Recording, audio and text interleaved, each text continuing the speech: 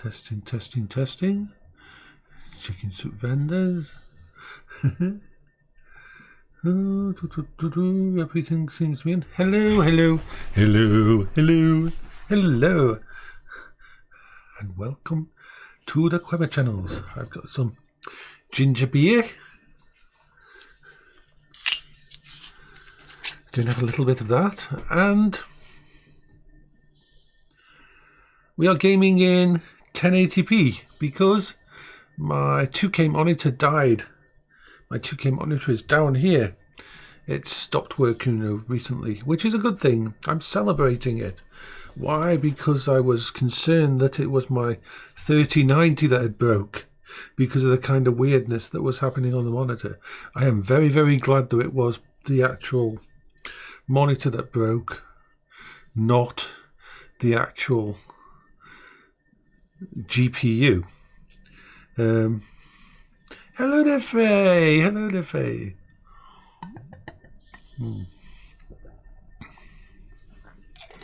How is your day going, Faye? How is your day going? I mean, this is... Oh, it's bloody heavy. This is the old monitor that used to be... that I would normally have. Nice 32-inch monitor. And that 2K by AOC, a budget monitor that was given to me a long time ago. 2016 it was given to me. So it's had almost 10 years lifespan. So I've had to use my little bit of spare money that I had set aside to buy a new monitor. So that will arrive tomorrow. I now no longer have any spare money at all. But that's what happens sometimes.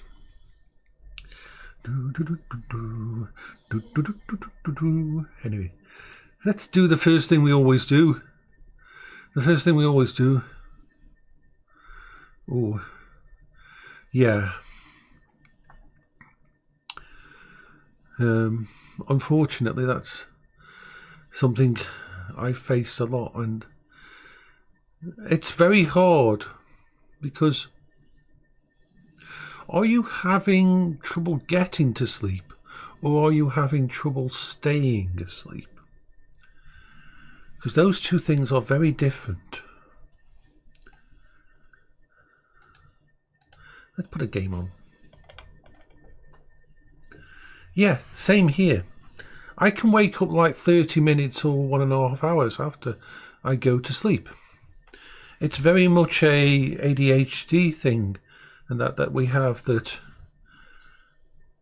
it isn't that we can't get to sleep. We can actually fall asleep as people who've got ADHD and that. But we won't we won't be playing Star Trek Online. There's a patch. Yep, I wake up hourly. Yeah, we're so the same, me and you are. Oh my God. It doesn't matter whether I go bed at 10 o'clock at night, 11 o'clock at night. If I stay up to 1 a.m, it doesn't matter when I go to sleep.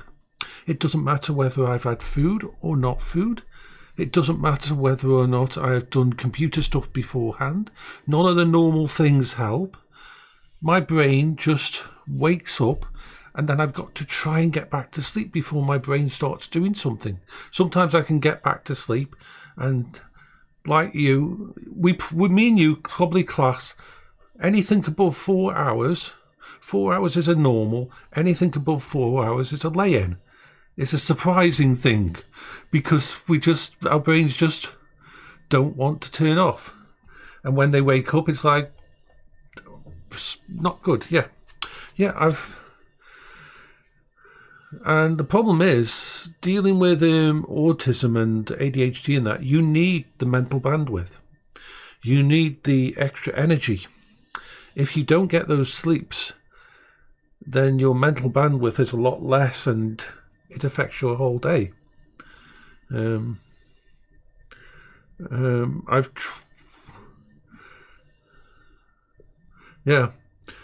As sad as it seems, and I don't advocate this for most people,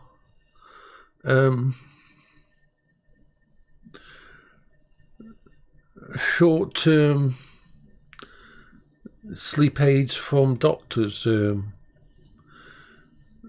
because it's not like a lot of people have.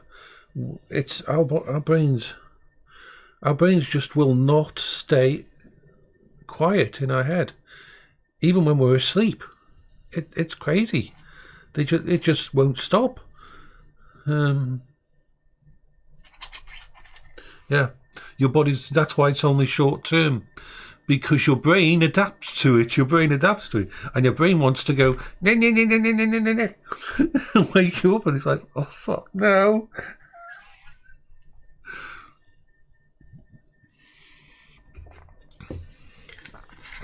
So how I fix it is this.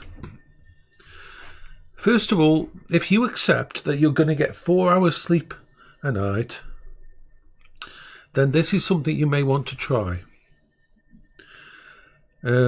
Power naps during the day. A couple of power naps, maybe between. You don't want to stay asleep for. It's the only way you survive. Yes, so you're already doing what you need to do to survive, because the extra couple of hours that you might be. Yeah, so for you it's hard to you'll have to work out some way of trying to get a nap, either just before when you get home or something.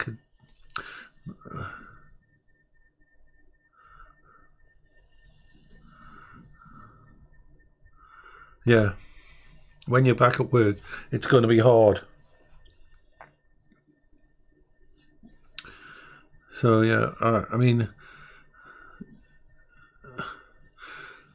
I think of myself as lucky because I'm on benefits and disability and I don't work.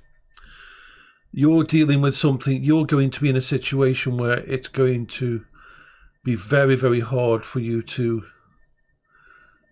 It'll weigh you down, unfortunately. Yeah. You're in intense burnout, yeah. Which sucks.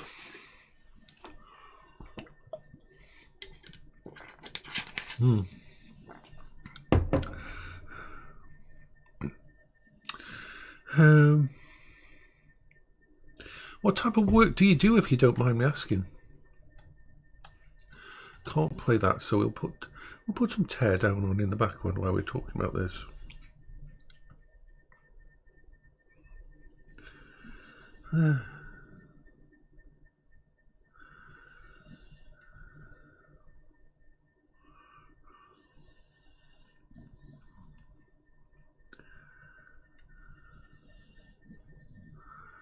Let me try and find something to play that's. Let's put some Long Dark on.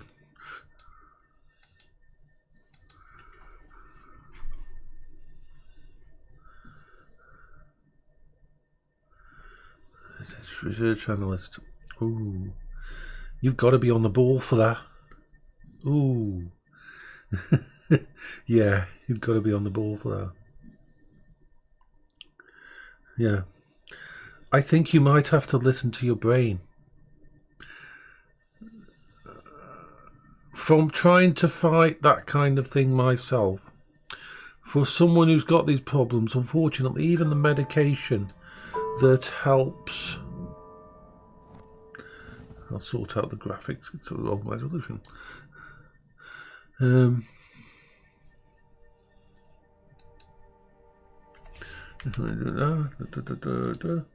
Yep, I need to take that down here. Yeah, that's better.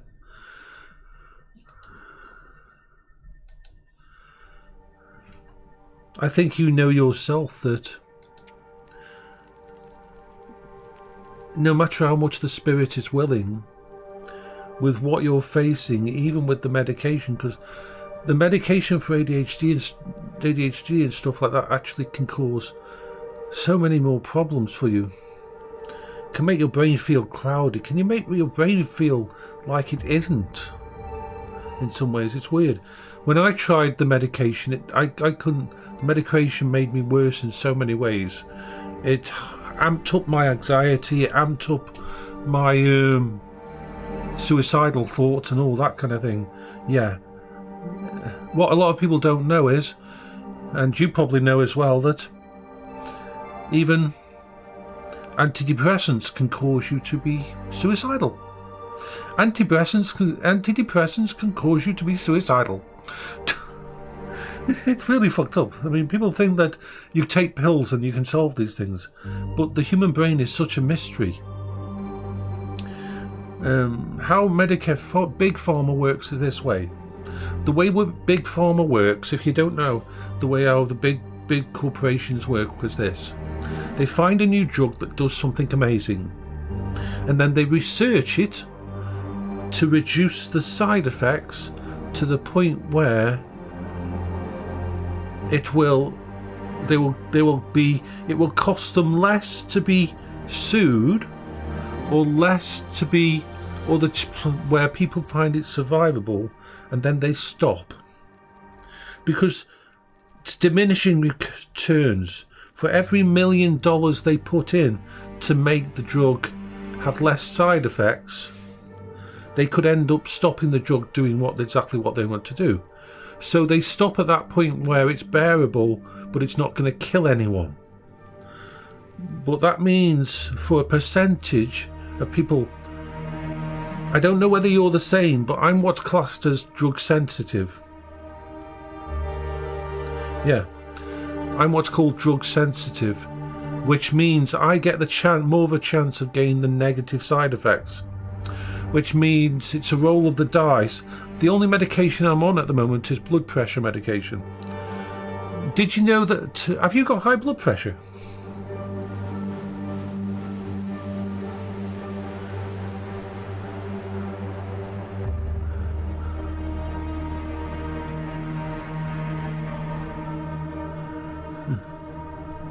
Yep, yeah.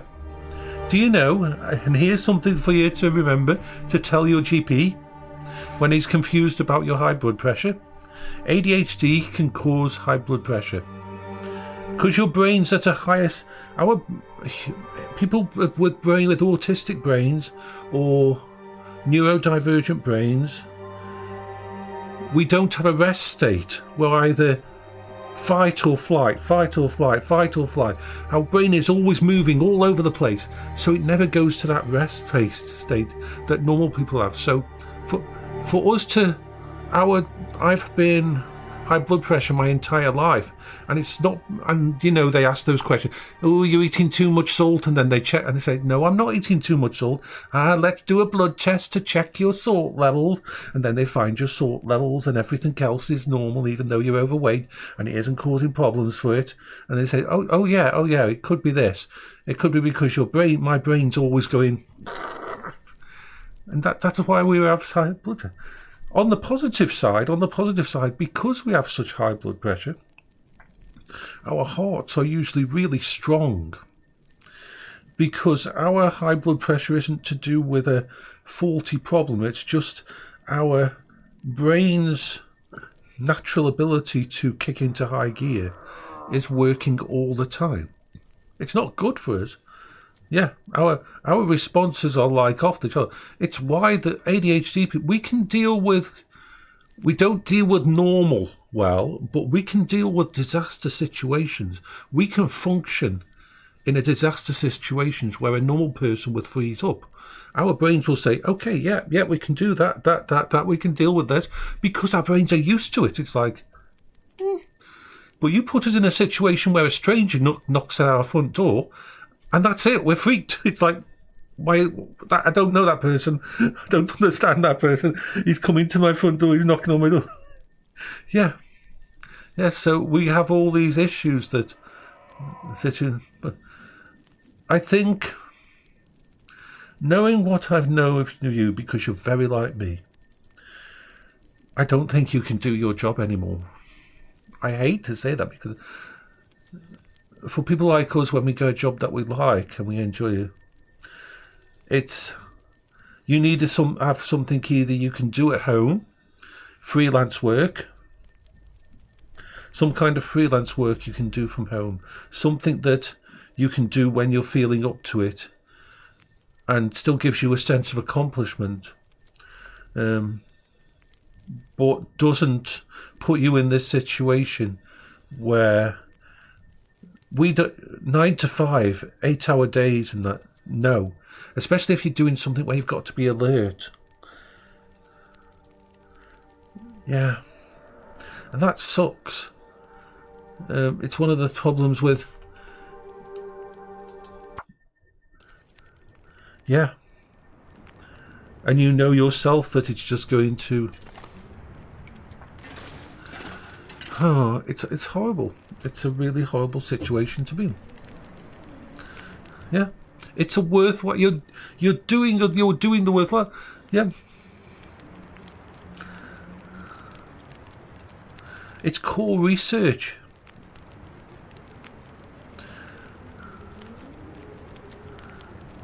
Well, I don't know.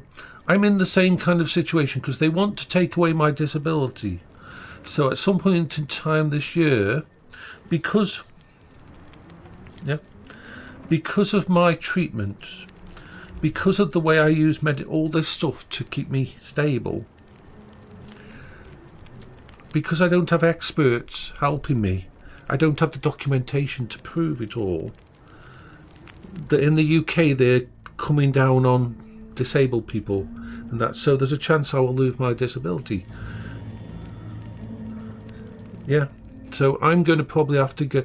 I'm thinking at that point in time I will. Yeah. There is almost zero fucking help for adult autism. In the UK, nearly every bit of help you get is charities. It's all charities. That's a scary thing. If you're an adult with ADHD, bipolar or autism, when you leave the place that they give you the diagnosis, nearly all the little forms they give you will be charities. And seeing as nearly all those charities have lost their funding, and that because of cost of living and because of when the COVID and all that, they don't tell you. Yeah. So I'm going to have to rely on this. I'm going to have to start. This is why I've started streaming reliably at the same time 6 days a week. I'm going to try build up an amount of people. I'm going to set up a Patreon at some time in the future and start narrating audible books and poetry and singing songs, and I'll have little tiers if people want to pay to have songs done and that their favourite song for me to sing and all that kind of thing, and I'll go down that route because I think that's the only thing I can possibly do. I cannot do a normal job. Yeah. So that kind of thing, that is to leverage that. That's what I'm going to go towards with it all when it happens. Hello, Otterlife. Hi. But yeah, it sucks. I mean, I wish I could give you an answer, Faye, that would help you, because to lose all that, you're going to have to find something to replace it that fits you, but your mental health is more important. How are you doing, Otterlive?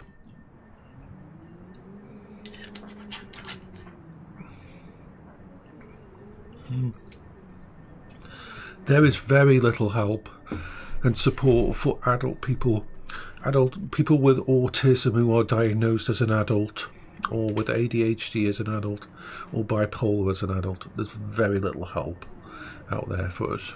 It's sad.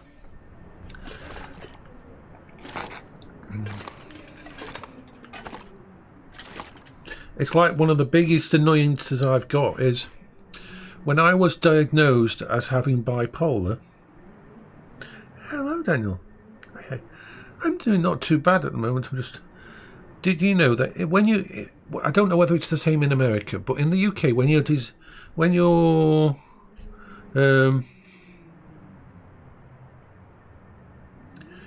diagnosed with bipolar in the UK, there's certain things. There's a local charity where we are.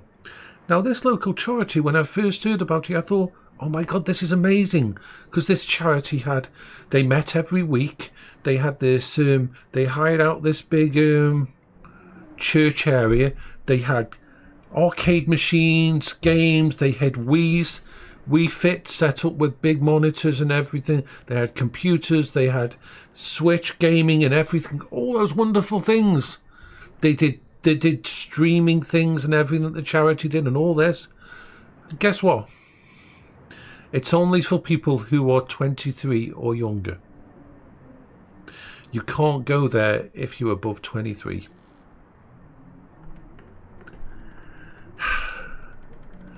What gets offered to me? I can go to the local pub and play darts or dominoes.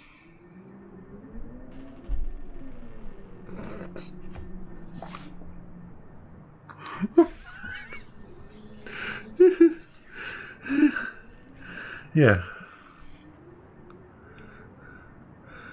I'm a gamer. Gaming and technology and everything has always been what keeps me going. Yeah. Yeah. How are you doing today, Daniel?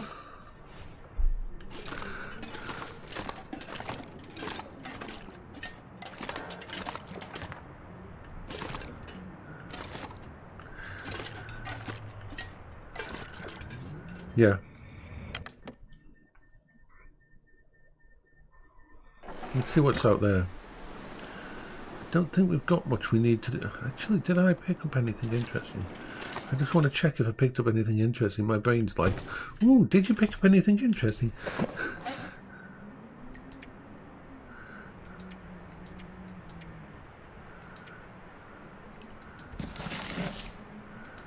Ooh, I haven't done this one. Gunsmithing. Gunsmithing is good.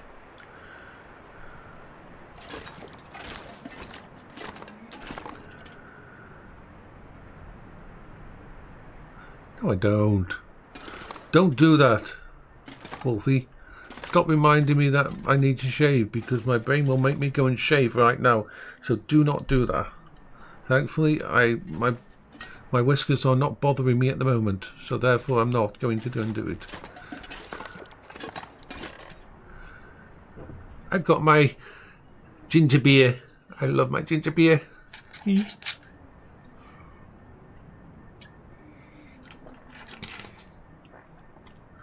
We are splendiferous.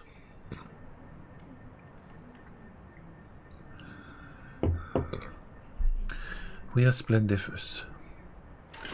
What was I going to do? Well, waiting for Star Trek to turn on. But this character, this is going to be my base, so I need to go and explore.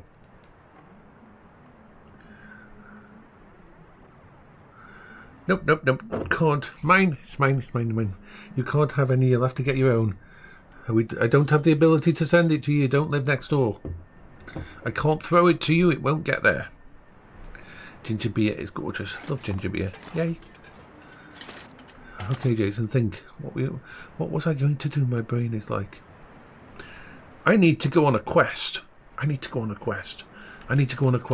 Okay. So, let's make sure I'm not taking anything I don't need. Why am I carrying 2 guns? Don't need 2 guns. Do not need 2 guns. 2 guns are not needed in my brain. Let's drop some equipment. Ooh, yes, let's put this stuff down on the floor. I'm going to go on a quest. We're going to go to a different place.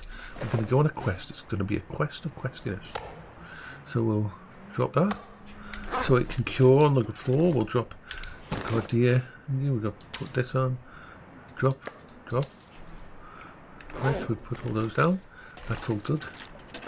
I'm going to go on a quest. Right, let's put some stuff away.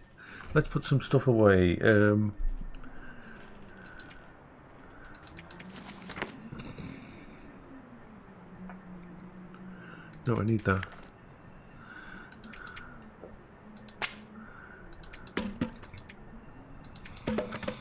Okay.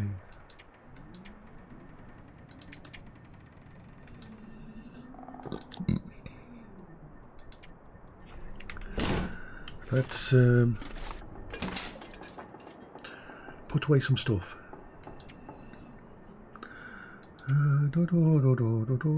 Am I carrying anything? No, I'm not carrying anything extra. Okay, we don't need a spare thing. I'm not going to take the rifle with me because I'm not going to be hunting, but I will take the pistol with me. So transfer all that out. Get rid of that. I've got everything here that I need, except for a. We will get the. We've got. We'll take a pistol with us because we're looking for defense, and we'll take another 6 rounds. So 6 rounds plus 6. That's 12 rounds for the pistol. That's all I need. I don't need to take anything else with me from here. We are trying to make sure we don't take too much stuff. Okay, the only thing we need is just make sure we've got an actual pot to cook in. We've got our sleeping bag. We've got enough fuel. We are good. And as far as in here, we've got some. Let me put away. Let's put away. Let's take the stuff that's lower thingy and put away the stuff that's more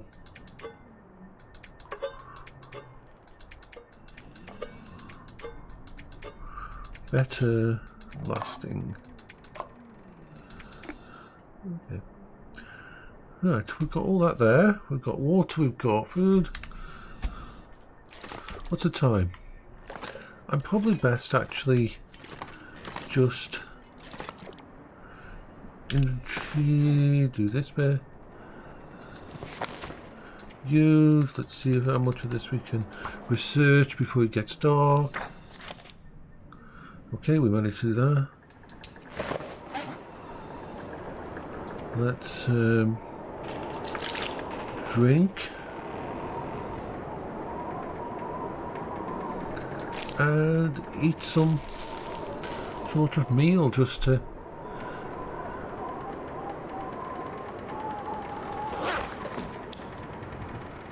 so let's how are we doing for the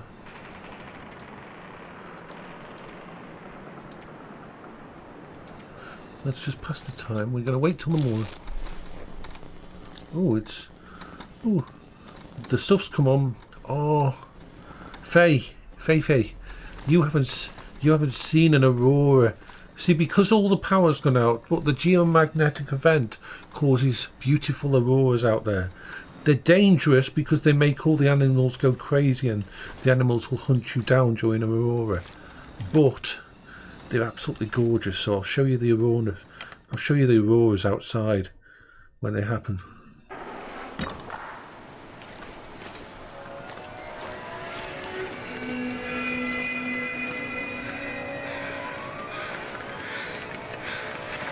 All the lighting kicks in because the aurora, electromagnetic of the aurora, is doing it.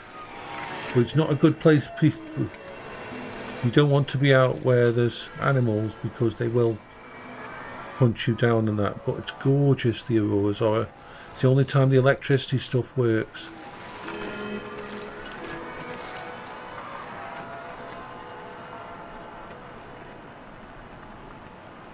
Beautiful. Bad place to stay out though at night. Yeah, beautiful and deadly. So I will use that little bit of light to finish reading this book.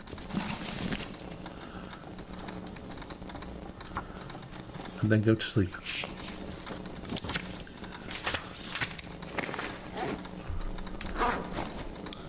Right.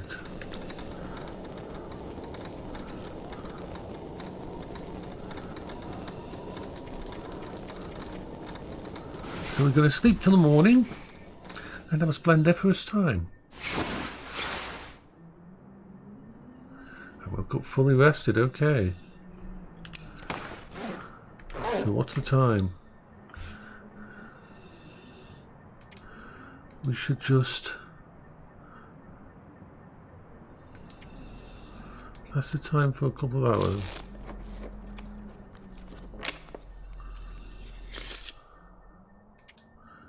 And have 1 hour of sleep, which will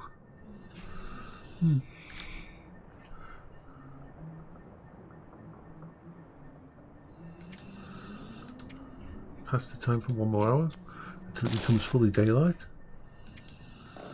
and then sleep for 1 hour just to get all the thingies straight back.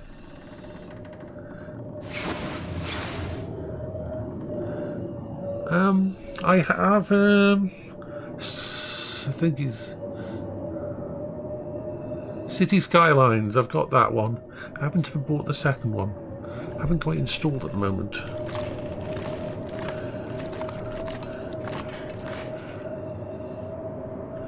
Okay, so let's put away that book.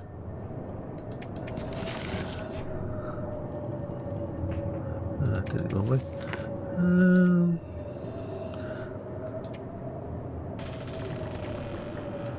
Okay, so now let's just eat and drink.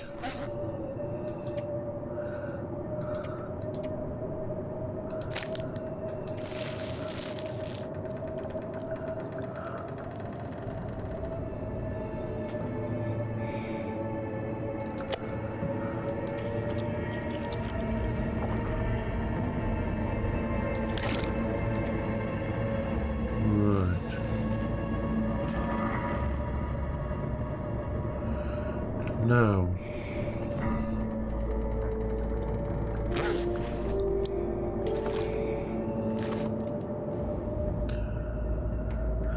okay, so we're going to head out. It sounds like it's really bad weather.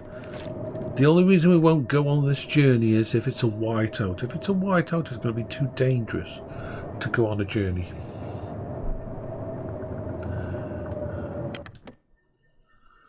So let's see. We are not leaving today. This is a perfect example of a whiteout. If I try to get where I want to go, even with all my nice good clothing, I am going to be dead within probably 10 minutes of gameplay, because if you look at my temperature gauge down at the bottom left, you'll see my temperature is going down really fast, so it must be really cold out here. Let's have a look. Let's see how cold it is. And remember, let's put this in perspective. I have really good clothes on. Really good clothes on. Those clothes give me a plus 29%, plus 29 Celsius bonus. And a windproof bonus of 10 Celsius. So what's the temperature outside? Air temperature is minus 37, and wind chill on top of that is minus 28. So it feels like minus 27 degrees at the moment. So I'm going to go back in here and stay indoors. I'm not going to try to make it to the other area today, because that would be so bad. That would be bad. It's like the worst case scenario of days, that is. Oh. So what can we do? I don't like to waste a day, so let's first of all, let's take down the rest of the curtains. Break down the curtains just to get a bit of thingy. Do a bit of basic, you know. So see if any of my clothing needs to be upgraded.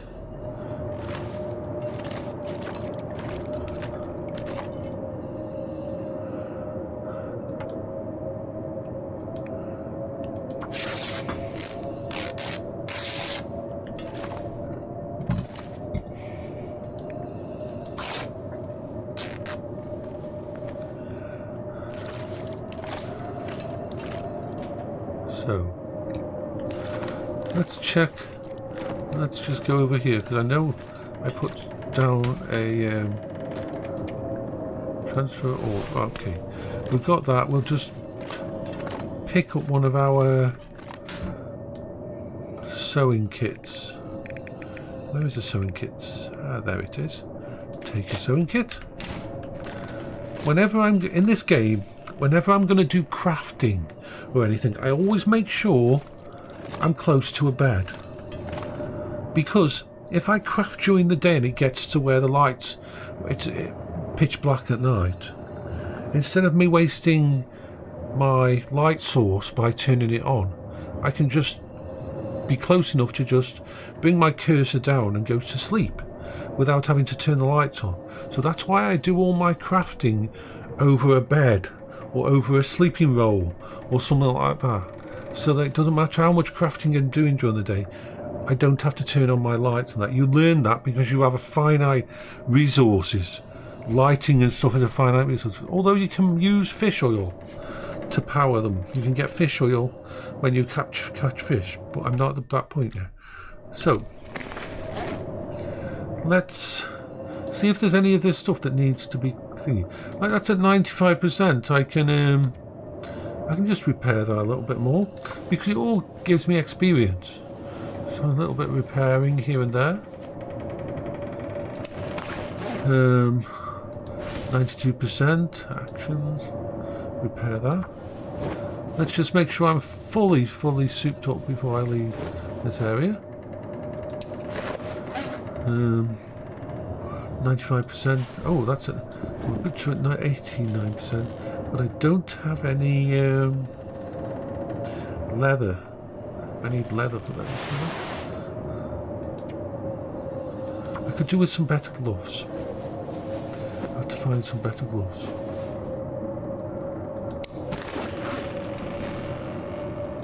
Certain parts of the clothing that you've got on wear out quicker. Like gloves will wear out quicker because, of course, obviously you use your hands. So they've done that kind of thing. And if you've got a set of clothing, it depends whether which clothing's on the outside is the one that's going to. So yeah, that failed because it was a harder one to do. Right, now, funnily enough, the weather, as you can hear, the wind has gone down. So, I'm going to see what the weather's like out there. Okay, so we've got all those there. Before I do, let's drink and eat.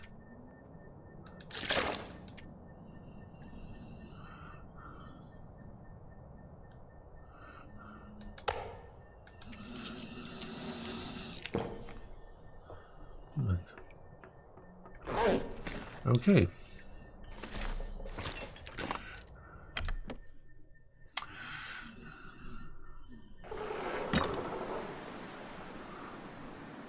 What a nice day.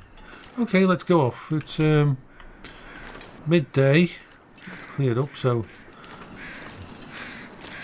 we are going to go for the difference when the snow stops and that. This game's amazing at doing weather. It really is. So we're going to head towards. We want to make it all the way to the coast, because the coast, if I show you the big map, of course we've got no normal map, but Coastal Highway has a lot of little town, a lot of little fishing shacks and things like that, and I want to loot that place and I want to see if there's anything I need from there. So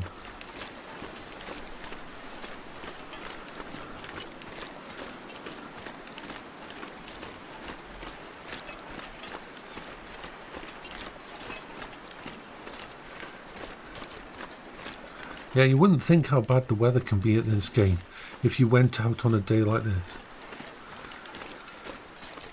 But you can be just travelling down the road go into the forest and stuff, and all of a sudden the weather can turn in a second and start to get bad.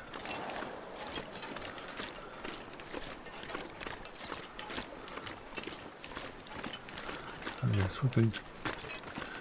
there's a specific way I know how to get... Yeah. The way they... I mean, look at that mountain and that. The way they do the graphics for this game is timeless. I mean, this game was developed, I think it's 2013, something like that. It's been developed quite a long time. It was an early access for a long time, and they kept developing and supporting it. But the choice of doing this kind of graphics compared to doing more ultra-realistic graphics means this game can look beautiful on no matter what hardware you put it on, whether it's on a Switch or an Xbox console, or on a 4K screen on a TV or a monitor. And it conveys the isolation in a way that normally you don't see.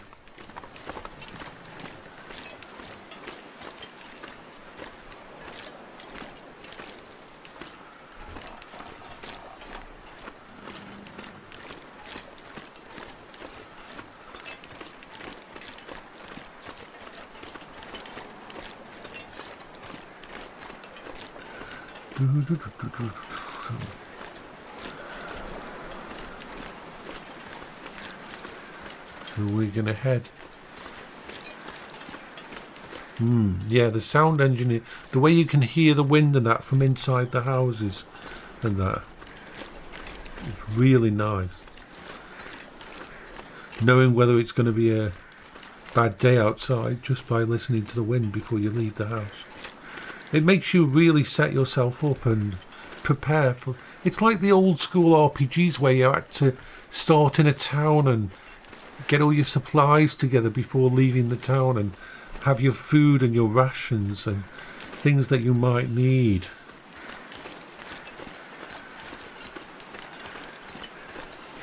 But this game is very good for people with autism and ADHD because we love our details. We love our details. We love that kind of detail-oriented thing. It's like this area that I'm in is Pleasant Valley.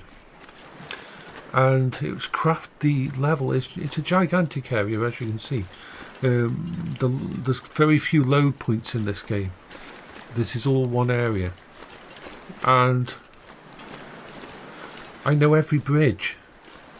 I know every landmark because I've travelled it. I don't have a map because to make a map in this game is quite dangerous, because for you to make a map in this game you have to get charcoal and you have to go every like 100 feet and then you have to actually draw out the map, and it takes you 30 to 15 minutes. So for those 30 to 15 minutes you're standing there in the cold outside drawing a map. So you could start it with a lovely day and then by the time you come out of it you're almost dead from hypothermia. So I prefer to actually know the place and learn it.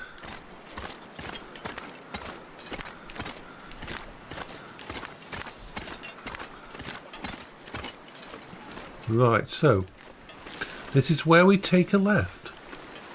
Over there is a that's a little barn, and in the distance there is a house. Over there is like a farmhouse.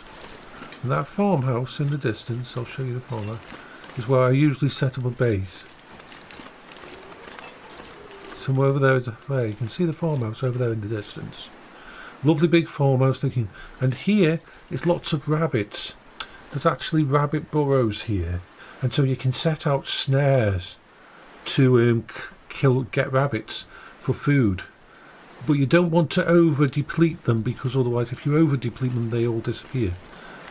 So this is the way we want to go. Got to go back just down here a little bit just to be at exactly the right place.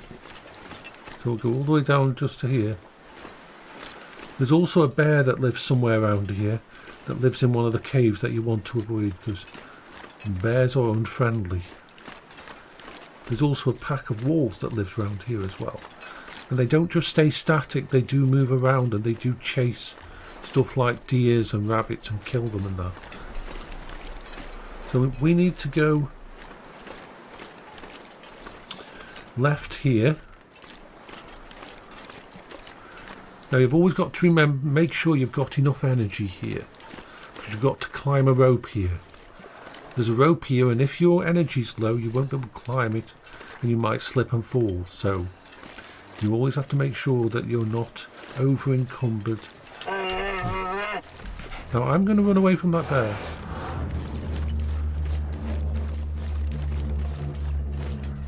Because that fucking bear was right there. That bear was right there. That bear was right there. That was not nice. I didn't expect him to be right there. No, he's gonna... Where's the bear going to go? Because I want to go around the bear. I mentioned the bear and nose was right there. That was not scripted. That bear freaking goes lots of different directions, so I need to wait for... Yeah, surprise bear. So where the hell is the bear? Where's he gone now? Because... Ah, there he is, the bear in the distance. I'm going to let him cross the road and go off on his way. He won't chase you unless you actually get too close to him. He's more likely to go after the wolves than that. So I'm just going to wait for him to cross the road, taking his own sweet freaking time. The worst thing with bears is this. You know how sometimes I start in the middle of the night as a with a like a thing, and I might find an actual cave. Well, bears sleep in caves, and you know what happens in the dark? You can't see the bears in the cave, and so you walk into a cave and you wake up an angry bear and it kills you. So yeah, he's just going to go. He explores his territory, does an entire loop all the way around the actual area. We just hit it at the wrong time.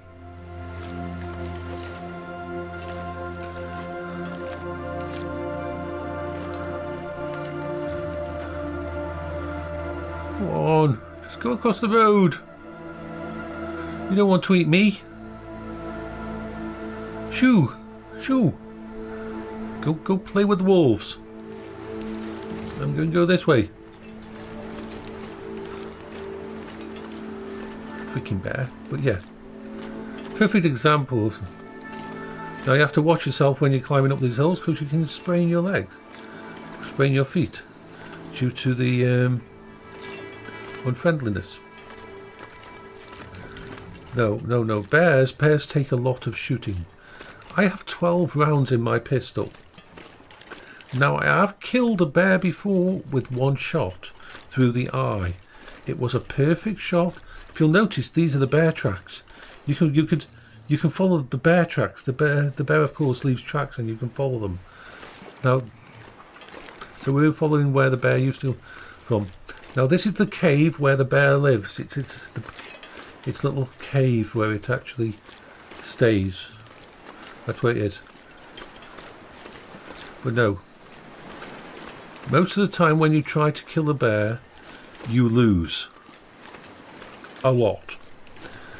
It will take like 6 or 7 rounds, and by the time you've reloaded, he's on you, and he will rip you apart. And he may not kill you. A bear probably won't kill you straight away, but he will damage and destroy most of your clothing, so you will die of hypothermia, and it will cause it so that you've got bleeding wounds, so that unfortunately you will have to spend your time trying to fix that. And if you can't fix it, you will die of either hypothermia. So yeah, we want to go up here, and now we want to go over here and follow the little way down, and we'll go.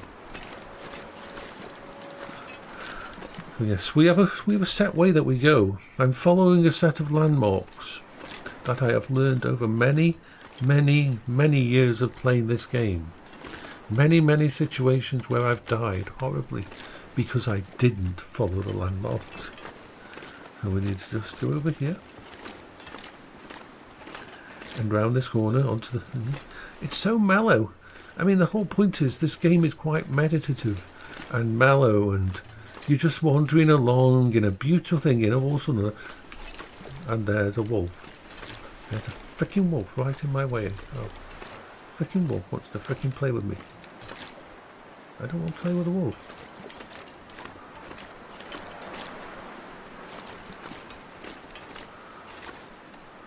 Now, where's he going to go? Is there another wolf? Because sometimes they're in packs. So that's where the wolf came from. I'm going to go this way.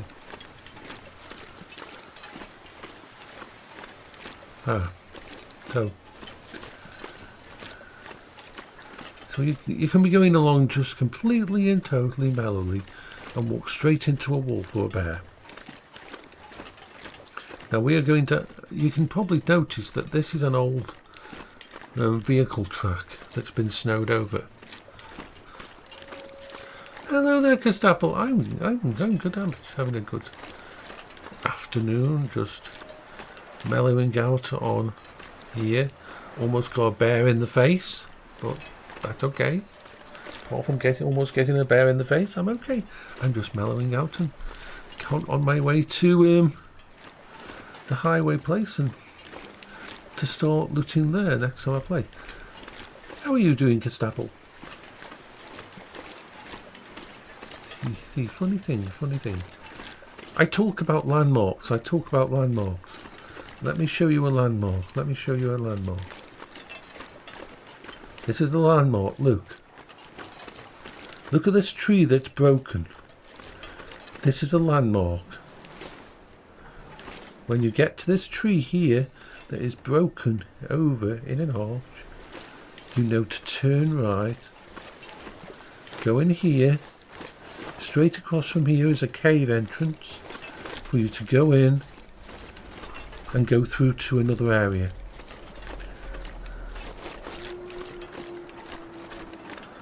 So that's what I mean about landmarks, about learning about this place and how it is and that.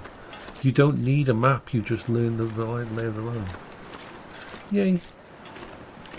So you have to come up here because you've got to get on this ledge. And you can just about get on the ledge right at the edge here. Right at the edge, you can just get on this ledge there. There we are, just on there. Onto this ledge.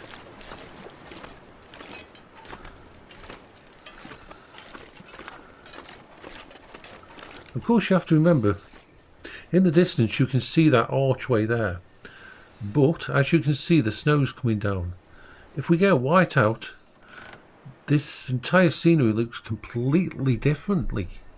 And you can easily get lost. Even I can, after having like 700, almost 800 hours in this game.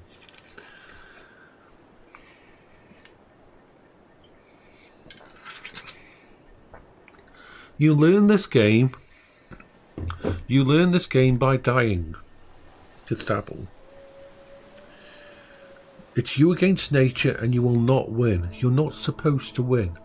You'll notice we're going to get probably a whiteout now of snow. We'll stay out for a bit to show the difference in the way it looks when it changes. Yeah, the wind's picking up, the snow is picking up and the sky's gone white. It's you against nature and you're not in charge anymore. Human beings like to think we're in charge, so it's hard for us. And we like games where you can complete it. But the point is to last as long as you can and to learn something from each playthrough. You're fighting against nature in all its forms. Without any electricity, without any GPS, without anything but you against thingy. And that's why it's wonderful. There's no friends to help you. It's just you trying to succeed and last for as long as possible in a really shitty situation. There's no chest of gold at the end, there's no thingy, but the simple act of surviving and learning the land, lay of the land. Like, how many hours did I have to play this before I learned that archway there at the end there is where I turn to the left and go up a trail to find my way to the to the housing. It took me a long time. Many, many deaths. I died so many times in this game before I learned it, and I still expect to die in this game many times. Because it's not something... I never feel like I will ever... I've got a playthrough that's in like 300 days or something like that. One of those playthroughs I got up to 300 days. But I wouldn't ever say that I knew this game well enough not to die.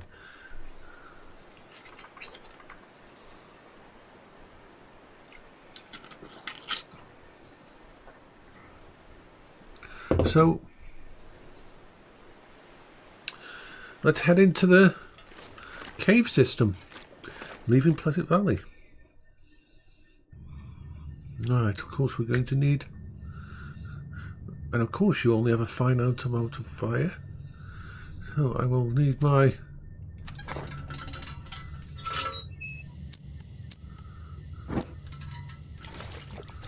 Okay. La da da da da da da da da. La da da do do do. And of course you can get lost in the caves, and if you run out of lighting in the middle of a cave, you are screwed. You are absolutely screwed. If you go into a cave system and you don't have enough lighting to get through to the other side, then you are going to have a very bad time. There is certain places in the cave systems where you can see where you're going, but there's not many of them. And you will have an issue. Oh yes, you will. I have had many, many times that I have survived. And yeah, I have had times where I've run away from bears or run away... I'm going to pick up these. Coal, and I might need them at some time. I've had many times where I have not been killed by a bear or a wolf or anything. I've been killed because I've just got simply lost inside a cave system and run out of light. My last flare has gone out. I haven't had a storm lantern, and I've basically just... I must have already checked that, yeah. And so, and if the light goes out when you're in the middle of a cave system, good luck trying to find your way out, because you really won't. You really won't find your way out. I mean, let me put it this way. Let me turn off the light now. Okay.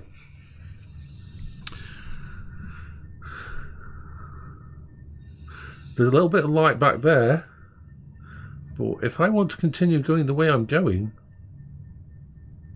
I am skerfuffled.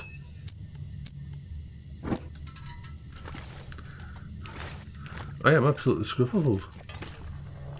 Ooh. See, little place here.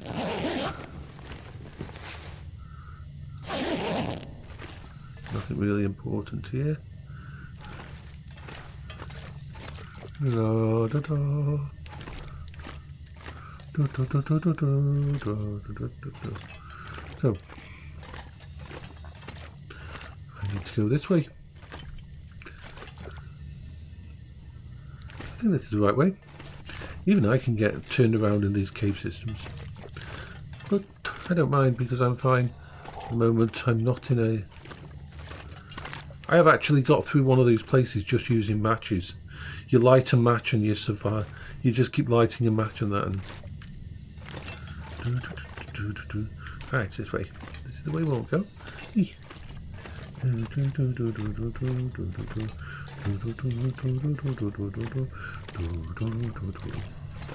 So we've got to go through the dam system, and we really hope we get through the dam before night time. In fact, the dam is a very dangerous place at night.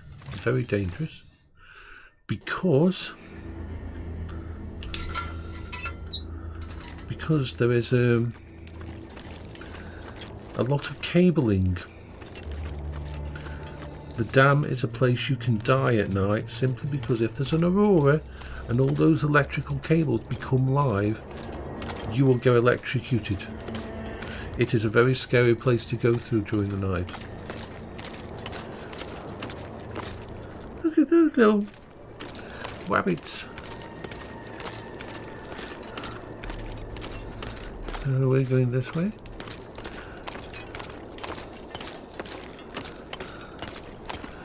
Now, it's quite scary to get back into the dam. Thankfully I know where I'm going in that. So we have to go up here. But the dam is a scary place at night because of the auroras. Especially in the lower depth of the dam. It's got some really spooky sound effects, the dam has, because of all the metal and that's because of the cold and everything. The sound effects in the dam is really freaky and kind of creepy. So I'm going to try and get through just before it gets too dark.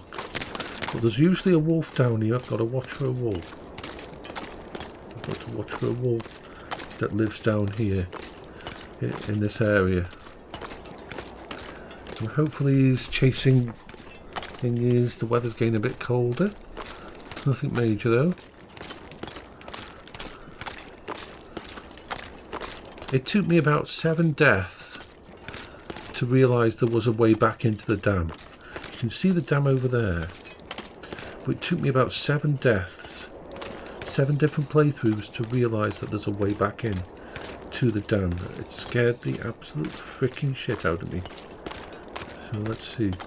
The wolf's over there, so we've got no problem. We've got to go this way, so...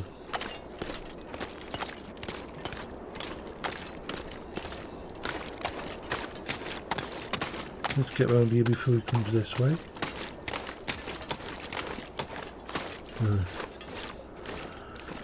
Now, you see, one of the evil things that they do to you in this game, and it scares the shit out of you, is you are exploring the dam on the inside, the wonderful amount of loot, you're wandering around, everything's fine, and then you see a doorway halfway through the dam. And you think, ooh, I'm going to go through that doorway and see what's on the other side.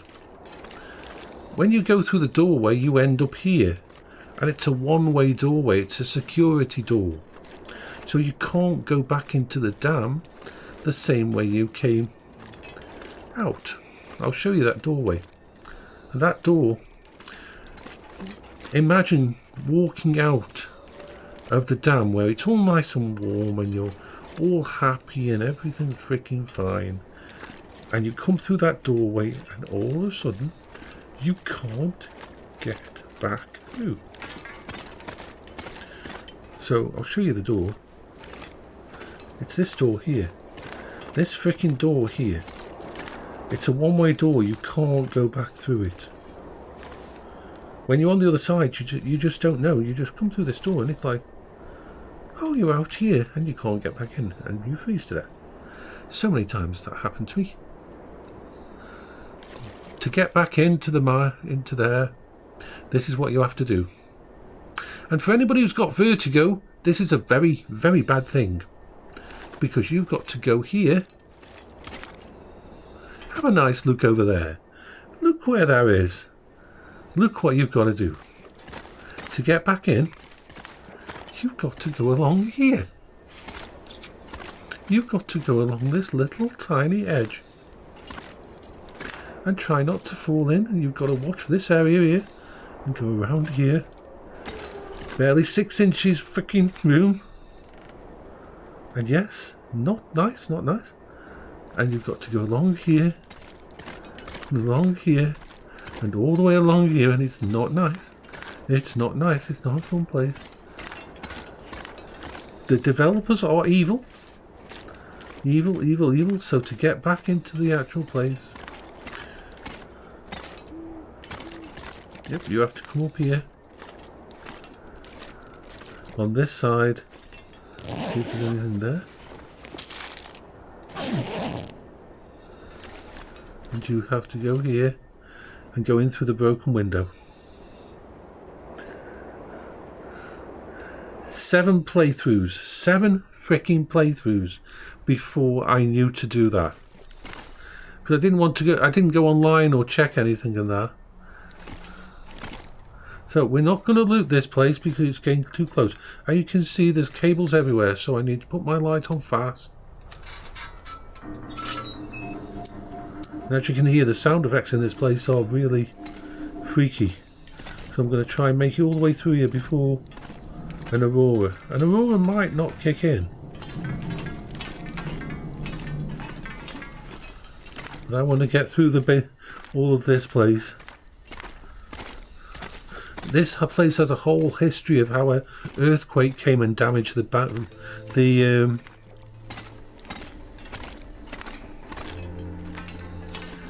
place, and they stopped using the actual dam once an earthquake hit the Bear Islands area, so they never actually. Here we go, all the way up, all the way around. It's another place you don't want your lights to go out, because you will not know what. That's that door that leads outside that you can't get back in. So we're going to just go this way. We're going to go this way. Go into the upper part of the dam.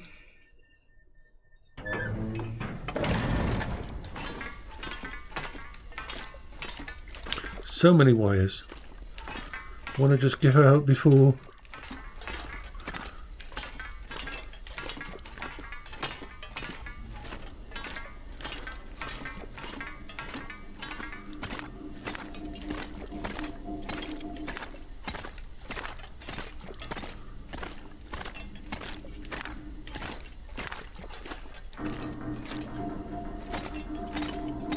I came through this way to get to Pleasant Valley.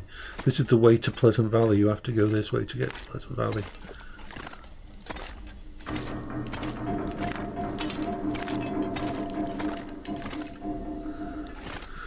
Right, so the exit is here.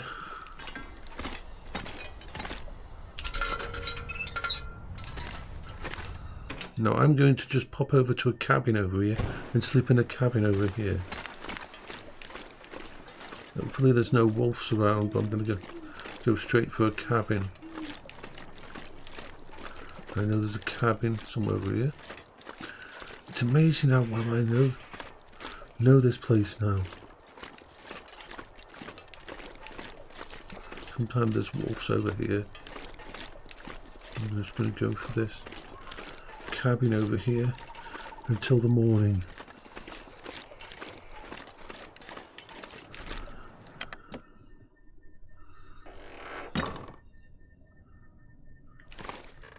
There's a few beds here. So there's a bed here, so let's just eat something.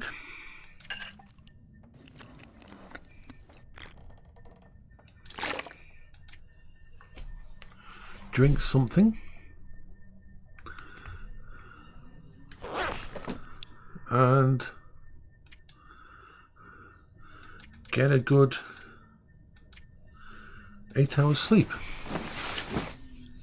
If only it was so easy to get to sleep.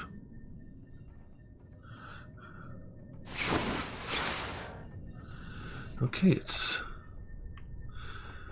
we're going to stay here for a little bit. We need to just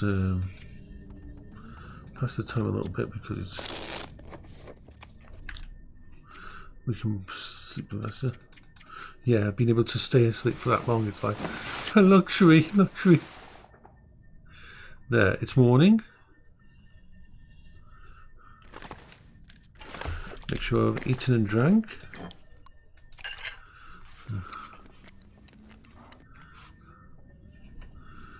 And then we'll head towards where we're going. I'll show you on the map where we are. On the world map. We are now in Mystery Lake. Now Mystery Lake has a lovely cabin that is on this little lake here.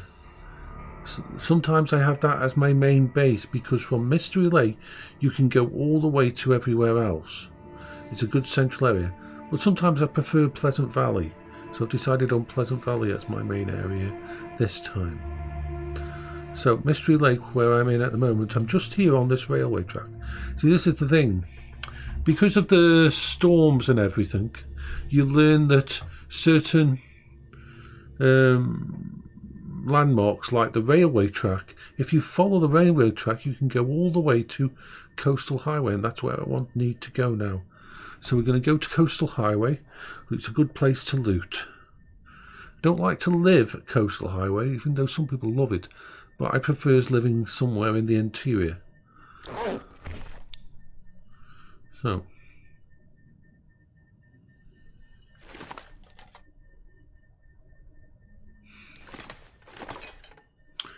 which is the way out?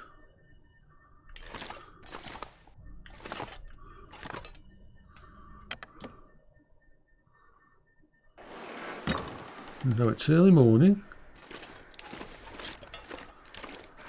So we're going to follow the railway track like we showed on that big map. There might be a wolf out here we have to deal with, but mainly we don't.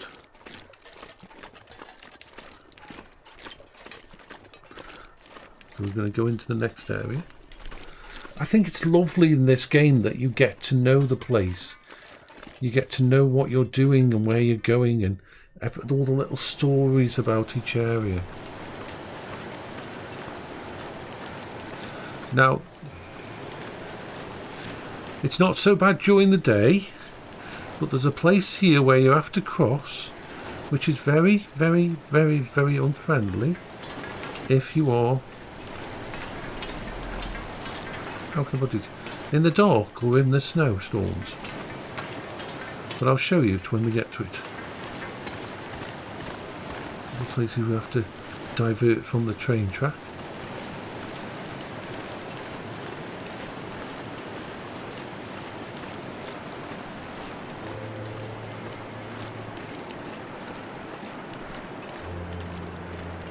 Right, so we'll have to divert here because there's actually a little crash up there, so we can't go straight there, we have to go around.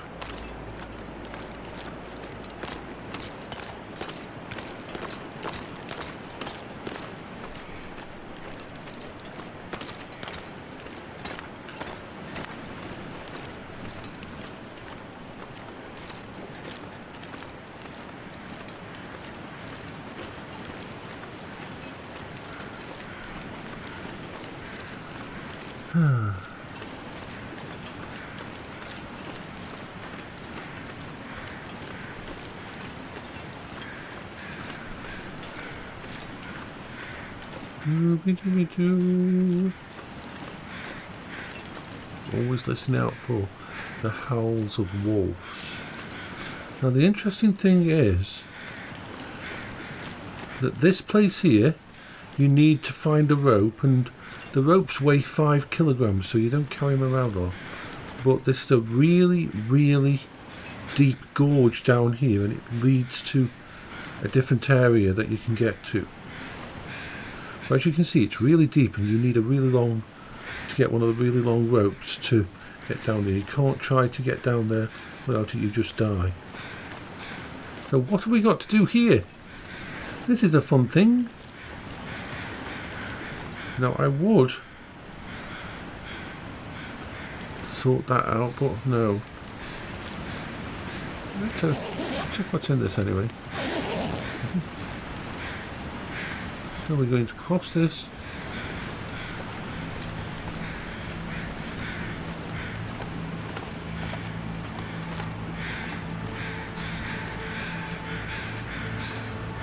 So we go back up on here.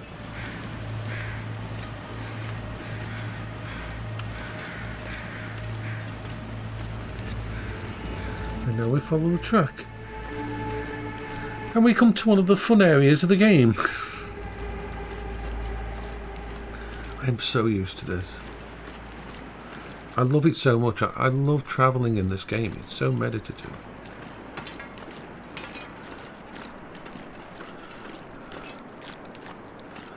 We're going to go through that cave system over there.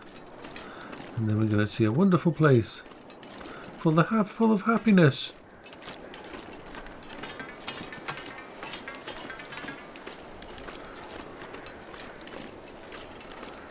so gorgeous. I mean, when it's a nice day, the pictures, screenshots and that you can take of these areas are beautiful.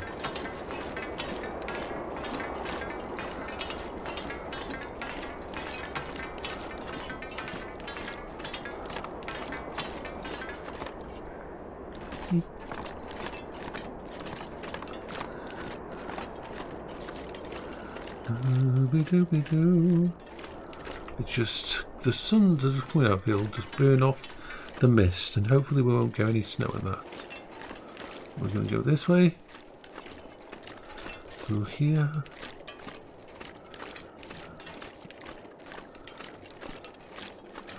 around all the problems. La la la la la.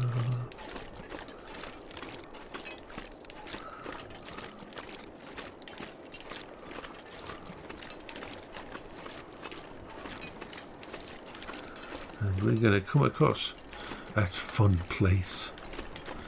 The ravine. The ravine of happiness. It's not called the ravine of happiness, but I like to think of it as the ravine of happiness so that I don't get really, really, really freaked out by it. Because once again, if you are not the, how can I put it, the best with heights, then, well,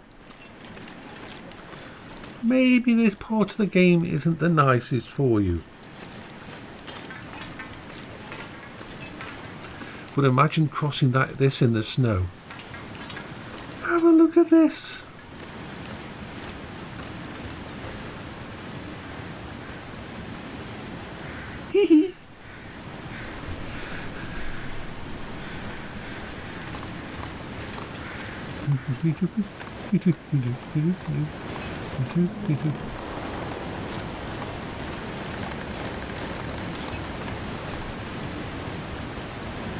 It's gorgeous, but yeah. And this isn't the worst part. This isn't the worst part.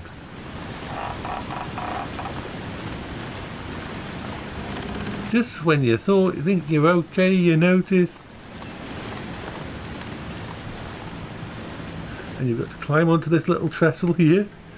Yep, you've got to climb on this little bit here. And edge yourself onto this bit here. And then you've got to cross over to there. And then you've got to follow this little, do that bit there. And then run to the end and go heap.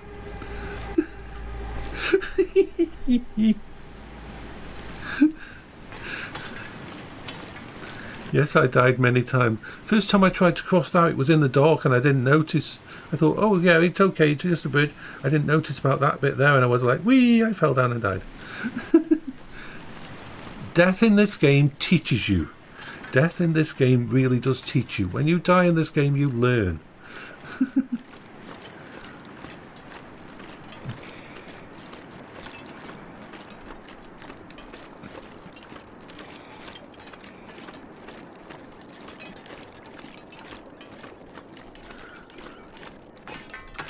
There's no other way of getting around that. If we look at the map here, at the world map, if you want to get to Coastal Highway, there's two ways to Coastal Highway. There is up here in Coastal Highway, one of the mines do lead somewhere else.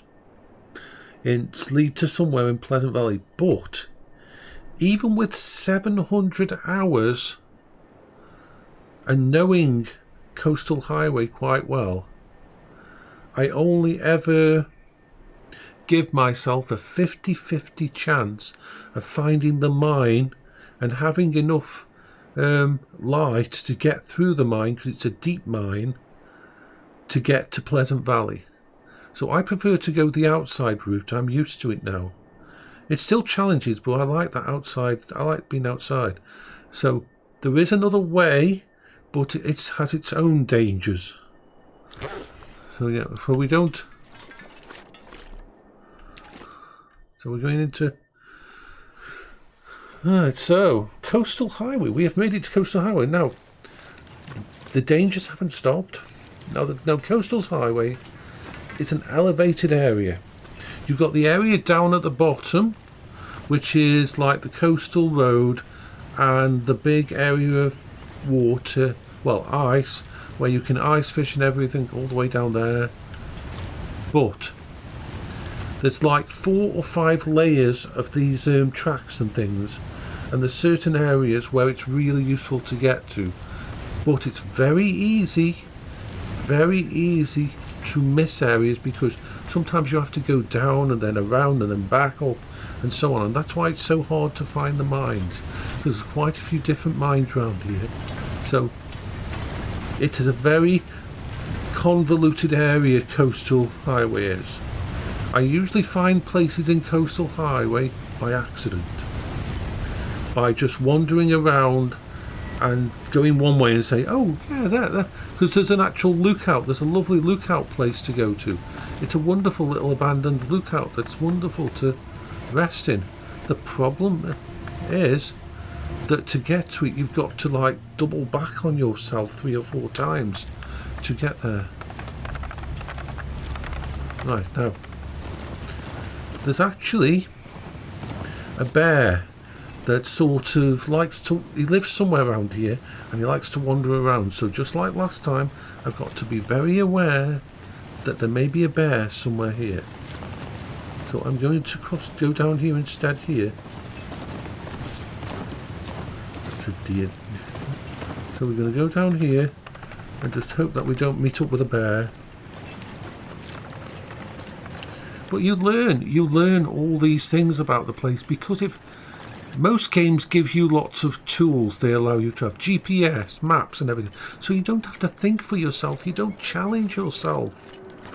You spend all your time just relying on all those things that the game gives you instead of having to fight for them. And it is wonderful to actually find. As you can see, there's like a switchback road that goes all the way down to the bottom. And following the switchback down is actually pretty good. You can go down yourself, but you learn the game really well. Every single death in this game doesn't make you want to stop playing. It makes you want to restart a character and learn a bit more. That's the wonderful thing why I think this game's brilliant, especially with people who've got ADHD or autism and that, because it's got all the details and the bits and pieces and everything. It's like knowing that those birds are up there. That means there must be a corpse on the ground over there somewhere underneath those birds. I'm not going to go over there because I'm going to try not to be distracted. I want to go down here. I want to make it down to the bottom of the area. But if you'll notice as well in this game, each of the areas are massive and are so well designed and so well done. I'm going to take the actual lower switchback to go down. If I remember rightly, it's very hard to remember where the actual... I'm looking up just in case I see the... As you can see, there's a bridge just up there, and I think that bridge there, if you get back up on there from this side, there's actually the ranger station lookout. But I can't be sure which is the way to actually get back up there. This might be it. Let's go for a little wander. But this might lead to an empty area. But I don't mind. I'll have a little wander up here. We've got enough clothing on. It's not cold. My character's clothing is pretty good. If it starts snowing in that, I will head down to the bottom. Ooh, a little camping. A little camp area here with rabbits and that. You could set snares down. Yeah. Yeah, I fell so many times. I fell so many times.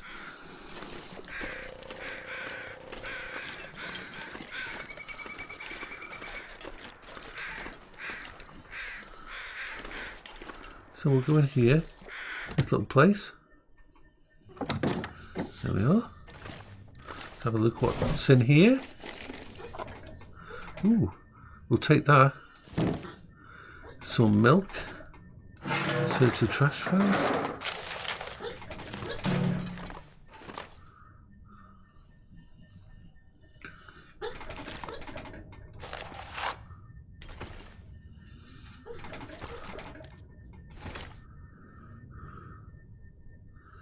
Nothing really in there.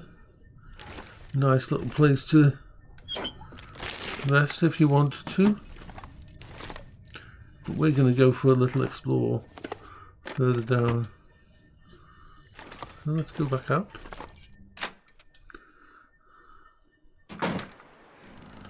Okay, so I think there's a way somewhere. We're going to go this way a little bit.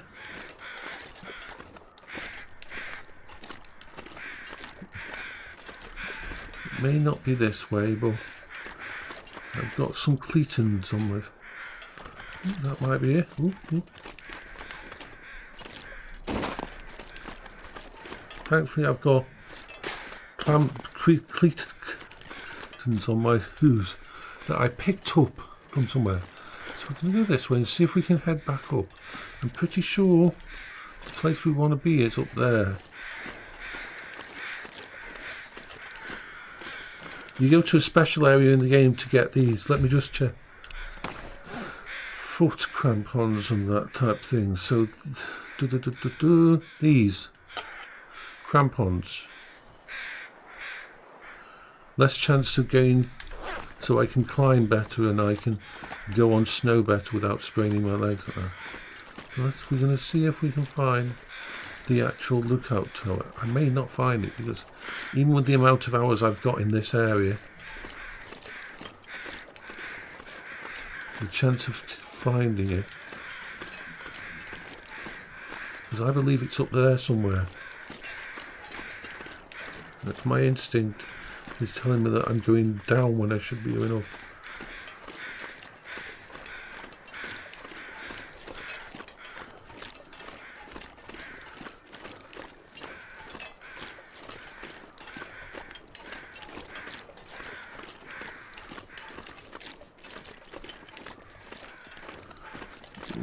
Going up here is going to be, could sprain my legs.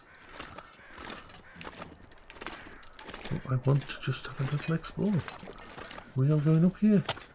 Yep, we've just sprained our legs. Ouch. I hate that sound. That is a freaking horrible sound. So let's get out the medical stuff.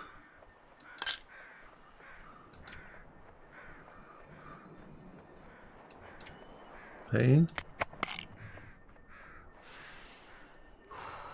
Now we want to use a bandage.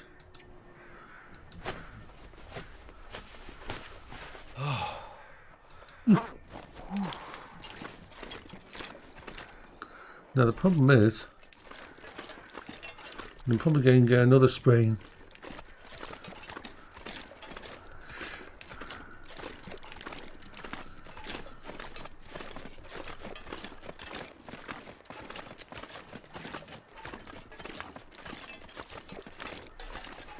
So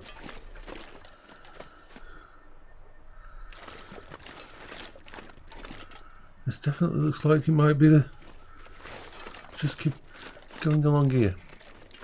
These places are massive and really interesting to explore. See, that down there is the road. It might be too close to the road.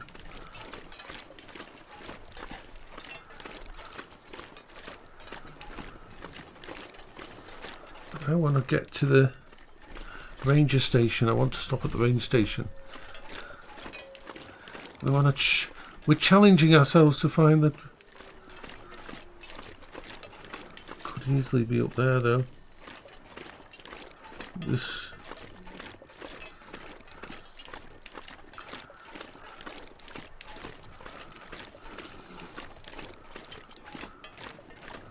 We've got here is a little. Sometimes a bear around here. I'm always freaked out that there'll be a bear. See, that leads up to a little rest area, but it isn't where I want to go. We're not going to search this place. We'll continue in this direction.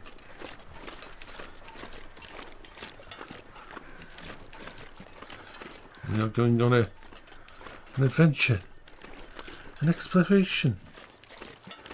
We might find a way back up.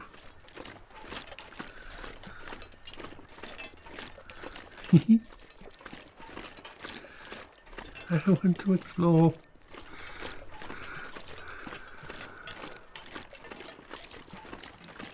You know, I should really explore. Let me go through these two houses here. What's the time? I might sleep for a couple of hours in one of these houses. I don't like to go through past houses without exploring. They're little tiny houses anyway. And so we're just looking for anything that's important. Anything under there. Anything under there. Sometimes they've got stuff in sneaky places. Ooh, disinfectant flare.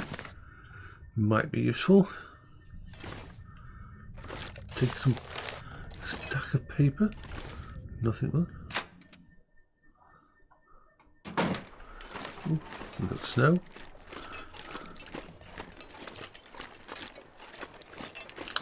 And the thing is, if after you've had, say, an hour's sleep or something, it's really cold or something out there, then we can stop here for the night.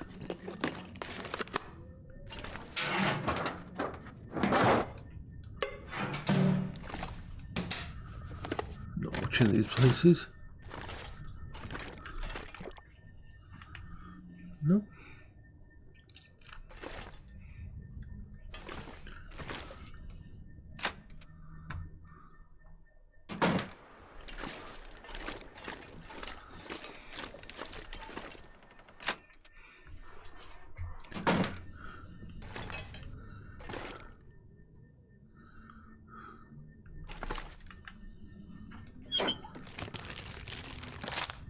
Ooh, an MRE.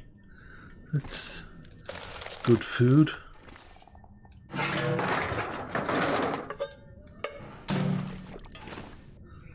No. Ooh, what's in that backpack?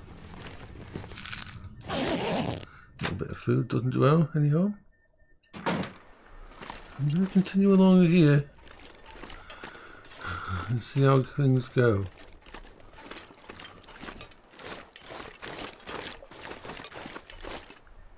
Where I went for.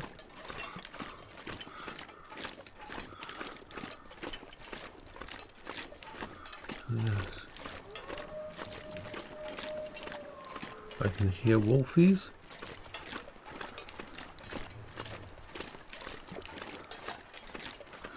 Now I'm pretty sure if we follow this down to the right, we'll get to a town. A little but unfortunately,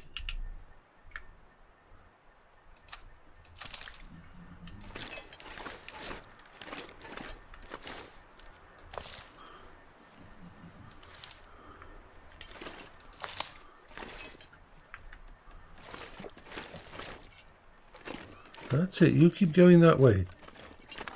I don't want to waste any ammo. So down there is probably the way to think. We're going to go up.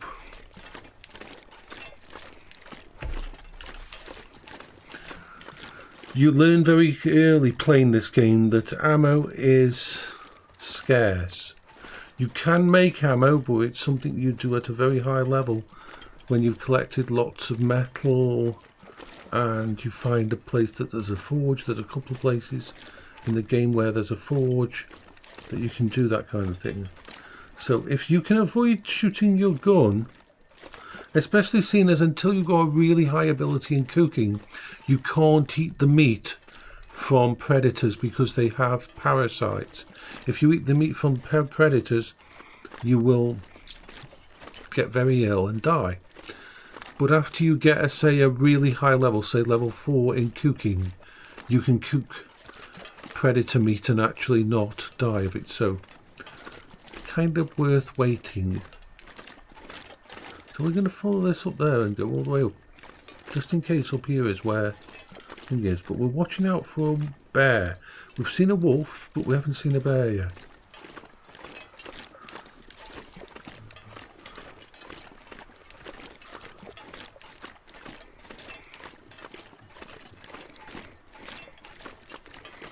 So there's a lot of, as you can see, there's a lot of switchbacks, a lot of going backwards and forwards, a bit higher up, a bit to the side and things like that.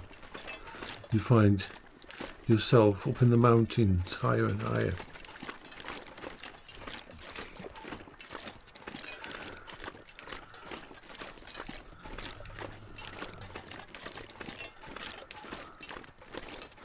The weather's been really nice to us though up to now. I mean, it's getting a bit, it's still white, the mountain up there, so it's not actually clear skies now. But it's been pretty nice actually.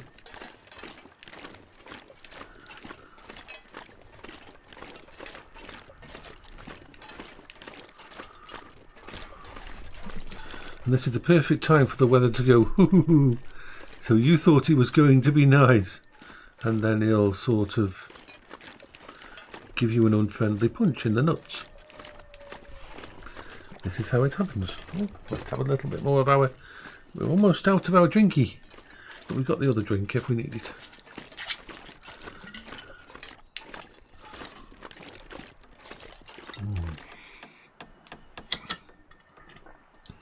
Now, I've got to be so concerned here.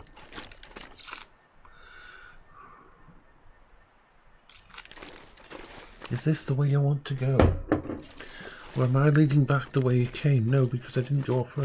I stayed on here. I didn't go down. Did I go down there? No, I didn't.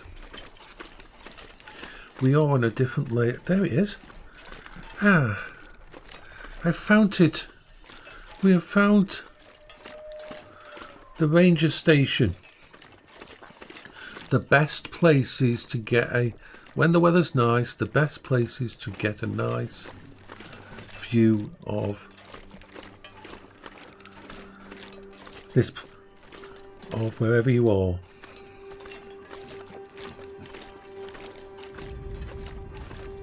The abandoned lookout. Now, of course, if you had a rope, you could set it up here and find this place a lot easier, because the rope will take you all the way down to the bottom area. So, following my instincts, I was going the right way.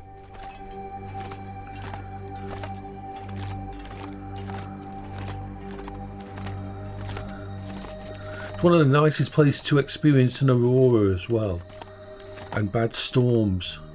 Let's just go around and see if there's any rope. If there's a rope, we can get down easier. No, there isn't a rope out here, but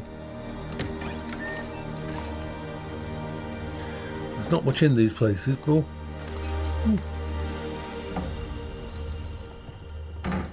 nothing in there.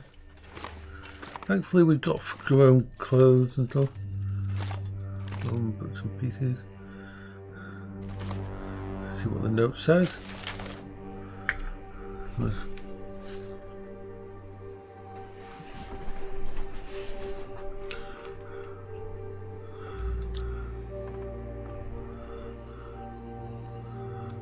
Ooh, what's down there? Ammo. There's ammo. We've got rifle ammo. Take those. Worth it. Now we will spend the night here. Do we have any food that needs cooking?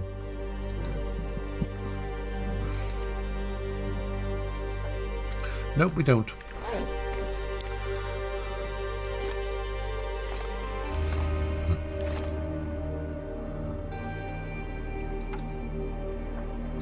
But we might need to make a fire during the night anyway, so we'll break down that.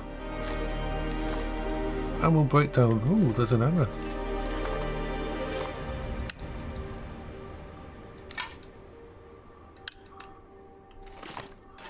There we are. So if we break all that down, then... Oh, the weather's cleared up a little bit. The sky's gone a bit... There, we can... There. Now you can see the land. You can see all the way down to the lake down there. You can see the ice. In fact, let me just try something. Let me go to options. Quality. all four. Let's make sure we shadow draw distance, tree draw distance. Whoa!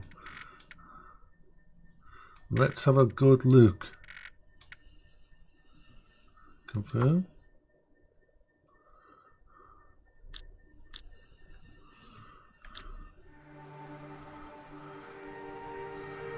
There.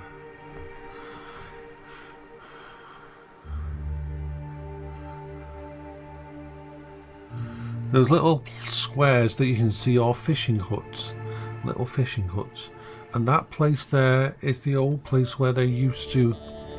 All those squares that you can see there, the big squares in the centre of the screen, those are logging platforms where they used to float out the logs to sea. So that's an old logging platform, because all this ice here used to be thawed.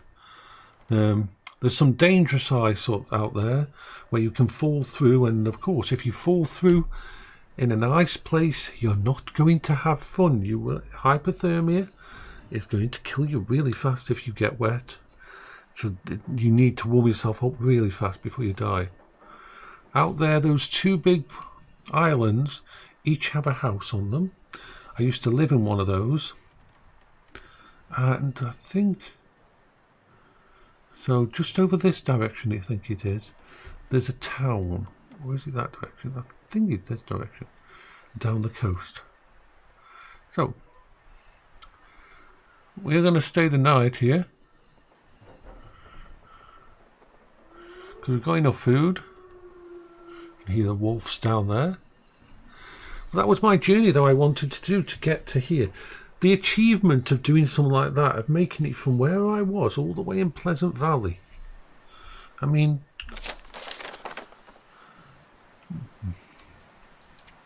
going all the way from Pleasant Valley over here by the town. I went all the way through here, through Mystery Lake, through the dam, across the ravine down here to Coastal Highway, and then found this place. That's an achievement.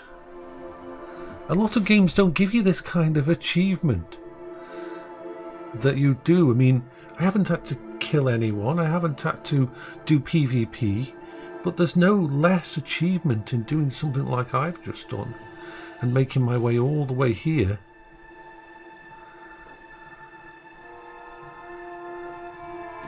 What day am I on? I can find out what day I'm on. Let's go here. I am on day 34. Now, if you'll notice, all the way back here, I started in Milton. Shows here what I did. I went to all these places, why I did. Shows you how much of the world I've explored as I go through. I spent quite a few days in the mountain town of Milton. Explored and doing all that for the first, I think it's right up here. That's where I decided to leave and go to Mystery Lake. I explored Mystery Lake. I set up my place there, looking for weapons and that. Then I went through the dam to get to Pleasant Valley on day 12. All the time picking up. Bye bye for now. You have a good rest, Brendan. I know you need sleep.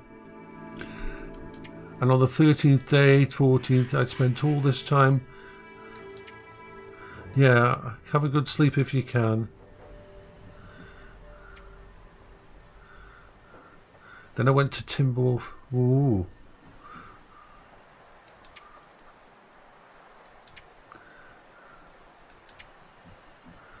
Then I went from Pleasant Valley to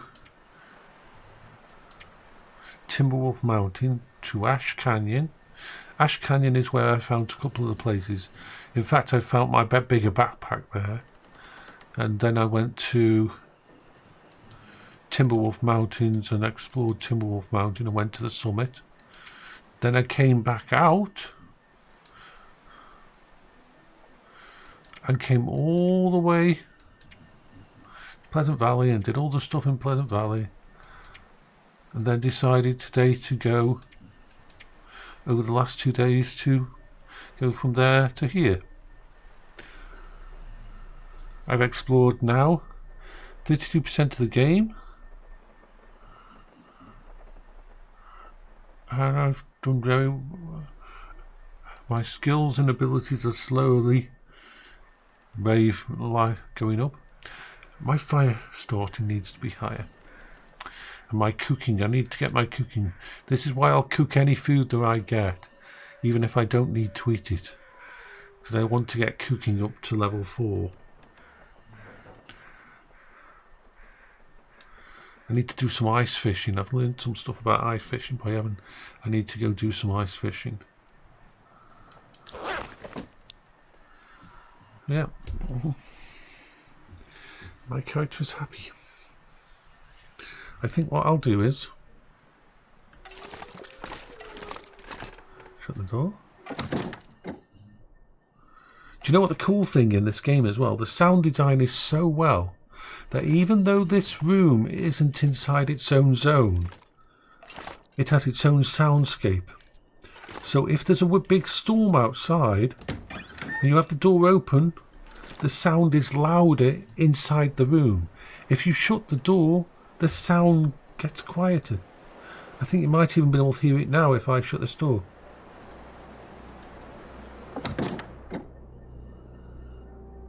Did you hear some of the sound cut off? Fucking brilliant. The fact that they've been able to engineer that, the difference between you being in this little room here and being out there. It's easy to do it if you're zoning into a separate cell like the other houses, but this, you're not zoning anywhere. So what I'm going to do is sleep until the middle of the night.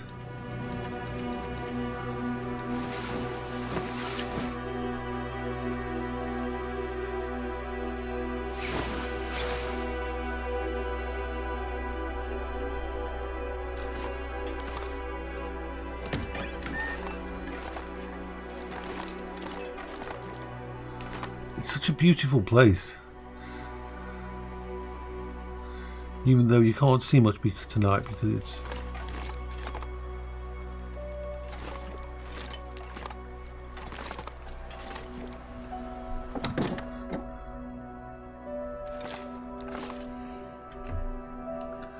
So let's have a drink, have something to eat.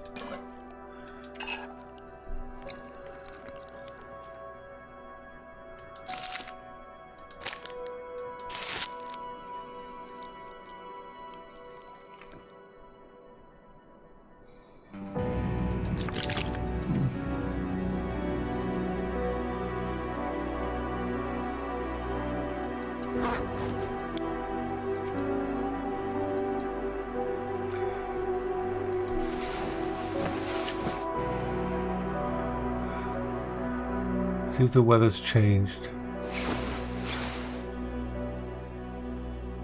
No, let's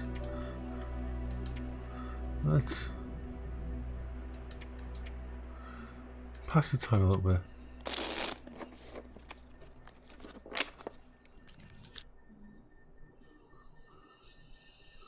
No, it's going to be just a normal night of snow. Let's pass the time again.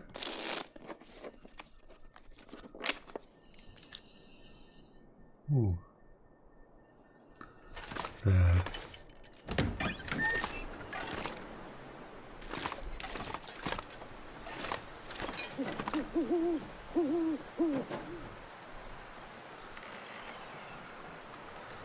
No Aurora, but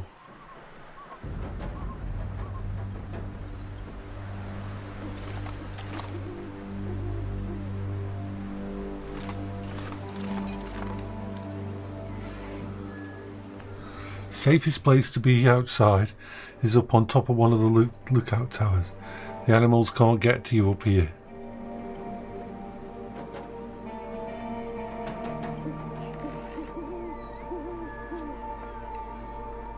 There's something really beautiful about this game. Something that not many other games, no other survival game touches it for the kind of isolation and beauty and loneliness.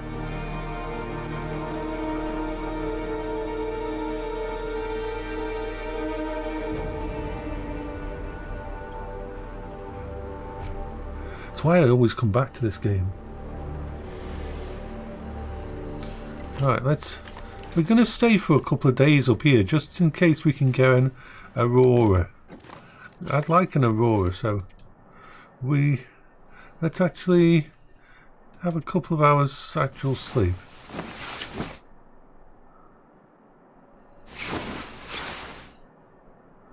Yeah. Right, so if we have... Let's rest for a couple of hours again.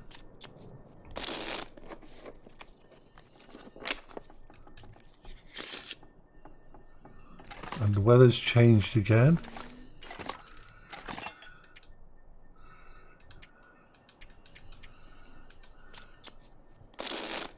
Wait till the daytime. We're going to stay here for a couple of nights and see if we get a really nice aurora.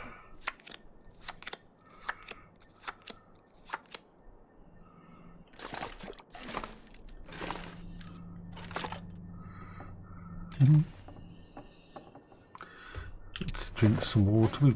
Thankfully we've got enough food. There's a lot of food in this area that I'm going to collect, so it doesn't matter that I've got it. I've got food back in Pleasant Valley because I looted all the good places over in that direction, so I don't have to worry about it. I can have a nice little couple of days of mellowing out and taking things easy.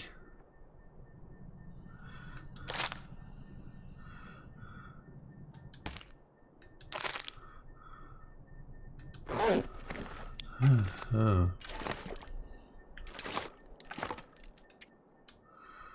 Okay, let's pass the time today. Normally I wouldn't do this, but I'm in a place where I really want to actually have a good look at what's out there in case we go in Aurora. I can afford to stay here for a couple of days like this.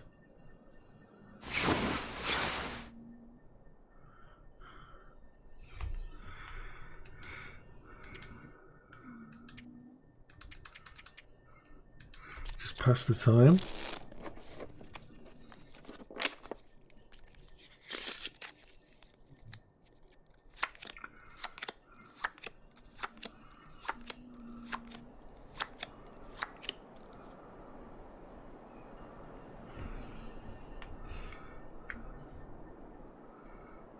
Just have a drink of that. I'll do myself some more water before I leave this place.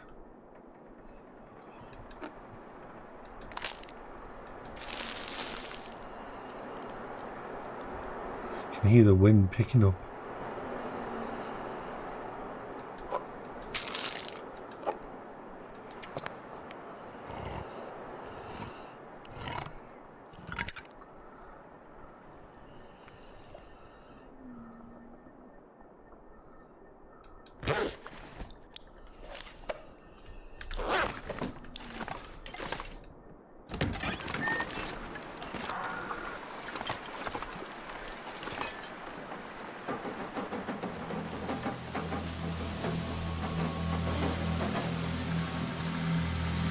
So many subtle sound effects, and the music in it is so subtle that you don't even really notice that there's music in the background, but the music changes depending on what's going on and everything. It's very organic, the music is.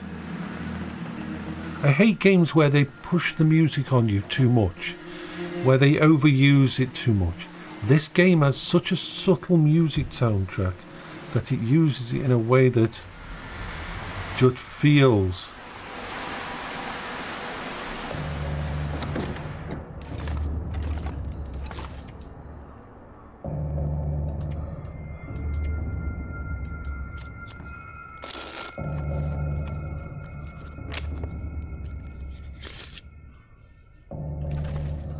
no greenness.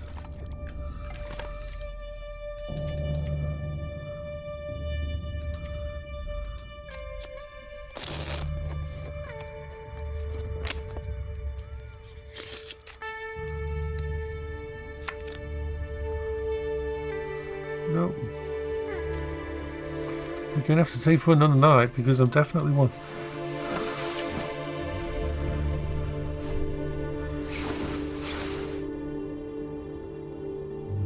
Oh, we've got a big storm out there. Oh, look at that. Still coming down from the mountains.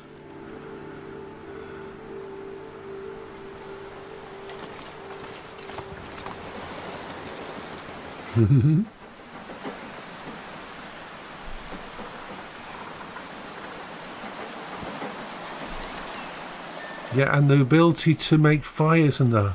If you try to make a fire in this kind of weather, you won't be able to because you can inside a house or inside here, but outside there, if you try to make a fire outside there, the wind will blow it out. And wind can change direction. So it can actually, you can be safe setting a fire up if you're stuck outside in the snow and you have to light a fire to warm up. It can actually change, the wind can change direction and put it out. So you have to be very careful. Once again, died many times to that.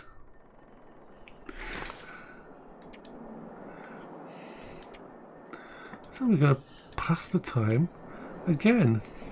We're going to stay here. Again, I can only probably stay one more night and then I need to go and get food and that. Well, probably 2 nights. I can probably do 2 nights. Looks like it's a nice bright day. A beautiful day. So let's finish off this.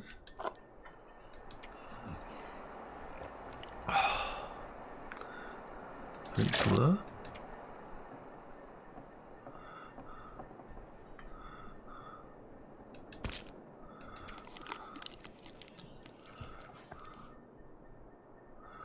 Nice.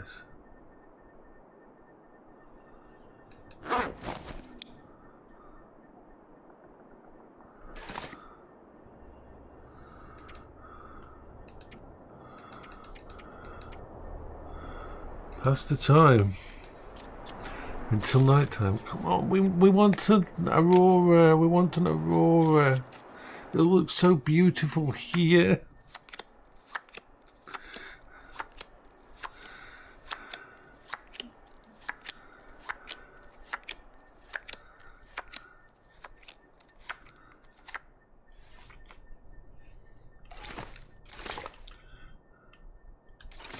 Sunset.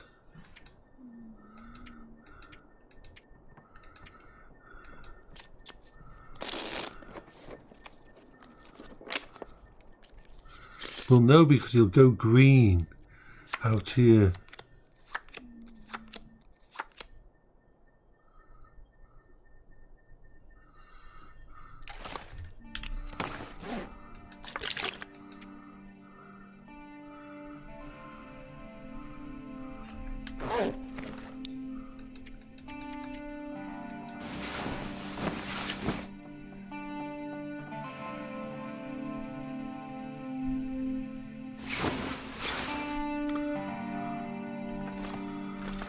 Nope. No aurora tonight. I'm sad. We've got to get an aurora. We want an aurora.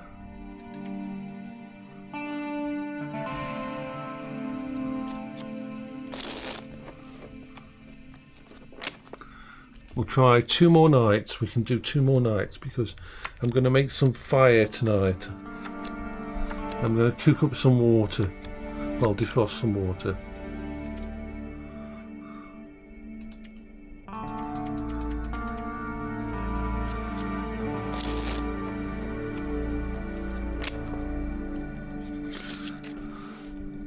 Can't believe from burning through so much food and that just hanging around here because I want to see it on all that.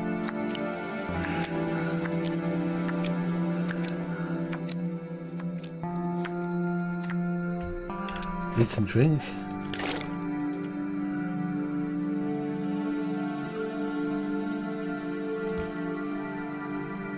There.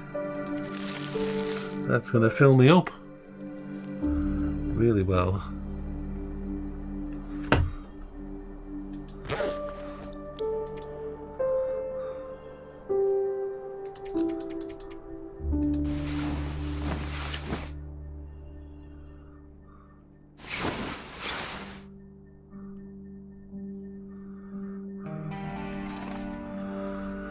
Right, I think we've got stuff here. So let's start a fire. Let's use a bit of that. Oh, I'll take some charcoal as well and show you what it's like to... Because I'm in a pretty safe place. Let me go out to you and do a bit of a map.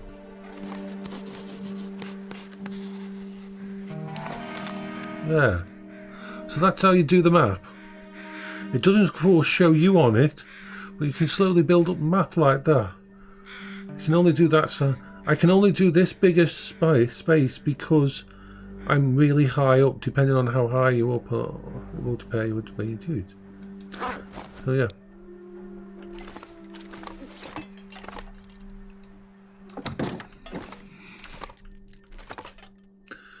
And so start a fire. I can even try with the magnifying glass instead of waiting thingy. Now we'll do with that. There we are. That's the sun isn't out, so of course can't use a magnifying glass to start a fire. But it's kind of cool to have a magnifying glass and use that.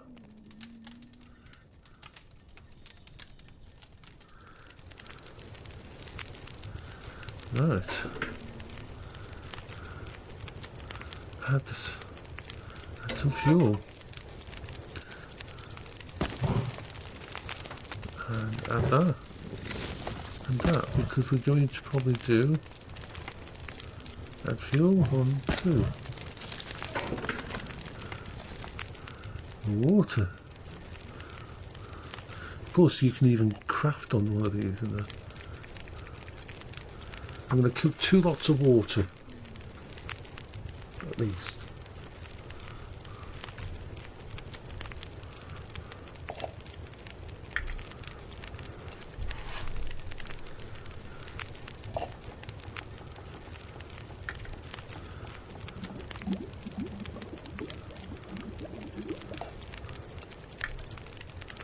Take all that water.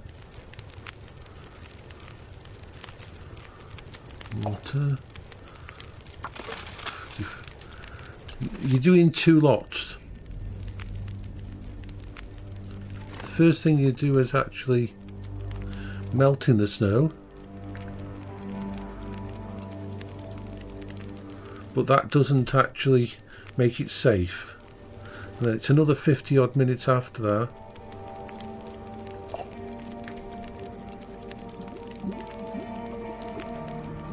Let's get to this point. So we'll drink this.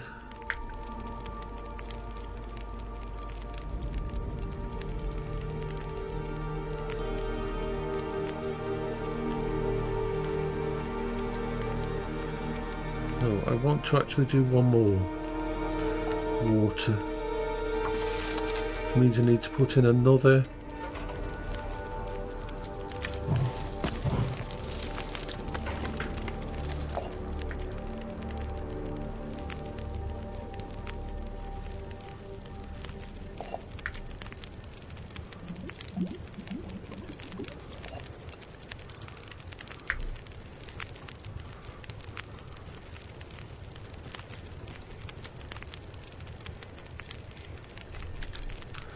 How much water have we got now?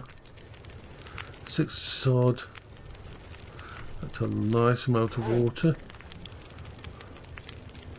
I'm going to use up all the rest of these. I'm going to do one more lot of water because it doesn't do any harm.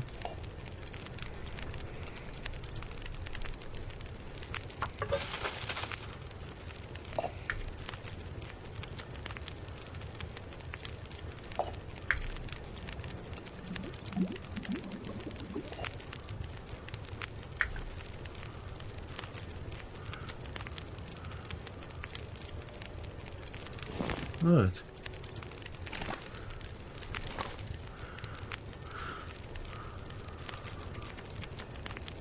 May as well sleep, huh? No, Aurora. Why haven't we had an Aurora?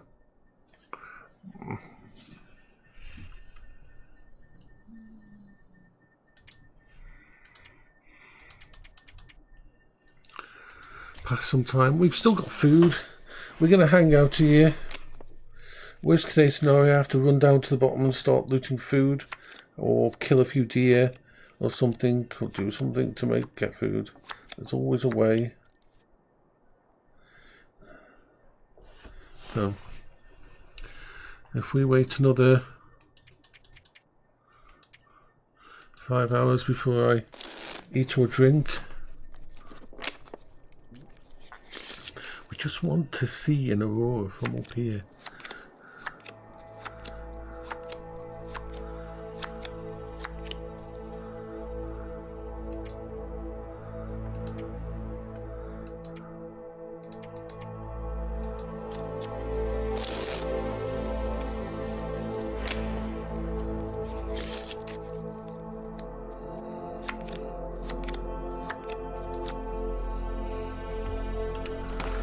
Okay.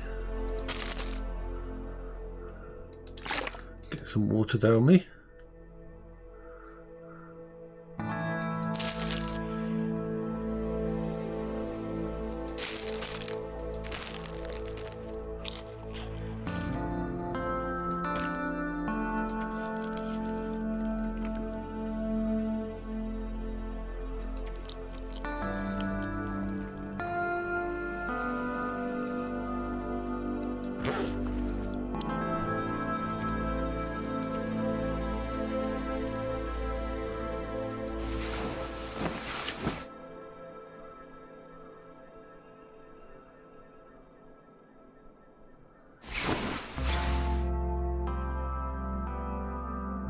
I mean, it's a lovely night, but there's no...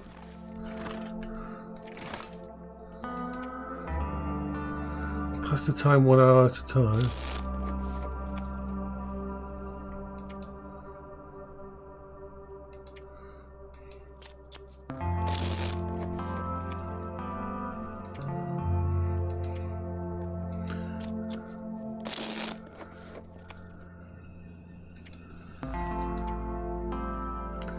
We can stay one more night.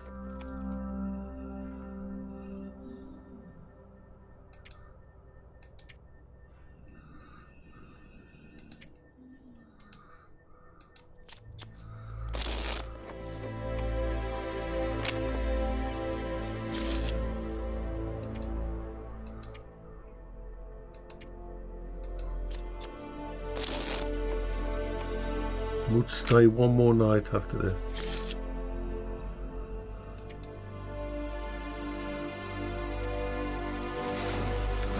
Just in case we get one tomorrow night, but yeah, we're going to have to leave and go down to the actual thingy area.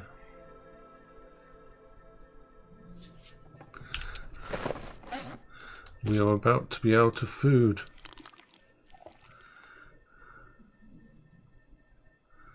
I'll eat one more of these and save one last one until... Got lots of water.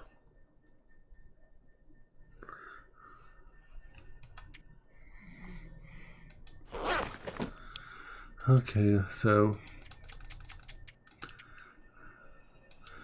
pass the time. And really, I mean, no people who play this game a lot of the time would really cringe at what I've done here. That how dare you've used up your food, you've used up all your food, you've used like 5 days of food just waiting for an aurora. But auroras are pretty. I'm happy to wait that long. Maybe I'll die. Maybe I'll have to start again. But what harm does that do? It doesn't do any harm. So let's...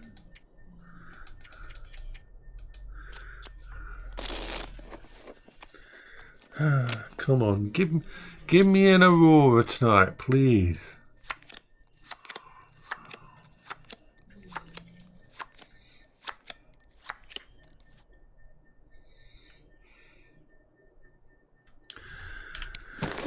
Gotta drink some drink.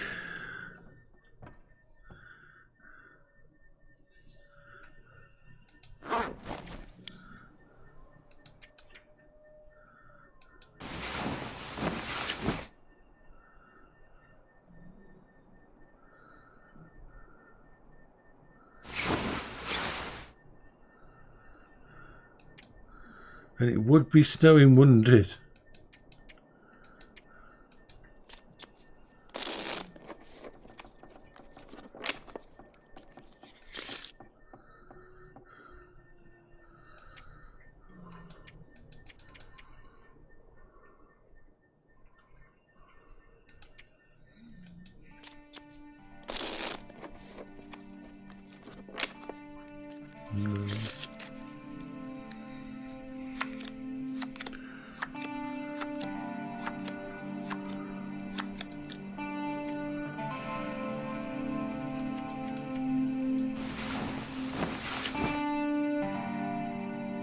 We're going to have to go.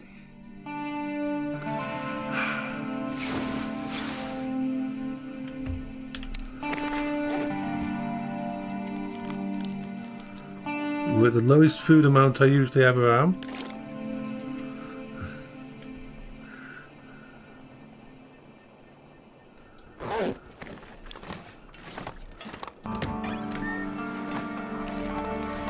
Doesn't matter what the weather's like. I'm going to have to head down. Well, I had a nice little holiday.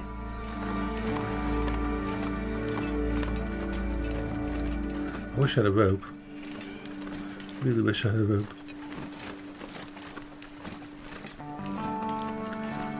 Okay, so we're going to have to get on the path and head down. Unless I want to take this way. Down.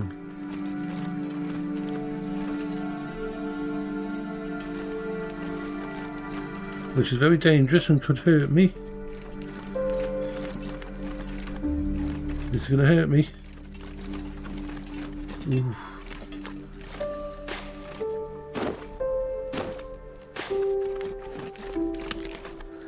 Yep, this is going to hurt me.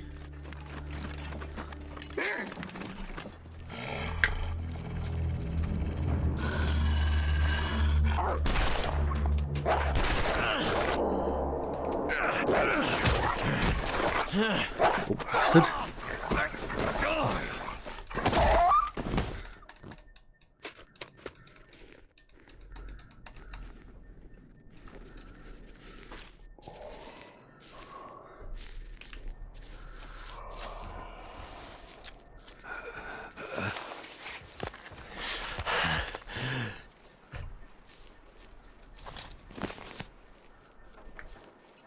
You little shit.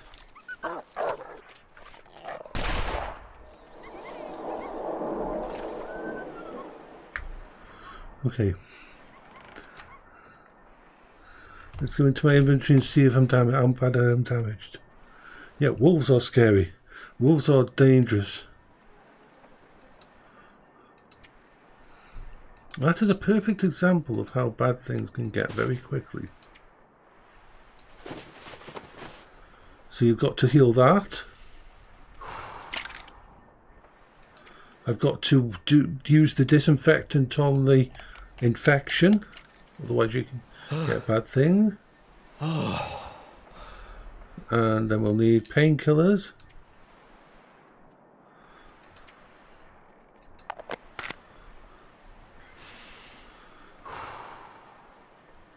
And then we'll need some other, all of this on my...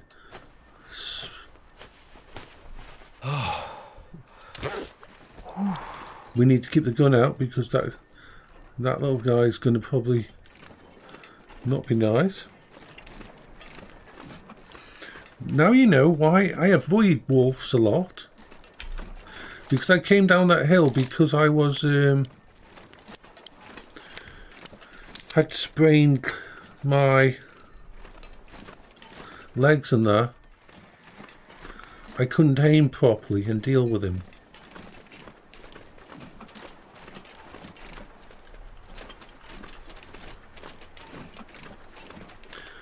So let's check my clothing because he probably damaged my clothing as well. So we'll go here and look at clothing and see if anything's damaged.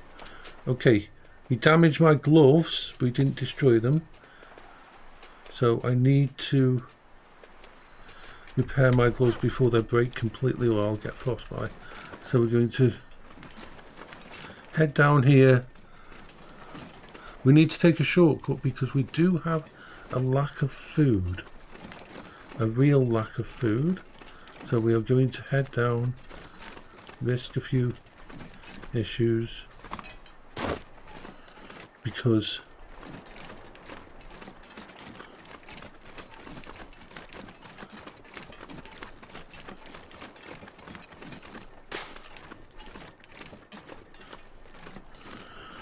we need to find some food and that. If you'll notice my health's quite low as well, and that'll need to regen. It doesn't come back automatically. Painkillers and that does not regen your health. Your health comes back slowly over time, as it would in real life. Yes, I've stopped the bleeding, but I haven't dealt with anything. You don't automatically just get your health back. So I'm going to just look for some food here. In this car.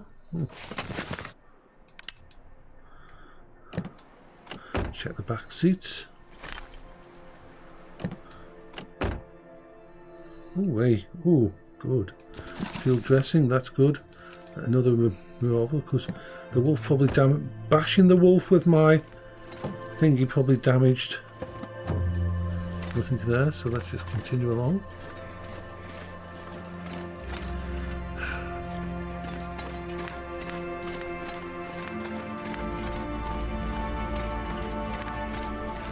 Now, wolves in this game are nasty. You are definitely not on the top of the food chain in any way, shape or form. There's a town just over here, but sometimes there's wolves here and sometimes there's bears in the area. As you can see, the game can go from I'm taking a little holiday in a little thingy, having a bit of fun. Yes, I can hear the wolves. They're over there somewhere on the water. To my life's in danger now. Really, my life is in danger a lot. No? Yeah, basically, yeah.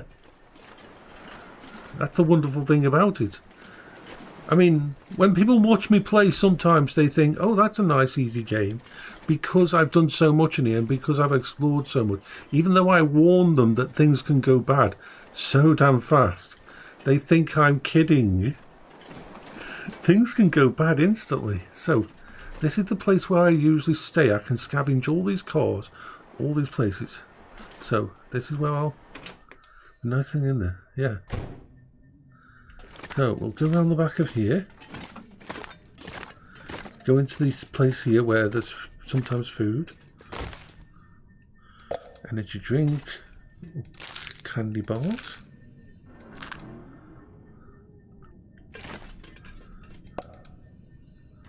Cooking oil.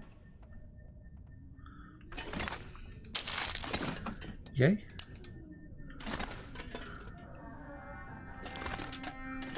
Another pistol. I'll store all these. I don't need to carry a radio. Not usable yet.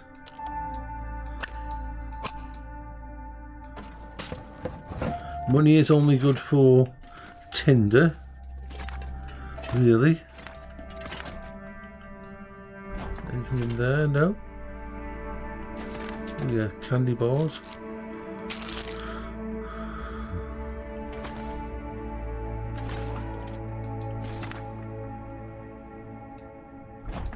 Any?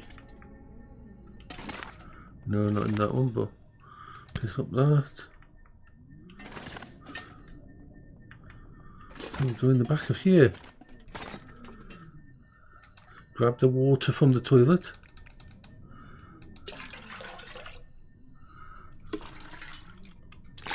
See, if I had died to that wolf, I would have just started a new game.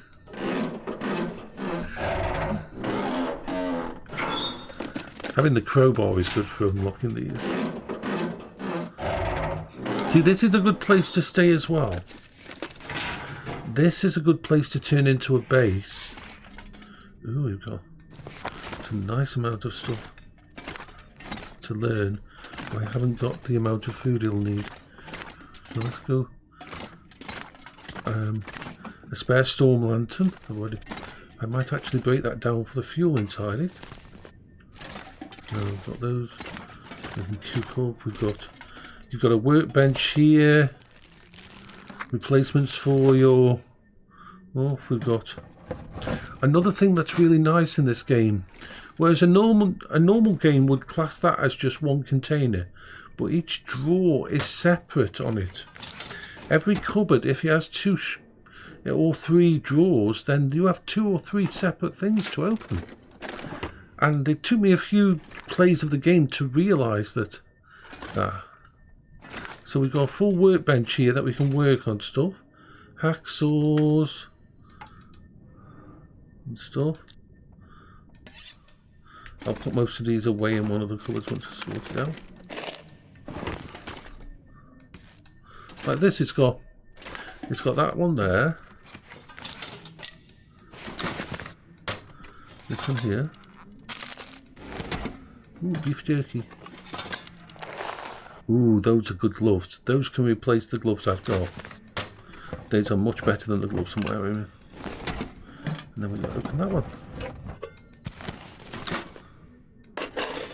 Simple tools, a basin. Ooh, tea.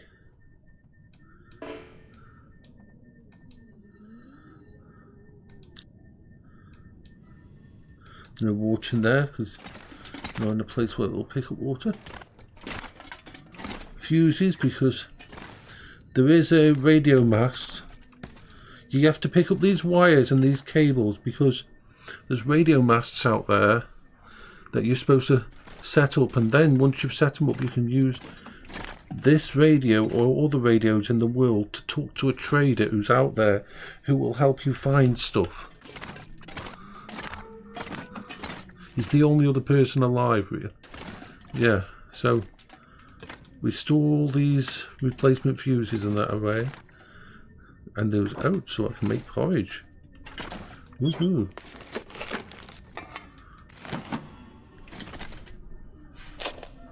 Some rifle shells. A fire barrel to cook on. See, this has got all them. This makes a nice little base. It's got a bed. It's got a place to cook on. It's got slots of storage to keep the items you want to have in a base, and it's centrally located. So this is why some people live here in this area.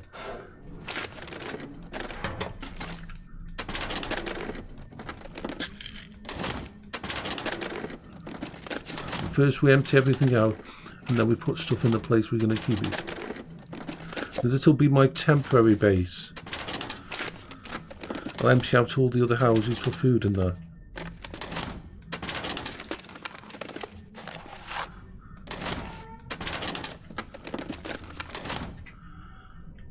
So we'll open these up because they're thingy. And these different types of ooh, maple syrup, that's good. These little drawers can only take like 5 kilograms, but stuff like this can can take 30 kilograms of weight. So they all make sense as to how much they carry. So these are perfect for keeping, like, first of all, if we go out here, of course I can keep my spare medical equipment in here.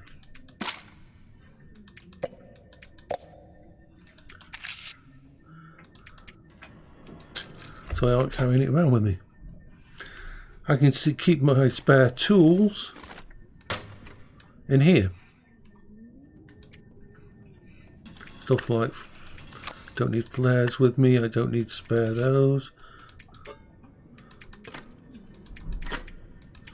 All this stuff can go away. That's for the arrow shaft and the. I don't need that. So on. I'll even put those away with that stuff next to the workbench.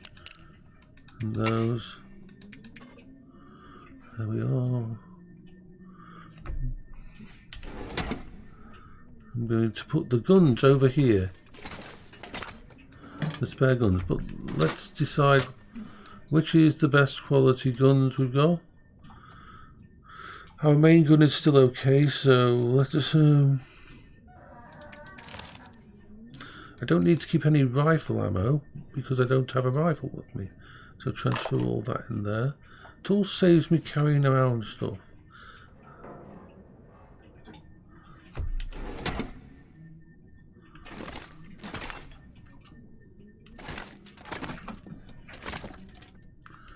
Oh, now we'll... First of all, let's have a look at my gloves. Right. Let's go here. Oh. That's 74%, that's 50%. So what we'll do is we'll use this one. Now these ones I'm going to actually harvest those. Yeah, harvest those, get some leather in that, and I'll leave it in here when I need it to repair stuff. So this is why you try to keep a few different versions of different clothing, because stuff like wolf can damage them so much. So let's put you away. That's a bit of clothing we can store in here. That's a little bit of clothing we can store in here. And we've got to use one of these. We'll use this one over here for spare food. Because even though I'm hungry, I don't want to take that. Ooh, I think I need some, but I don't know whether I can make actual, yeah, that,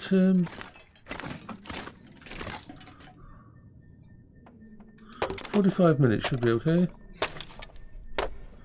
Let's go and set a fire going and see if we can cook anything.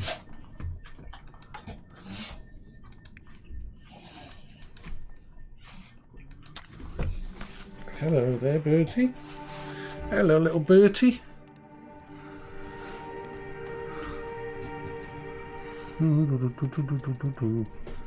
We are kicking ass and taking names. Oh, we didn't.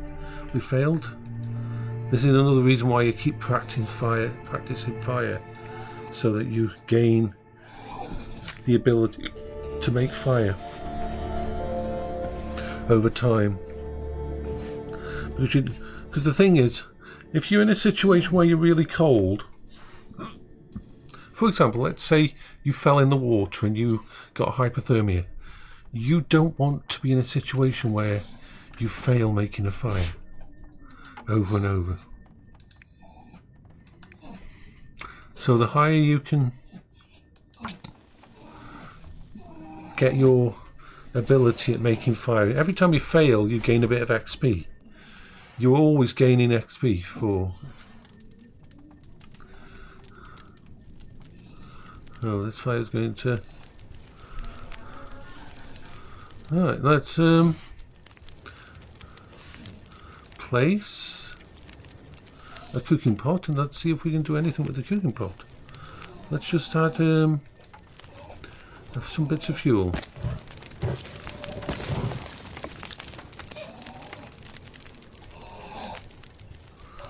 See if there's anything we can cook. We can cook porridge.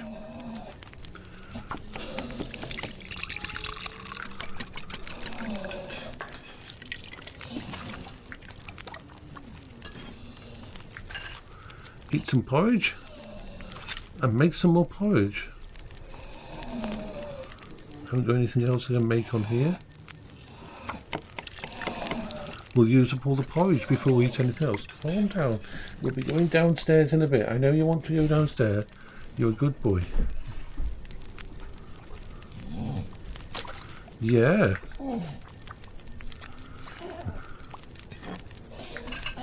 Yeah, doggies, you're beautiful, both of you, aren't you?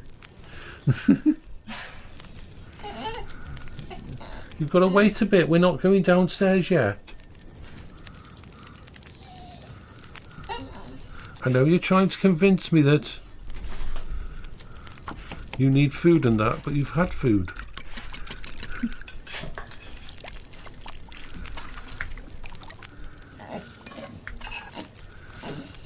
fill myself up with as much porridge as we can.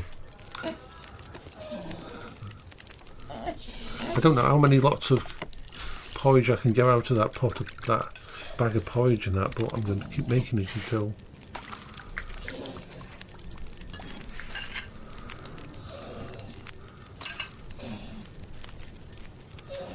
Can we still do it? Yeah, we can still cook up some more porridge. Yeah, they do want my attention. You want me to go and open the door for you downstairs? I'll go and open the back door in a minute. Yeah, you're so squeaky, aren't you? You're beautiful and wonderful. Add fuel. I will.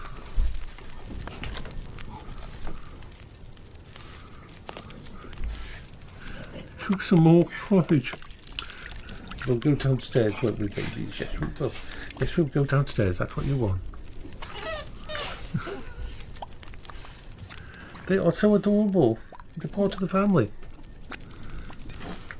How would I not look after them? I got to look after them. There. We have a full lot of porridge.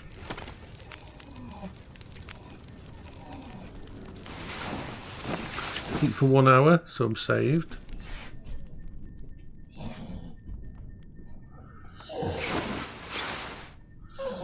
Okay, so we're backing them in. I'm just going to let them out. Come on, I know you want to go down. Come on, come on, go forward. Go on. Oh, look at that. Such a good doggy, aren't you? Such a good doggy.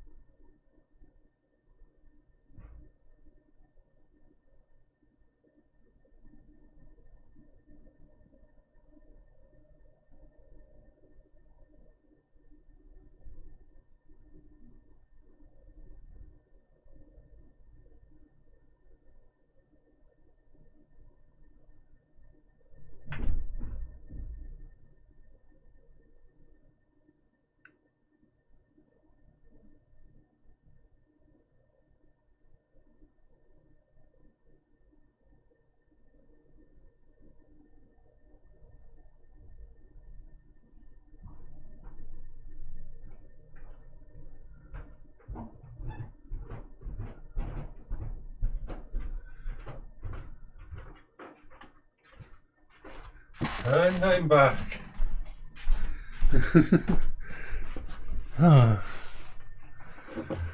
The doggies have been out.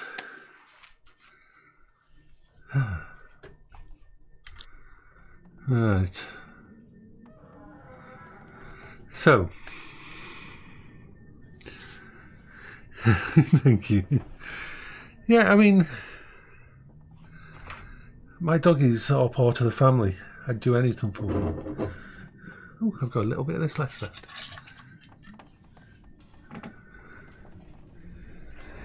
Heyo! You're happy now? You're happy now? You went out. You're happy now? Yeah.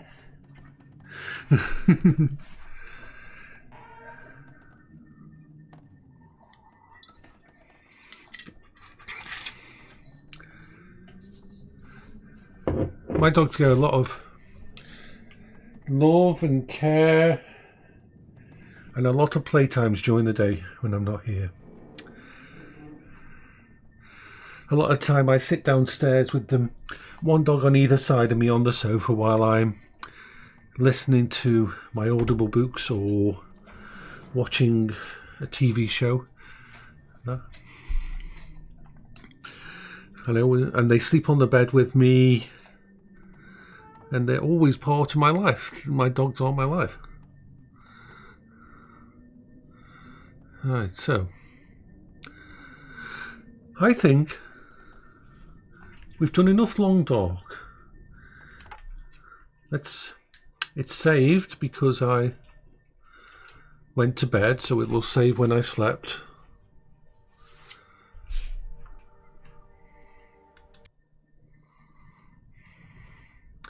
And now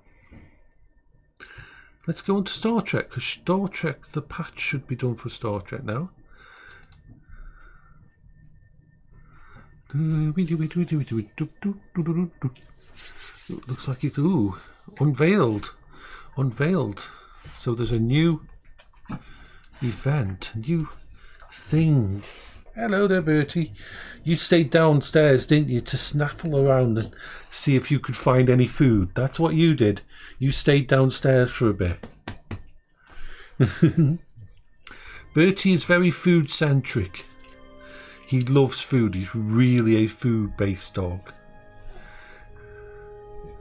Alright, so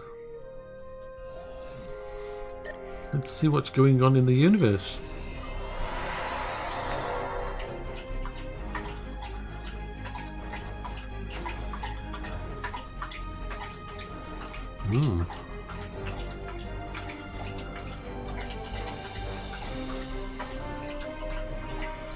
Because they've got a new event that's just kicked in, I believe.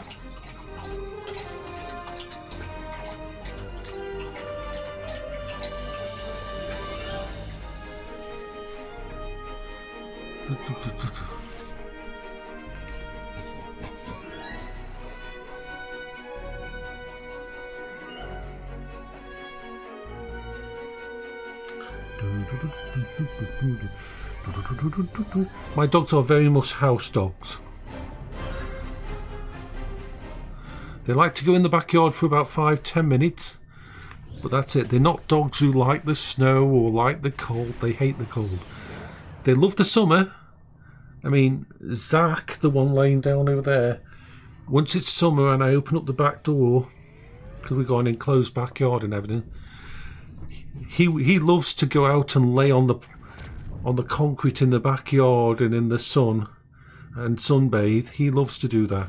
Bertie prefers the indoors, but Zach will be out there as soon as he can go out there and lay out there cooking in the sun.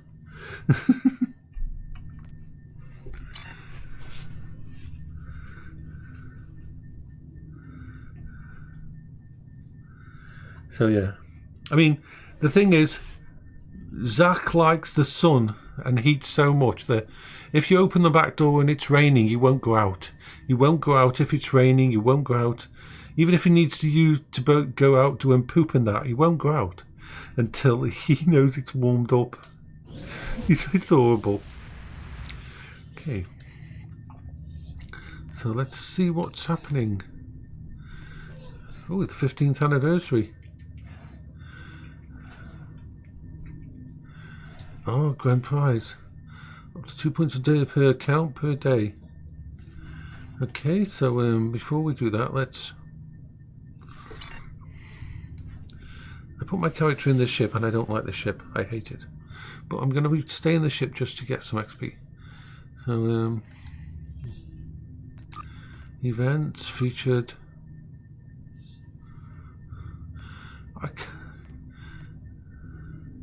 I'll do one more of these just for the extra thingy. One more Kobayashi Maru before I do anything else. Don't like the ship. Not my favourite ship. I've mentioned that before, haven't I? Do not like this ship.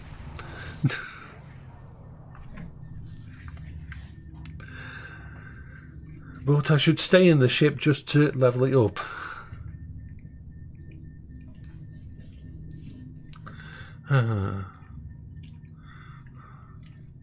It's just not my kind of ship. Did I mention I don't like the ship?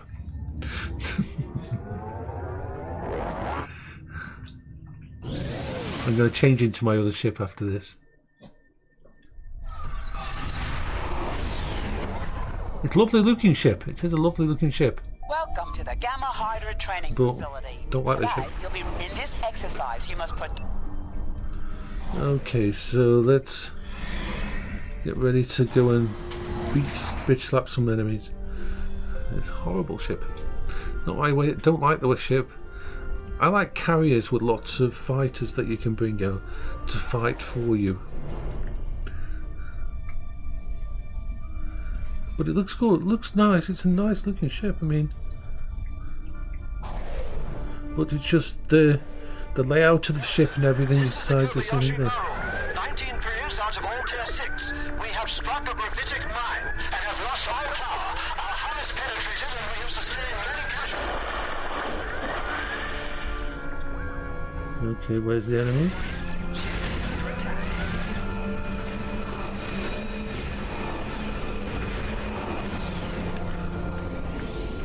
Yeah.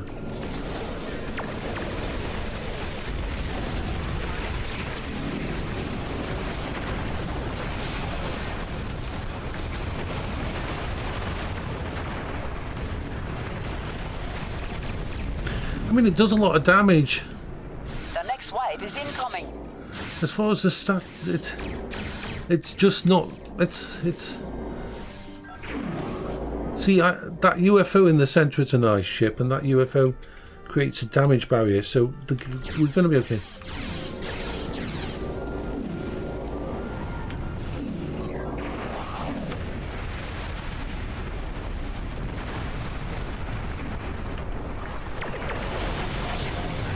I can destroy stuff and blow stuff up with it, but it doesn't feel fun. I'll be switching to my big carrier. Get ready for another wave.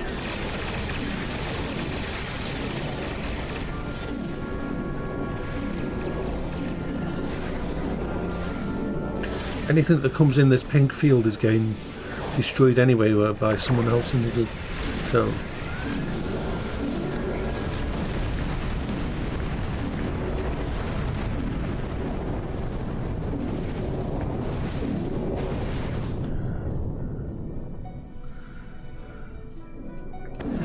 It's the anniversary thing, so while I'm doing this, while I'm wandering around, I'm going to just go to the store and check the promotions to see if there's anything on it. Okay, we got that.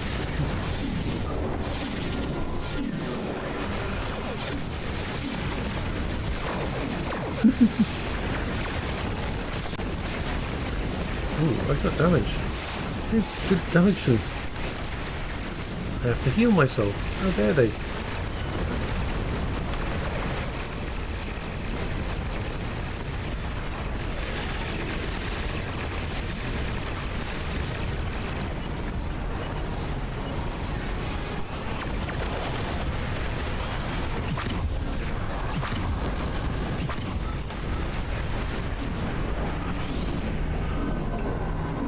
Get ready for another wave.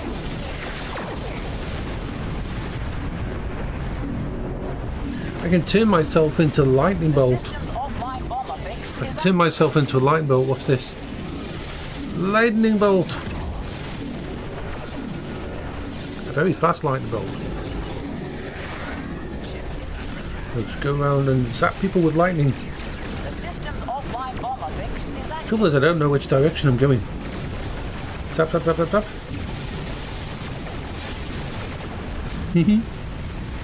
Zappy, zappy. Whee. Get ready for another wave.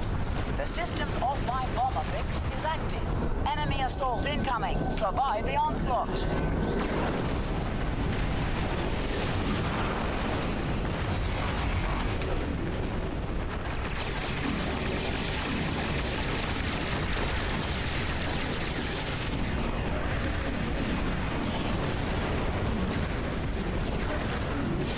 Siege will end soon.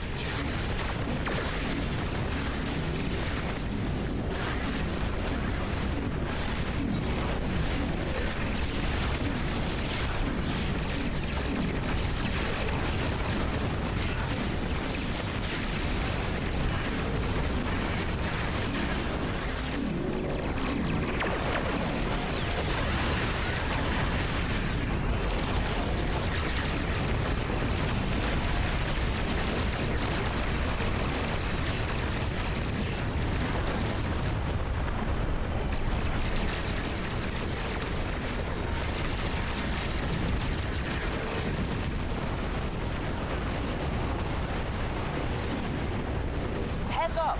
Another wave is coming your way. All right, everyone. This simulation is over. Here are... There we are. Good.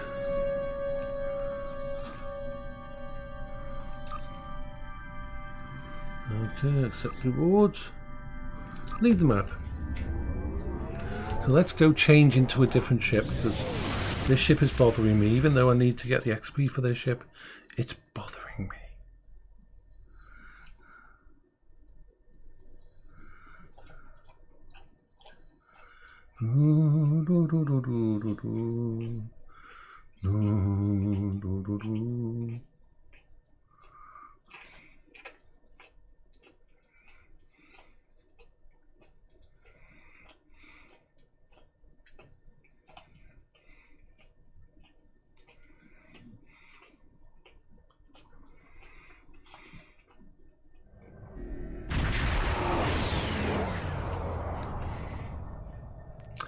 Okay,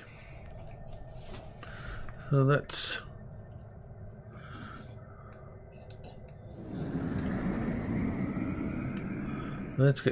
get to here.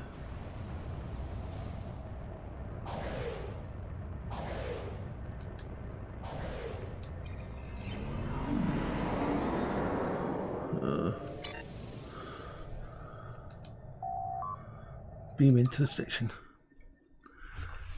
Change ships, because the ships, I need to be in a better ship.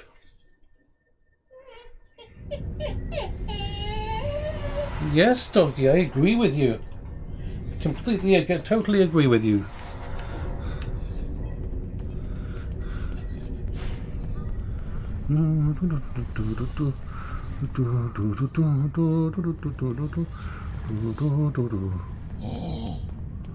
Change my ship.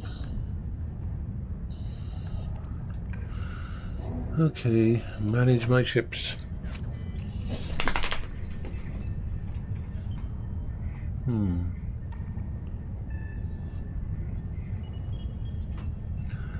So what's my favourite ship at the moment?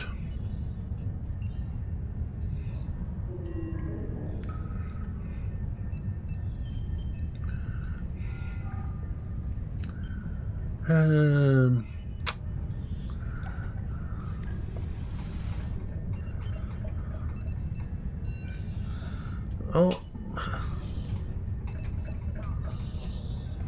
let's just have a look at.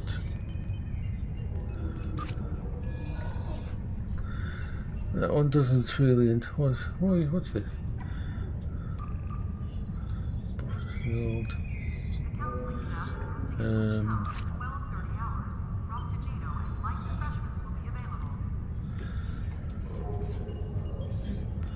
Ready Starship, yeah.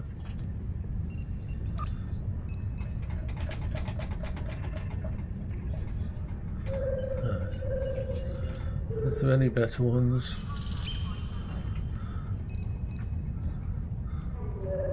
What does this do? Yes.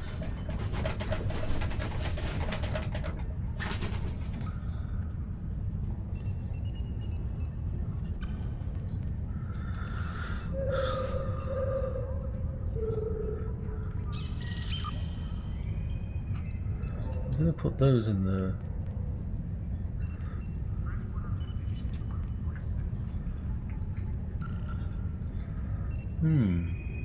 Holodeck time will be reserved at the kiosk on deck 48.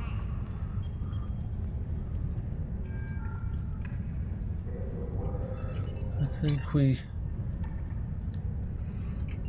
Let's look at that one. Let's I want to buy some more hangar pets. Hangar pets. We want...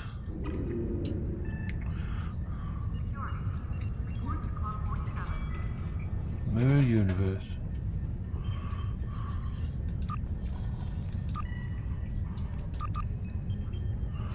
Okay. So let's go back to...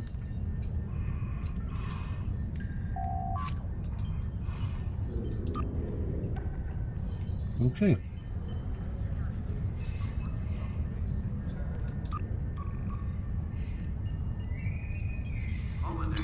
Right. We have our ship. We shall launch, and then we shall go on a mission.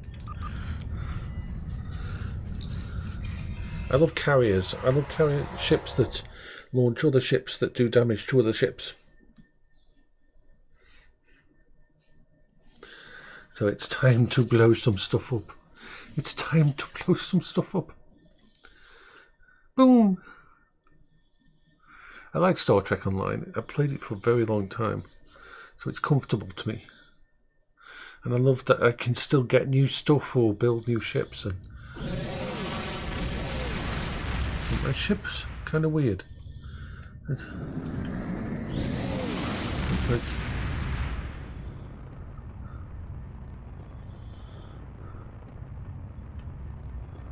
let's go over here, away from everything. Don't want to stabilize anything. There, that's better.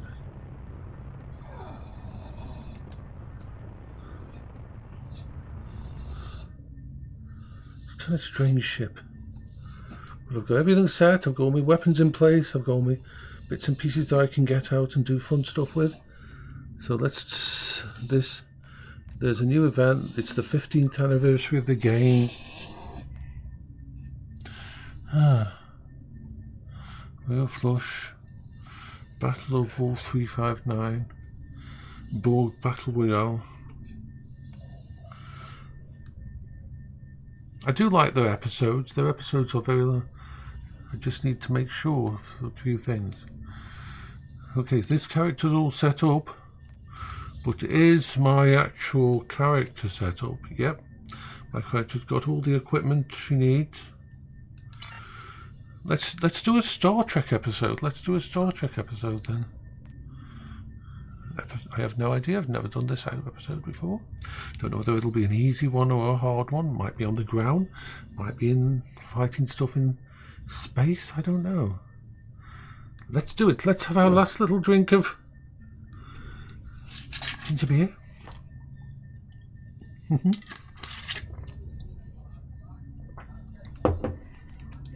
Greetings. Hugh, Director of the Cooperative Borg and Borg Reclamation Project speaking. I am reaching out to you as Command has spoken very highly of your accomplishments. In particular, I'm told you're experienced in dealing with a variety of Borg. Another incursion is taking place in the Ramazad system. Can you meet me there? I'll send you my coordinates upon arrival. I'm still waiting to hear back from other allies. We'll need all the backup we can get. Okay, we're going to get some fun stuff. There is always a choice. Okay, so where do I need to go? We can warp there. Transwarp to Axiom. To the Delta Quadrant. Go. Let's go on a mission. Ooh, big star. Begin Axiom.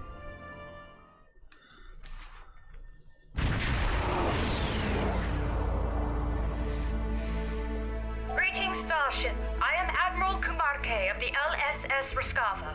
I'm here to help Director Hugh of the Cooperative Borg in my capacity as Science Officer. I've been called in to help with a potential Borg incursion. However, I have been here for quite a while now. I'm not sure that he's coming. I take it that he called you here as well? I agree. He's typically quite punctual. So I've heard, anyway. Well, I'm afraid I've also come across some Starship debris in the system that I have yet to identify. It appears we're arriving at the aftermath of a tense clash. I suggest we try and find the Director together. With your permission, I'll set up a sensor link so that our ships can share any data we find. Sensor link is active. Let's start with the ship debris up ahead. Okay, let's go for a little bit of an explore. I've got my ships out to protect me.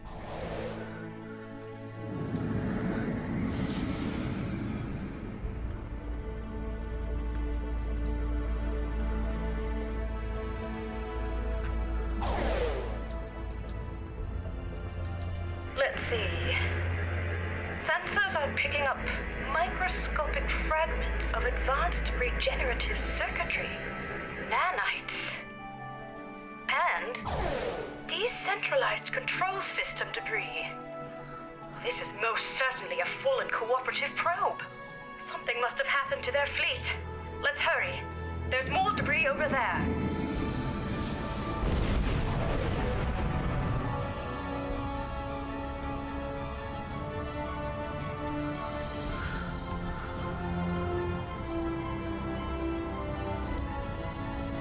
Bring out my other ship. Just in case there's some sneaky Borg who want to play boom. Scans indicate high-density alloy and further Borg circuitry fragments. Disruptive, not regenerative. In any case, this is not cooperative debris. The quantum signature doesn't even match our universe. Okay, we're going that way.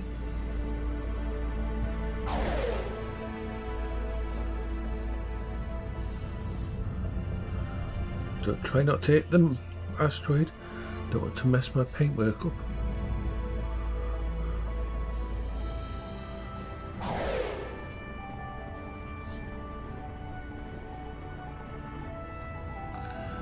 Meow. Beep beep.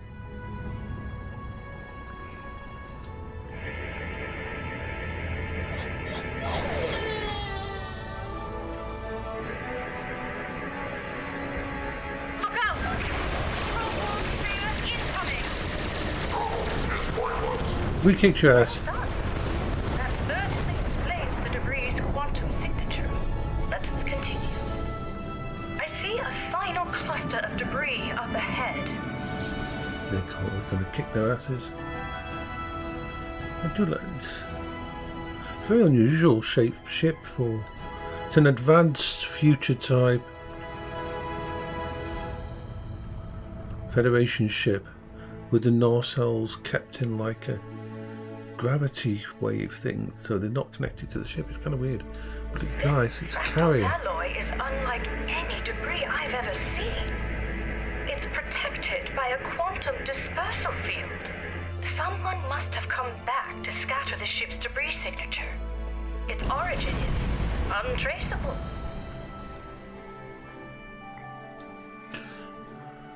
Heads up! Subspace sensors are picking up residual distortion nearby. A warp trail. Recalibrating sensor array frequencies.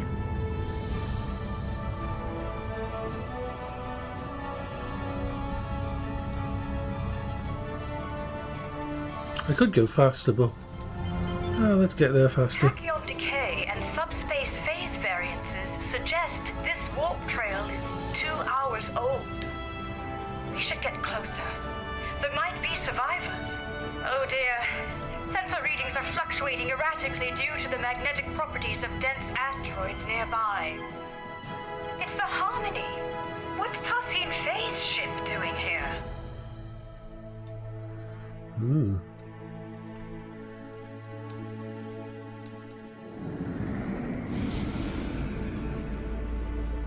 Perhaps Tassine Faye was called in to help as well.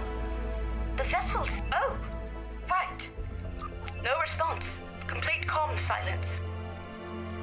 I know this isn't exactly standard protocol, but you're right. Let's proceed with caution.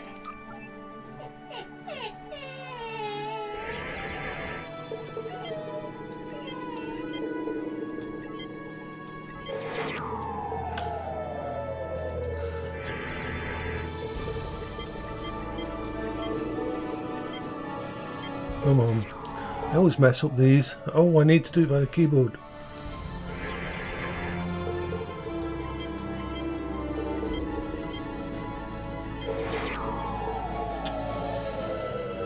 Oh, doesn't move. It's no use. The magnetic properties of the dense... An excellent idea. I'll send out an encoded subspace transmission detailing our intentions. I should be able to transmit it on a narrow enough... Right. I have identified a section of the Ramizan system where signals are not compromised by the asteroids. Meet me there.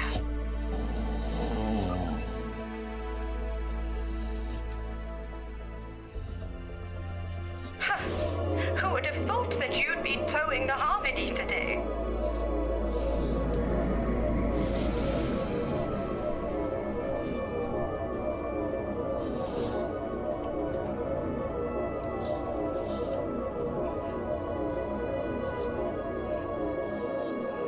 You've got to tow the ship.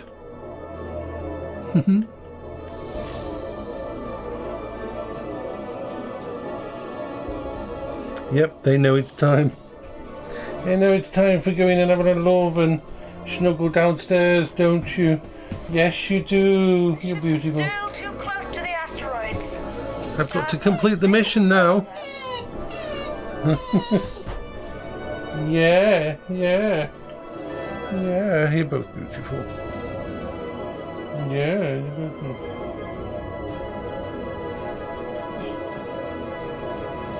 It's working. The interference is subsiding. Yeah. I suggest we try a final hail before we scan again. Starship Harmony, this is Admiral Ensign Farrente. What's your assessment? The Harmony might be experiencing a communications blackout, Admiral. This is likely unrelated to the interference caused by any asteroids. Well, time really could be of the essence. We still have no idea where the director is or if he's all right. And I'm Yes, beginning to doggies, I worry know. that the same might be said Aw. of Tassine Faye. Go if you need to rest. If you need to rest, Faye, go. You need your rest. You definitely need your rest. I'm going to log off as soon as this mission's over. Yeah.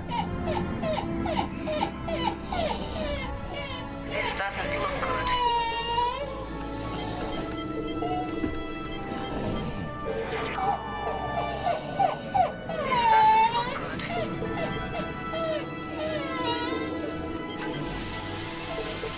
good. Shields are lowered. I know, babies, I know. Any breaches, so it must have been done voluntarily. The scans also indicate that the atmospheric conditions aboard the ship are highly unusual and only just able to accommodate other species. Yes, baby. Furthermore, the ship itself is exhibiting properties that are consistent with a multidimensional vortex. It's as if it is phasing in and out of existence. Or at least parts of it seem to be.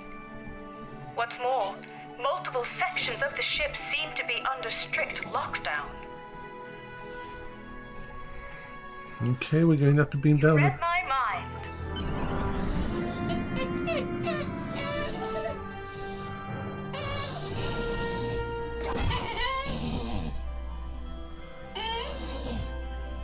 Yeah, I know.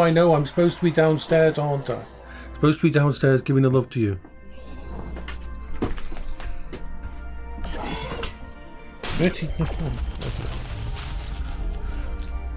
This interior. It's... Come on, out of there. You can't be under there where all the wires and everything go. No. You can't. Stop it. Wait a bit. Be Looks patient. like the hallway behind us is locked.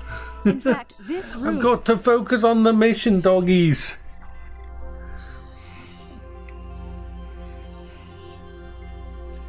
Pretty.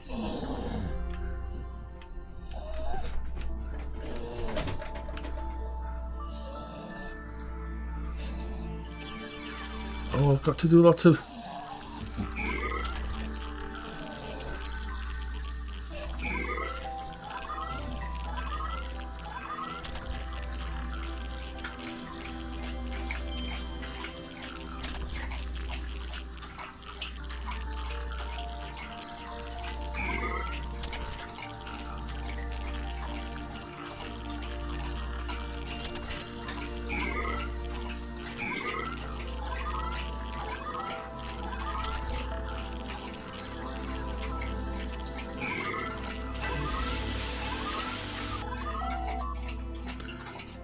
Maybe this will allow us to open.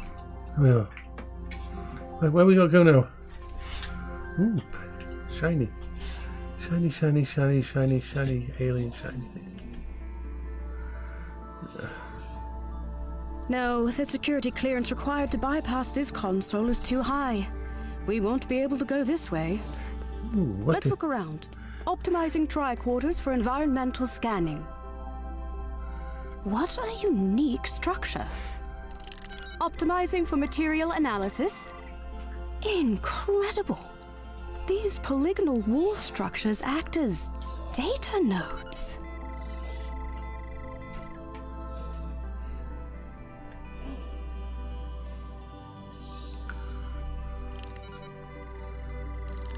It appears they store recordings of events that have happened aboard the ship. They contain both visual and auditory data. You don't suppose... In any case, it...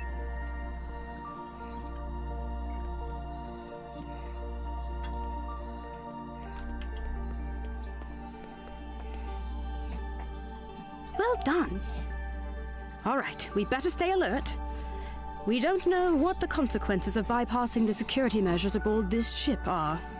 Going to have to fire all weapons. A variety of automated countermeasures, or perhaps none at all, given the situation. Lead the way. Okay, so let me just see if I've got any weapon, any different thing. Let's see if there's anything I can do that needs to be put in with the stuff. Is there anything special?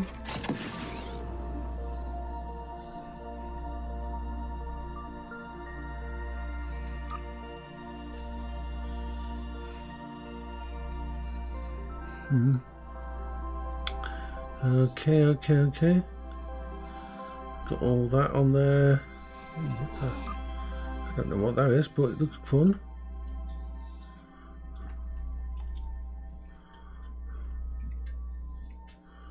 Okay. I think we've got that. Okay. Let's go. We're going to be attacked. I'm pretty sure we're going to be attacked. We're going to get attacked. It's very empty in here. I wonder where all the crew members are.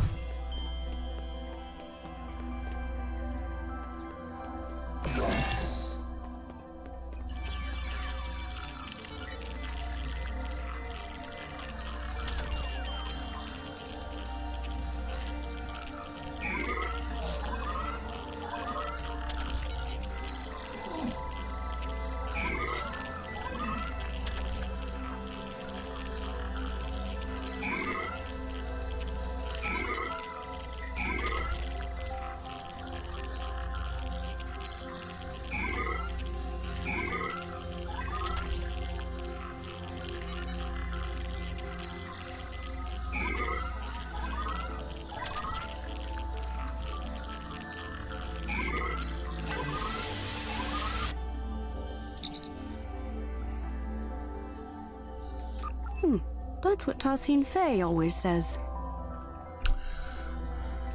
Could I have a word? I'm feeling a little uneasy. No, not about the possibility of finding a Borg incursion aboard. It's about the comment I made earlier, about being watched. It was meant to be light-hearted, but I'm starting to think we are being monitored. It doesn't help that this room is on lockdown as well, and it looks like the security clearances increase the further along we get. We'll need to get creative again. Can't we just blow a hole through the door? Interesting. Instead of recording in real time, we could recalibrate the output so that the node I have guns. recording from the past. I have lots of guns. At some point, someone There's a door there. I want to blow it up. Console code needed to unlock this room. I know I'm supposed to be Starfleet, but I want to blow shit up. Provide us with insight into what happened aboard the Harmony. Spot on! I would need to input some kind of information about the data we want to access in order to bypass any encrypted subroutines. In theory, this would allow me to recalibrate the node's parameters to play back an older recording. Though, I'd have to reconfigure the node's memory buffer array to act as a hollow matrix interface instead.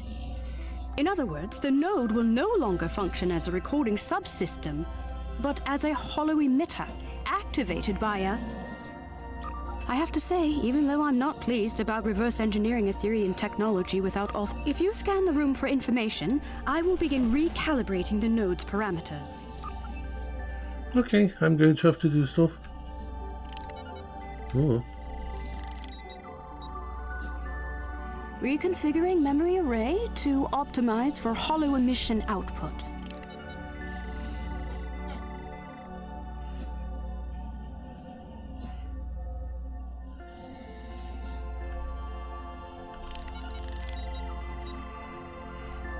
Remodulating tricorders.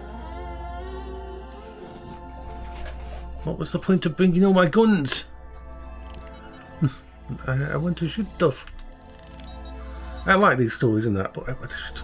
Integrating environmental data to bypass encryptions. Done. The system is active. Shall we give it a try? In that case, please follow me.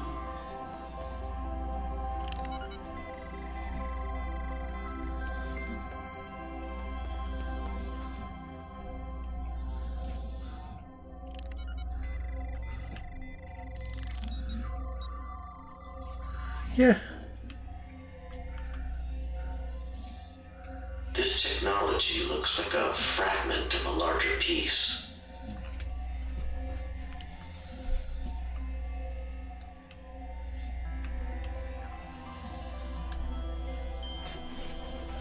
Which got blown up. It looks blown up. It's been blown up. Someone definitely blew that up.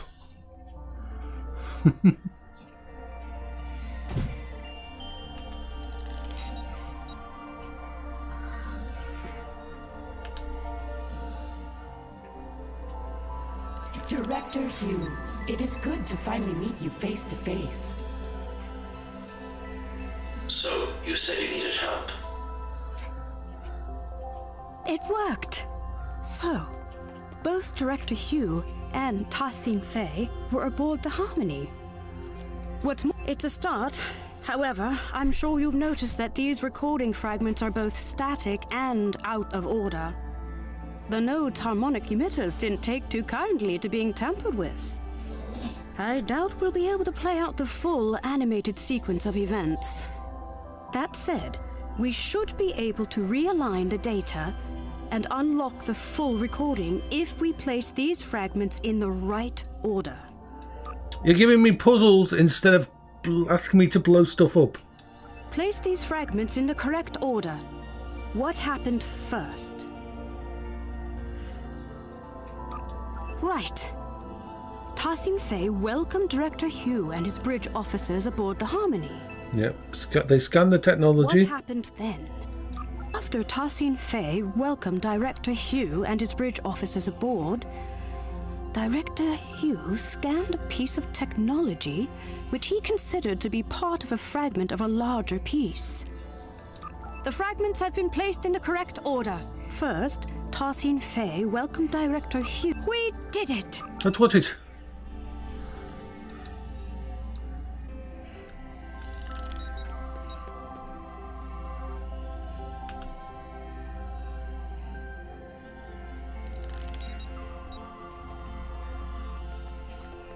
Director Hugh, it is good to finally meet you face to face.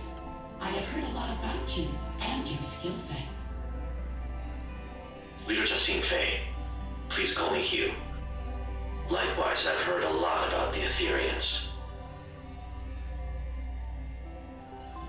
I want an Ethereum vessel. So, you said you needed help. Yes, a piece of our technology has been found aboard the Harmony. We may be compromised. Let's see. You're right. This is control board technology, all right. And yet, the energy signature isn't an exact match. This technology looks like a fragment of a larger piece. We'll need to locate the rest of it before I can make an assessment. Of course. Our diplomatic quarters are available, should you wish to stay longer for this assessment. Please excuse the furnishing. Under normal circumstances, we redress our rooms for all our guests. Well, these circumstances are far from normal. But that won't be necessary. We won't be staying long. I see. How unfortunate. Perhaps another time. In that case, please follow me.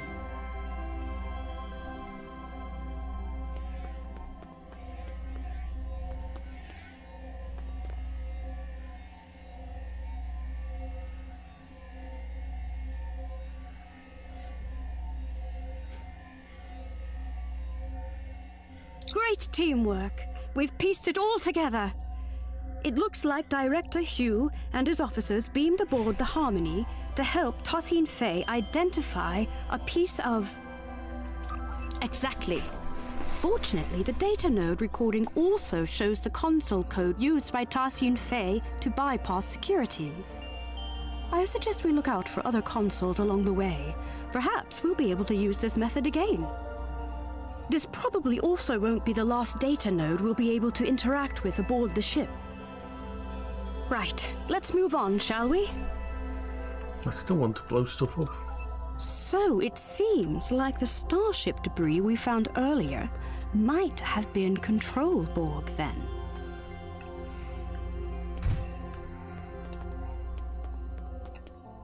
Look! It seems like a struggle may have taken place here.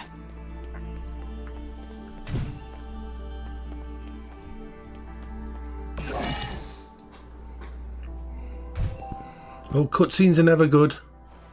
Cutscenes are never good. It's one of Director Hugh's officers.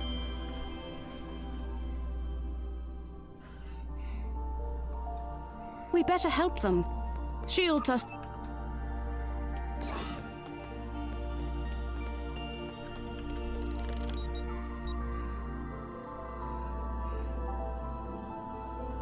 This isn't good. We need to figure out what happened here.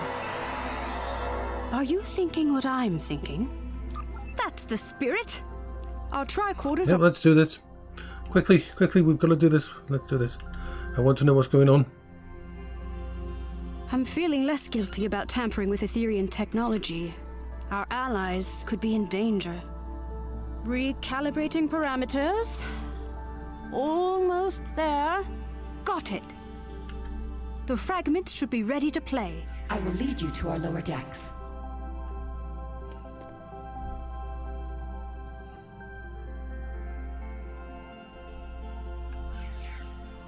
Okay.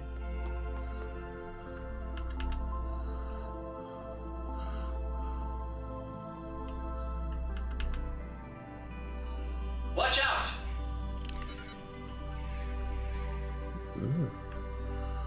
Boogie go boom.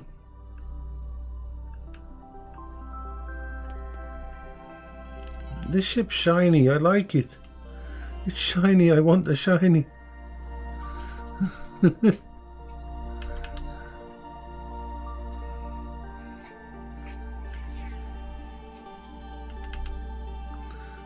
It's so much nicer than my ship's inside. What are you doing?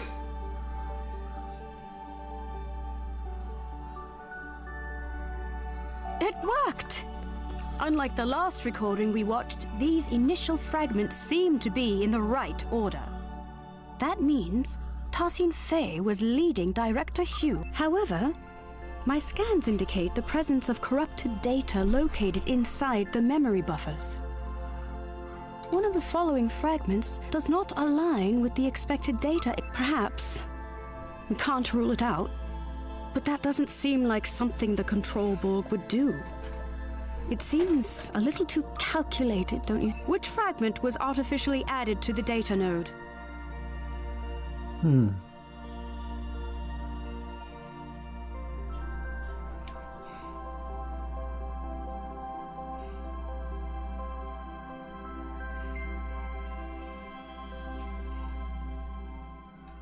Right. An unknown construct appeared from beyond the portal and attacked the group. The falsified fragment has been identified. First, Tassin Fei told Director Hugh and his bridge officers that she would lead them to the lower decks of the ship. But well done. That's it. Let's do it. Let's watch it. Come on, I want to get down on and shoot things. Staying longer. We have much to discuss. I am curious about the liberated Borg. Well, the path of a liberated Borg is not easy. Ultimately, it's about giving others a second chance.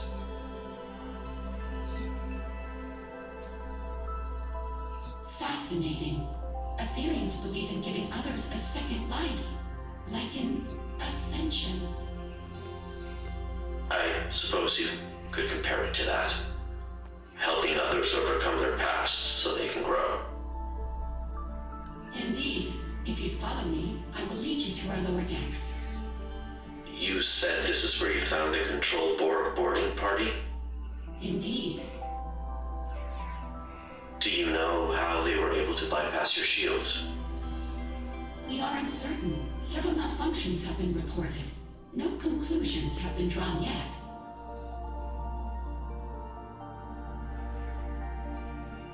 What are you doing?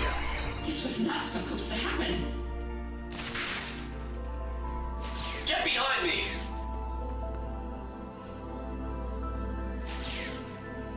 My word, so that's what actually happened. It seems like an Aetherian security system of some sort attacked Director Hugh and his officers. But by Luca, I cannot imagine why someone would come back afterwards to plant a falsified recording implicating the Borg. Because people are being sneaky. I want to just blow people up. In any case, Tassin Fei's remark is important. If the Aetherian security system has gone rogue, there might be more for us to worry about than control Borg. Fortunately, this recording also shows the console code used to activate this portal. I suppose it will lead to the lower decks. Here's... Let's go, let's go, let's go, let's go. I want to go shoot stuff. I want to go shoot stuff.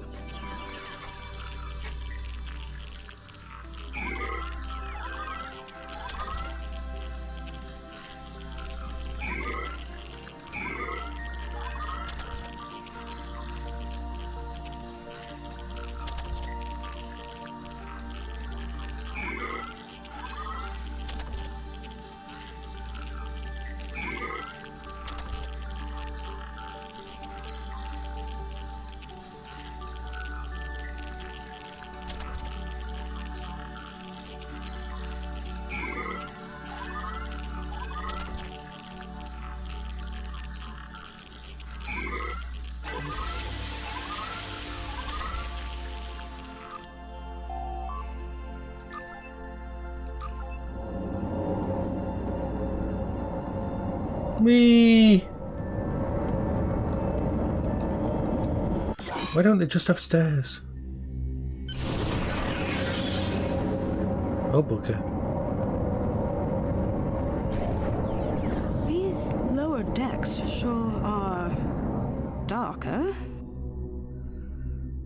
Oh, I think. A word? Yes. I mean, I think so. I feel confident that we are on the right track, especially after seeing both Director Hugh and Tassin Fei pass through here. We're doomed. And yet, I just feel unsettled. There's something not quite right about all of this. Do you think we're in an alien spacecraft that's gone rogue and we're just wandering around pressing buttons and hoping and that, and you're a little too naive and happy to be here because it's science stuff, and I just want to we should have just shot the ship from outside. Before we move on, I want to make sure that you know you can count on me. I know we might not know each other very well yet, but there's nothing I would want more than to defend our galaxy against the Borg. In short, it's yes, we all know the Borg is bad. so I won't be holding back. Okay, okay. Do you have guns? Well, I'm glad that's settled. Let's go. Exactly. I admit, I'm feeling... I don't like the look of these things. What we're about to see next could be very telling. I think we're going to have a bad day. Integrating the environmental information.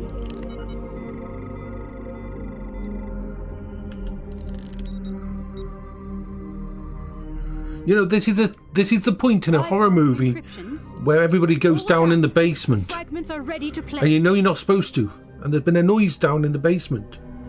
And people go down in the basement. It's never a good thing. Unit Bridge requesting immediate backup. There has been a grave misunderstanding.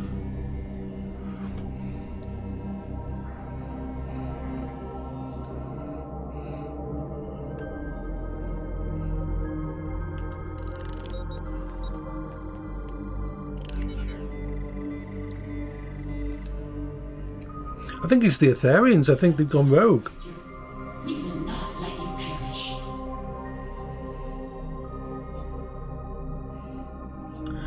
I am confused. I think we need to get out of here and shoot things, yeah.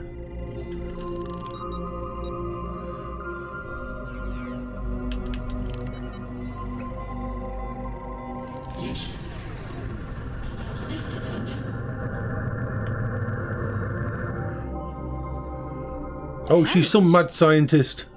Did they really get into some kind of near-fatal altercation?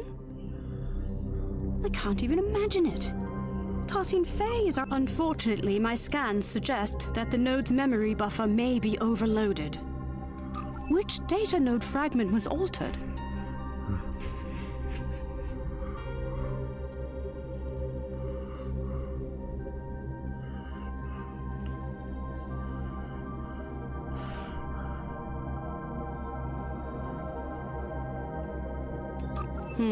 The node is not receptive to that input. Which data node fragment was altered? The node is rejecting this input, so which data node The altered fragment has been identified. Director Hugh raised his weapon at Tossing Faye. By Lucar, we did it! I think we're in trouble here.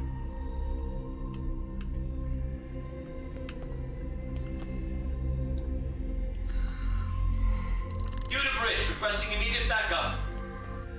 There has been a grave misunderstanding. I can see that. What the hell is going on here?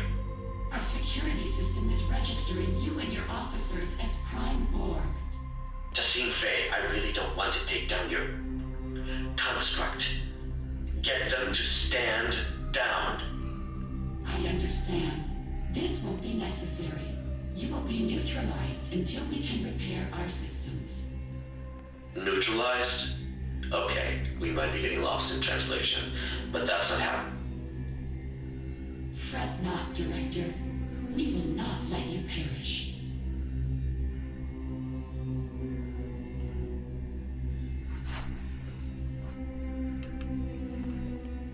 She's weird.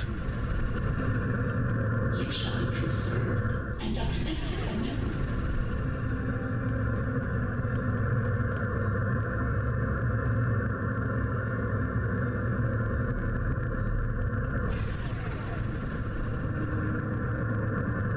You're definitely a mad scientist type.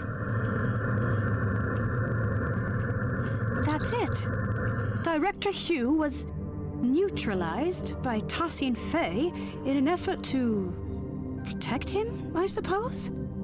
And it looks like his wounded bridge officer made it out of the room. Well, if the director and his officers are registering as enemy Borg to the Aetherian security system, then there's no telling how it will register us. Thankfully, the recording once again shows the console code Tossing Faye used to get out of this room. However, perhaps we should stop tampering with the data nodes from now on. You think? Tarsin Fey's choice seems somewhat abrupt. It certainly wouldn't be acceptable by Lukari diplomatic standards.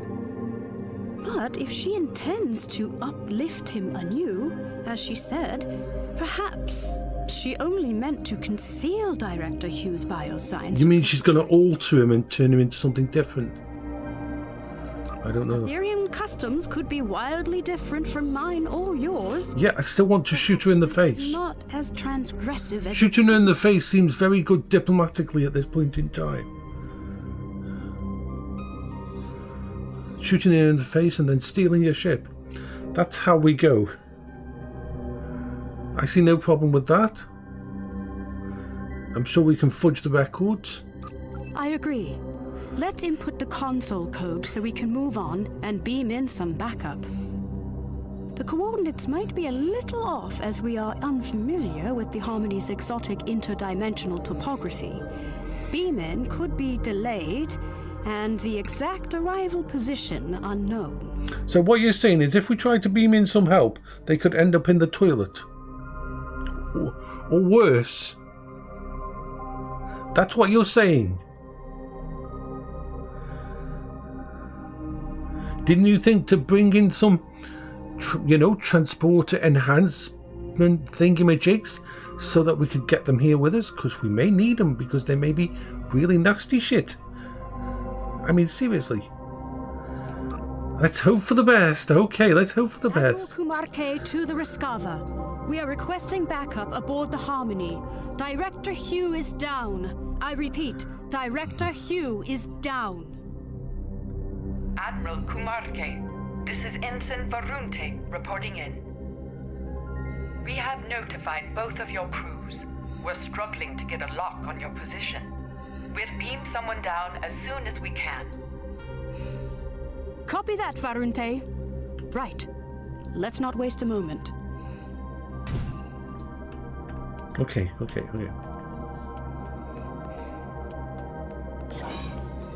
Yeah, poor planning. That's Director Hugh's other officer. Let's stabilize them and beam.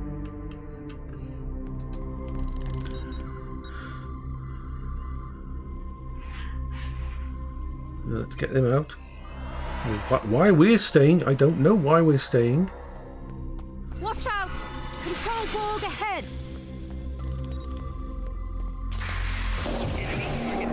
No match for us.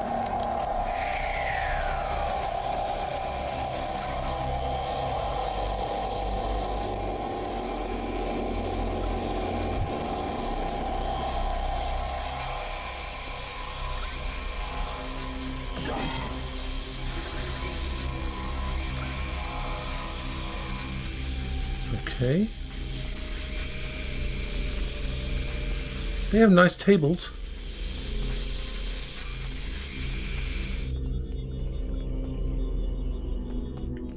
Unsurprisingly, this room is also on lockdown. We'll need to figure out how to move on without a recording of Tarsin Fey's console code. What an incredible astrometrics laboratory. I never imagined Aetherians to be galactic strategists, though. We should just blow things up. Perhaps they are less quick to trust others than I had originally thought. We should blow them up. This star chart shows an array of interlinked gateways placed across a vast number of alternate dimensions. Fascinating. I haven't seen many other species use gateways as a means of transportation. Iconians. And they're untrustworthy as well. Seriously.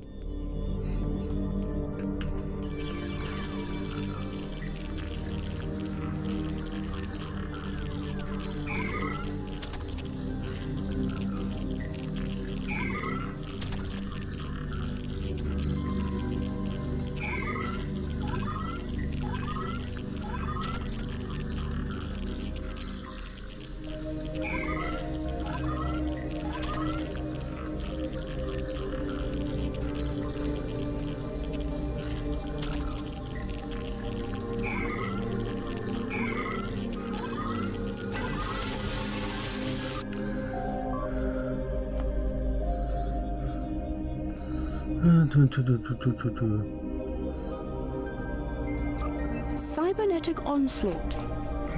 It seems these military texts describe the battle the Ethereans fought against the Borg, as well as other civilizations.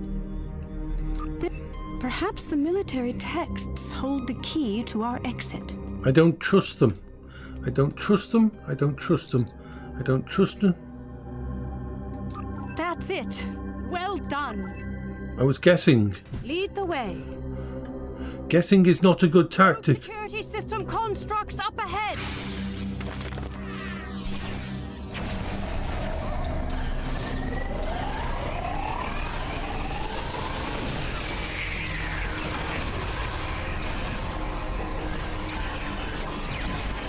Let's keep moving.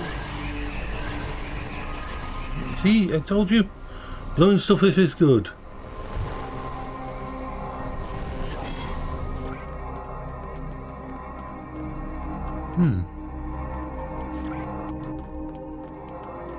Look out! Control Borg heading our way. They must be beaming in from other sections of the ship.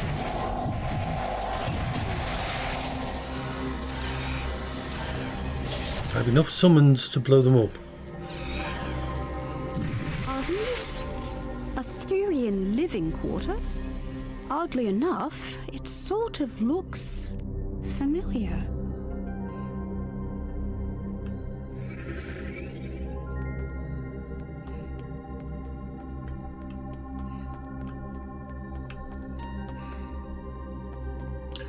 Okay, so we've got that one.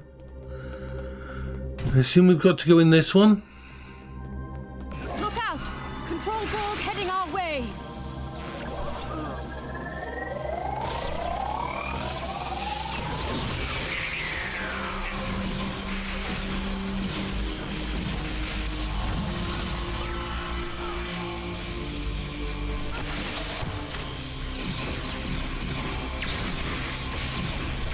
Zap you with purple lightning.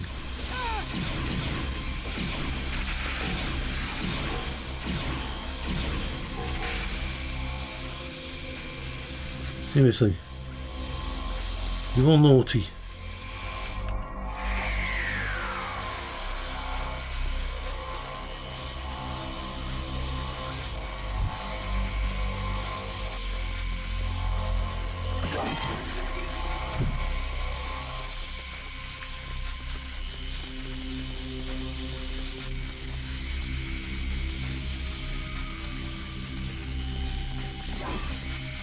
Oh my. It's a whole wall of Grendar Bexes. But why? Perhaps this is how Ethereans honor their fallen.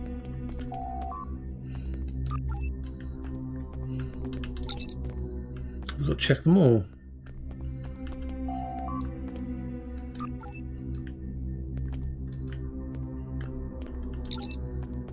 Weird.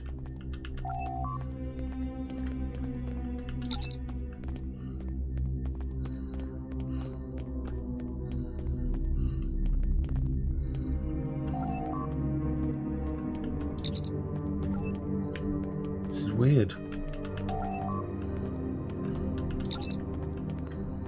We're just reading their names. And you let these people into the Federation or whatever and as allies. They're dodgy as a $2 note. I'm picking up life signs nearby. Admiral Kumar K to the Rescava, requesting an immediate status report. Admiral Kumar K, this is Ensign Varunte reporting in. We've got a lock on your position. Understood. I'll set. And Ensign? Tell them to be careful, please. This ship is packed with Borg. It seems the Ethereans use these energy portals to get from one level of their ship to the next. I wonder how many there are aboard the Harmony. In any case, this Etherean portal is already open.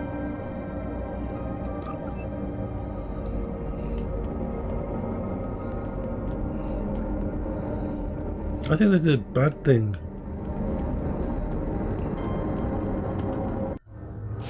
Admiral Marche, this is Ensign Varunte. Did the crew make it? They did, and not a moment too soon, Varunte. I'm picking up life signs further ahead on this deck of the ship. I'll be right behind you. Yay, I got my crew with me now. And they have weapons.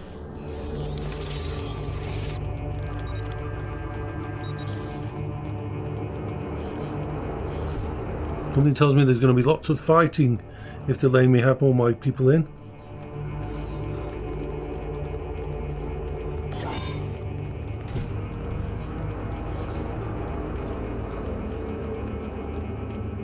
It seems there are no data nodes in this room. And still no signs of Director Hugh or Tassine Fey. Without... Let's try the console at the end of the room. Neurodrills? Hydroponics pods? Is this a sick bay or a science lab? Nothing here. We'll have to keep looking. Rogue security system incoming! Our console interaction must have activated them.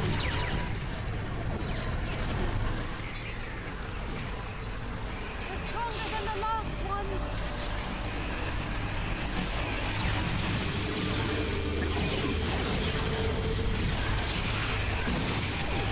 Well done. Quite the interruption. Now, where were we?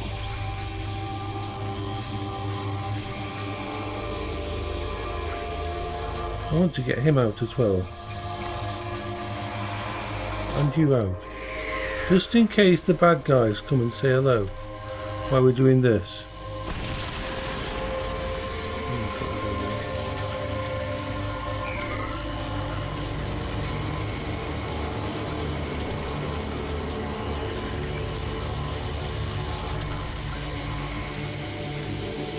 I hate this kind of puzzle.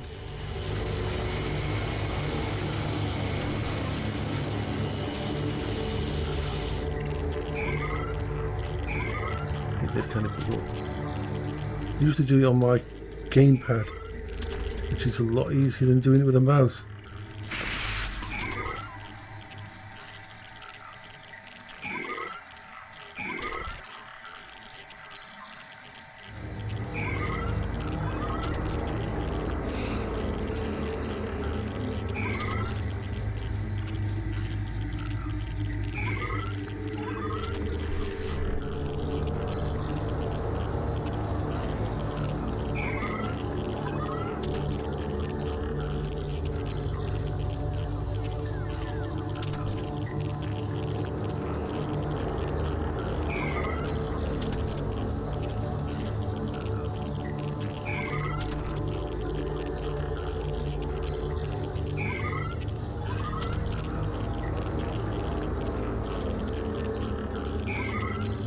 Just let me blow it up. I just want to blow it up. Blowing up always works. It's a well-known thing. I mean...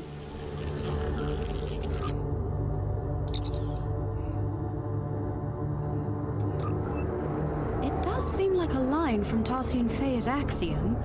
Through harmony we are secure, through unity we are strong. Perhaps the redactions are an added security measure. The words seem to have been Me neither. Not in any of my...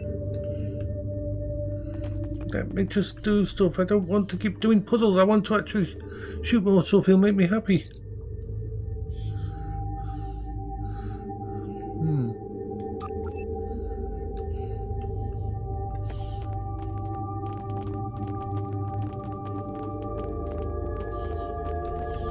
This is a partial biomedical display of Etherian energy readings.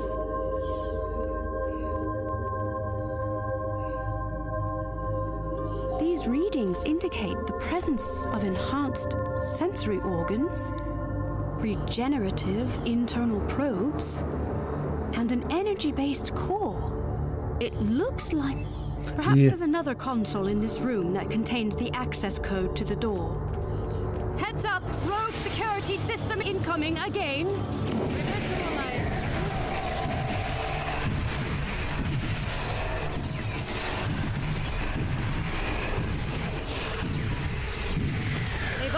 offensive, likely due to a perceived increase in threat level aboard the ship. Oh, I'm glad that's over. Let's try another console.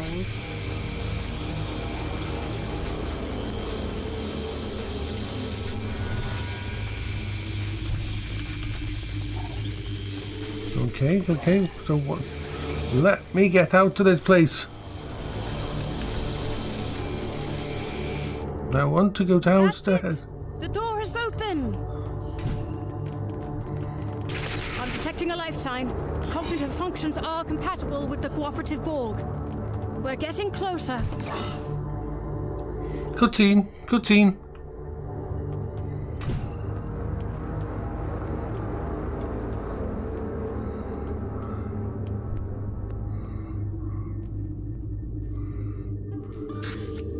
What is this place?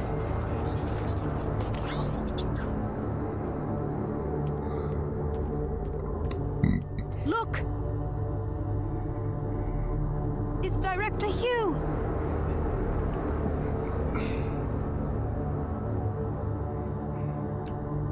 We better check his vitals.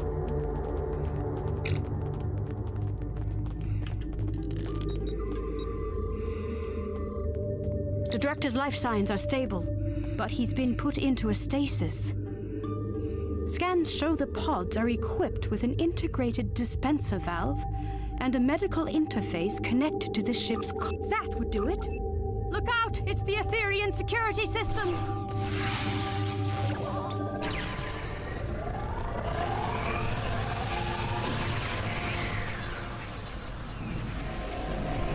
Scanning the Director's pod must have alerted them.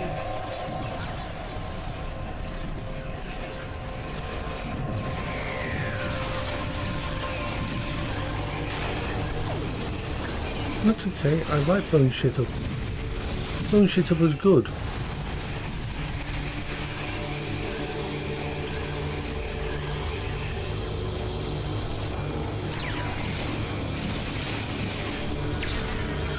We can hardly catch a break, can we?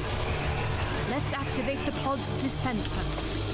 I noticed I was just given a something interesting. So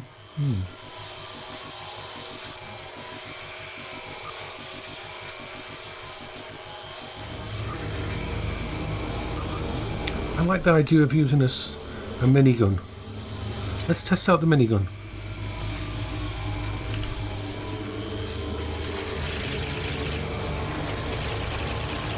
Oh yeah, this makes me happy.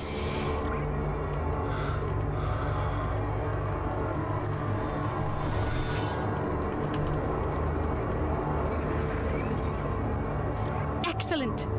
The Cordrazine should kick. It looks like getting out. Excellent idea. The choice is yours.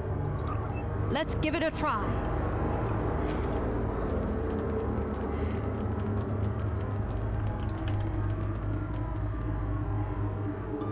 That's it. We can open the pod.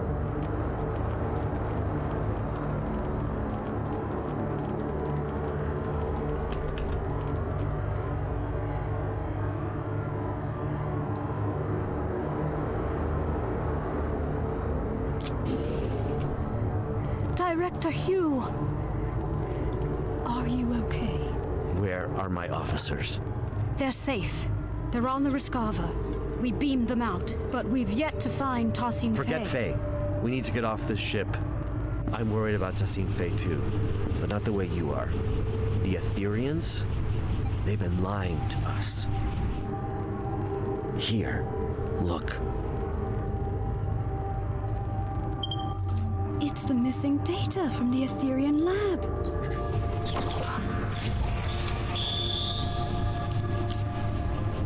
Through harmony, we are secure. These biosigns.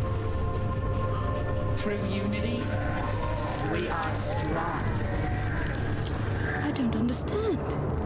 They're consistent with... Borg. Yes, but also... Through fusion, we are victorious.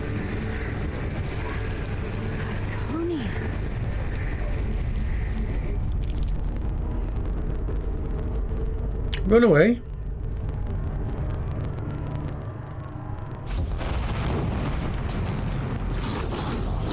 Look out! Getting away! What was that?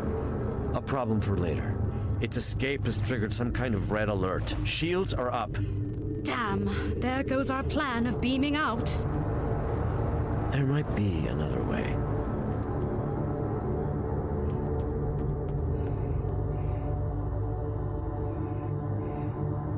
Not the way I'd usually greet an ally of your distinction, but I suppose this is somewhat of a unique situation. I'll save the details of my gratitude for later. Needless to say, I owe you one. As for our escape plan, the raised shields do pose a problem. However, during my brief time aboard the Aetherian ship, I learned that beaming out might not be the only option at our disposal. Right. The Harmony's wall structures act as data nodes that store recordings of past events that have happened aboard the ship. We reverse engineered the nodes in order to play them back, much like a holo recording. Your creativity is commendable. Well, however daunting that must have seemed, Tassine Faye's neutralization wasn't as effective as she'd hoped. It looks like the Aetherians don't know enough about liberated Borg biology to knock us out entirely. Not yet, anyway. While I was being carried through the Aetherian lab, slipping in and out of consciousness, I managed to send out a nanoprobe I had pre-programmed to scout for situational intel. Correct. This nanoprobe retrieves key data that is considered either useful or harmful. In this case, that included the hybrid Borg and Iconian biological composition of the Aetherians. I seem to end up having long streams. Harmful. However, that's not all. The nanoprobe also detected massive energy spikes coming from a room on this level, up ahead. The energy type is consistent with the one emitted by the ship's portals. My guess is gateway technology.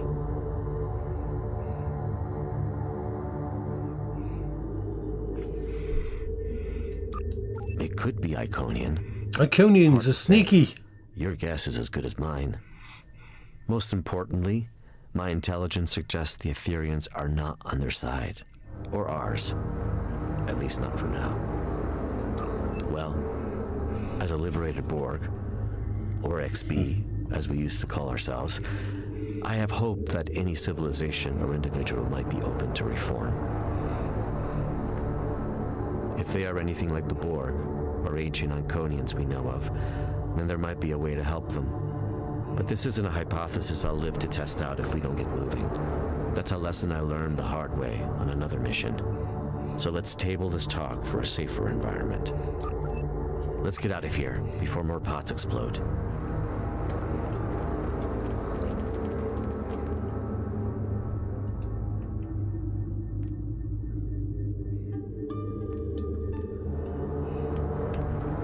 Hello, Pyro! Yay! How was work?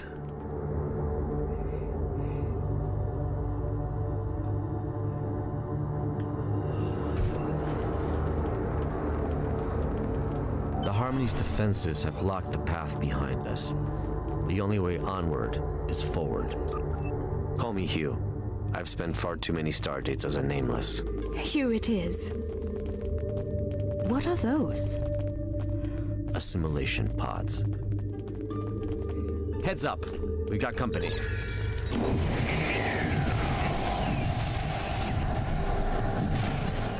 Ooh.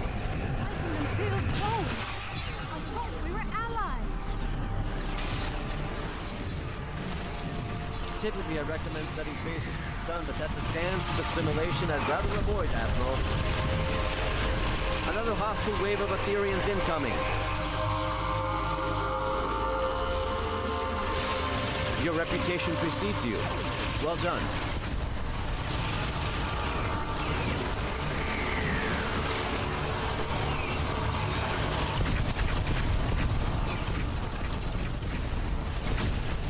All right, let's go.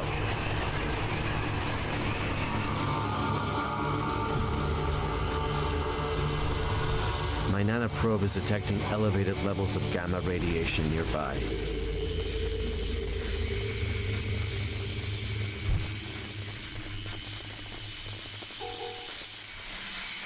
Oh. Definitely a bad place. Core. A bad thing.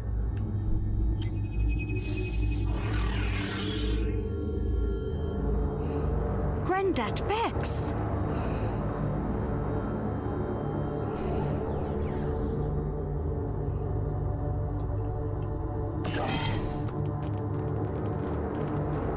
The Etherians have lowered some sort of fractal containment fields blocking our path. Leave it to me. I've become quite the expert on Etherian security systems. Understood. We'll keep the Etherians at bay in the meantime. I'm gonna launch everything I've Resist got. and you shall crumble. Accept and you shall ascend. Another one? This influx seems endless.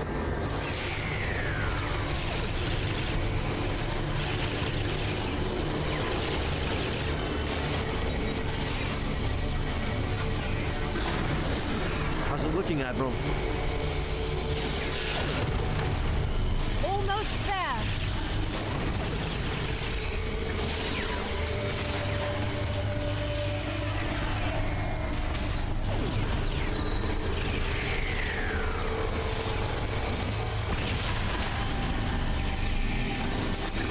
The fractal containment field has been lowered. Incredible.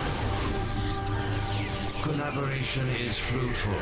Why such discord in the face of harmony?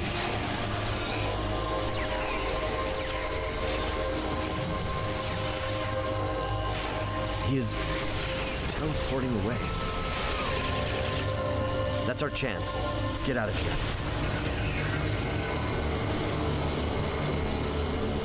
I hope you're right about that gateway technology.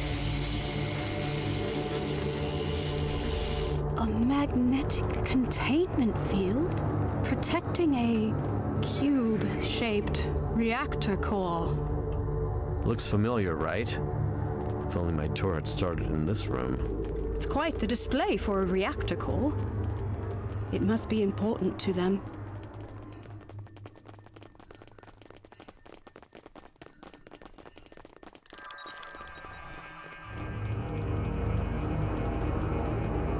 Trapped again. It did seem too easy. You're right, Hugh. These Granddad Bexes are beaming in with no end in sight. There must be another way to defeat them. I have a plan, but it's risky. I'm all ears. If we lower its containment field, we could fire at the reactor core to initiate a breach. What about the gamma radiation leaking into the room and the potential loss of life aboard the ship? I'm willing to bet that putting the core at risk will initiate an emergency power transfer protocol. This would divert all main energy back to the core's containment field, Shooty? interrupting Etherian Shooty? transport. Shooty? We must shooty some more. Shooty? Likely to put power from the fractal containment fields too. A hell of a plan, Admiral. And we'd have to backtrack into the room to carry it out. A risk worth taking. Let's do it. I'll get to work on this fractal containment field.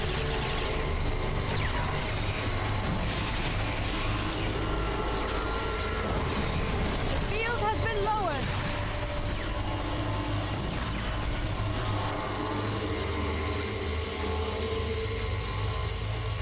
Let's act quickly.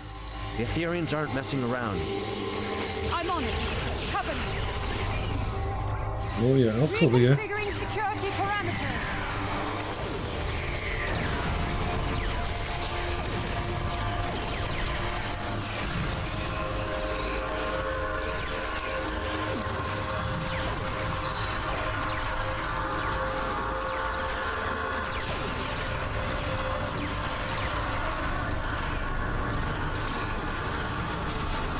We can do this.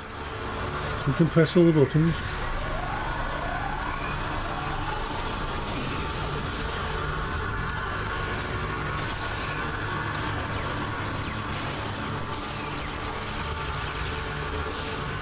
How much longer, Admiral? 10 seconds. 10. Come on. 5. Done. The magnetic containment field has been lowered. Target the reactor core. Yeah, just blow up the reactor core. Radiation levels are rising. We need to leave. Let's go. The control panel is malfunctioning. Cover me. I just need a couple of seconds. Your second life awaits you, Hugh. There. It's open. Where's Hugh? There's something I need to do. Radiation levels are too high. We need to leave. Emergency systems might seal this section off. This could be our last chance. I know. That's why you should go ahead without me. You can't save him, Hugh. I know, but if I can get through, for even just a second, then it's worth a shot. I have to try. Damn. We can't leave him behind. Grendat Bex, that's your name, right? Where's Tassine Faye? We are Grendat Bex. We are Tessine Faye. We are all at once, and soon you shall be too. I'd rather die than be reassimilated. It is the only way. Uprisers shall be quelled. Deniers shall be fused. You must join us. You must ascend. Listen, it doesn't have to be like this. My people have the means to restore your freedom. You misunderstand. We are free. We have long been freed from the shackles of Iconian rigor, and we have taken what serves us best from the Borg. We are evolved. See, the trouble is, I think you think you're free, but you're not. Everything you're saying right now, that sounds an awful lot like a collective I used to be a part of. You think you don't have a choice, but if you ask me, you've just forgotten how to choose. You are mistaken. We do not choose the ether. It chooses us. We follow its path. Well, a wise man once told me, even when you think you don't have a choice, there always is one. I might not be able to help you now, but maybe I'll be able to help you one day. No one is beyond redemption.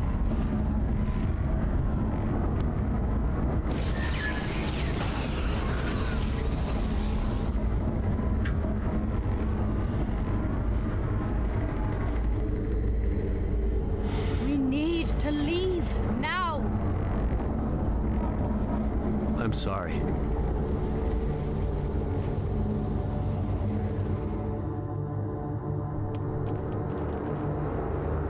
Follow me.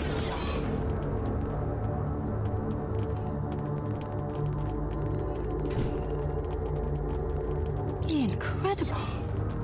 An entire bay of gateways. Admiral Kumarke, I've been told your scientific expertise lies in stellar stabilization and planetary restoration. How do you fare with gateway stabilization and remodulation? You are in luck. These gateways aren't too dissimilar from ones I've encountered before. I should be able to modify... Can we go home now? Perfect. We can talk later. Right. Can we go home now? I want to go home. Heads up. More hostile Etherians incoming. More? I mean, seriously?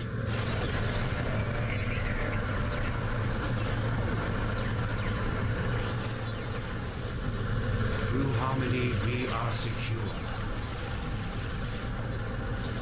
Yeah, just blow everything up. Blow everything up. Press all of the buttons until things stop talking and we go out, get out of here. I think that's the plan. I think that's the good plan. Unity, we are strong. I'm gonna zap you with purple lightning for the hell of it.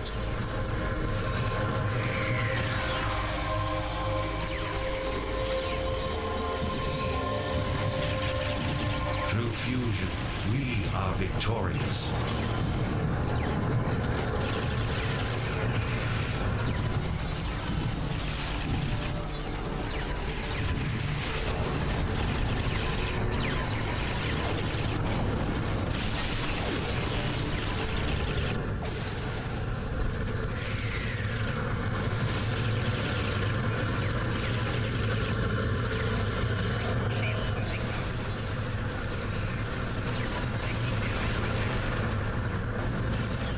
They're not being nice.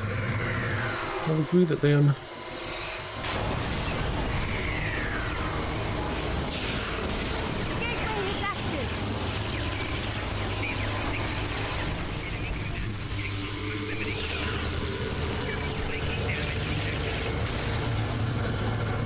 Come on.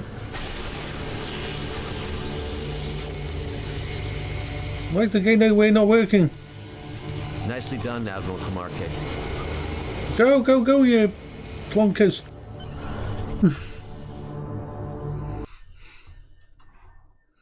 Do we get to shoot? Load the ship up now. I want to shoot the ship now. Loud and clear. It's good to see you both back on your ships. Friends, this truly has been a grave misunderstanding.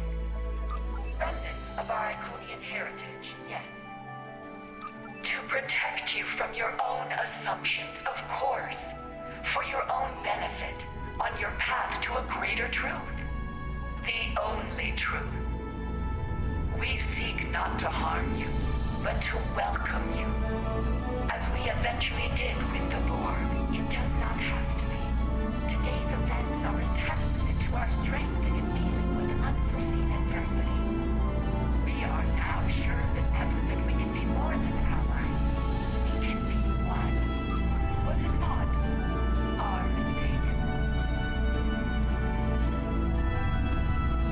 There must be a diplomatic way forward, even after today. Tassine Faye, my people and I, we can help you. I want to blow them up. Tassine Faye, I strongly suggest you consider this offer. It might be the only chance you get before the galaxy turns against you for your duplicity. The galaxy will turn against itself long before it turns against us. We will watch from afar as factions burn and tear each other apart. It is foretold. Your rejection of perfection is disappointing. We were hoping you would see the light, but you are not the first friends of ours who have refused ascension. Like everyone else from our dimension, you shall undergo fusion. It is inevitable. We learned from the best. We have been watching you for centuries. So the little shits. Shame that all of this ends now. Your individuality has been... Your ship is compromised, Tassine Faye. Stand down. You know the path the Ether has laid before you, friend. Friend. You are no friend to me. Friends do not force us to join the collective. I'm gonna blow you up with all the firepower we can.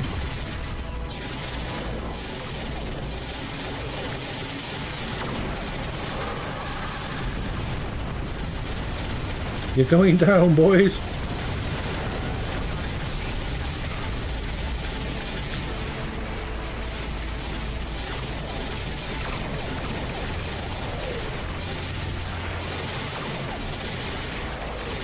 Fire everything. Looks like the Ethereum is also called for backup. Well, we can handle that. The Harmony has severed our conflict.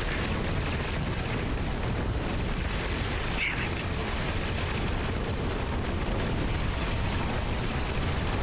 The Harmony's repairs are nearing completion. Brace yourselves.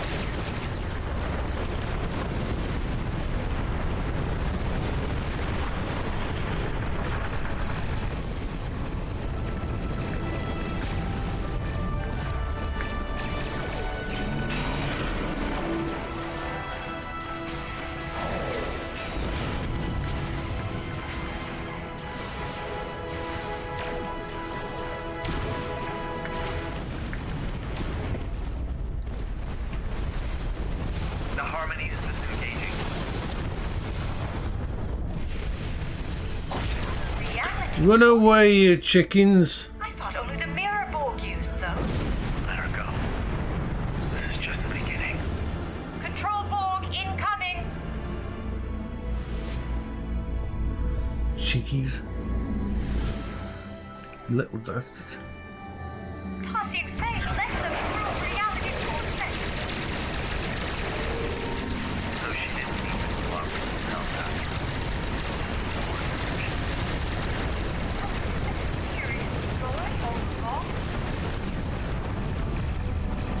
We can. Spilling to our universe as a complication and a cover-up?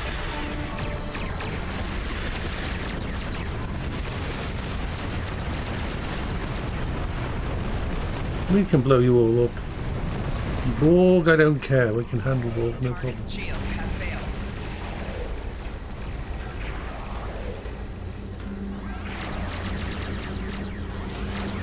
Another wave of control Borg incoming!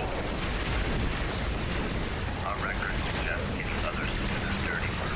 It's a well-known activity in practice. Good to know.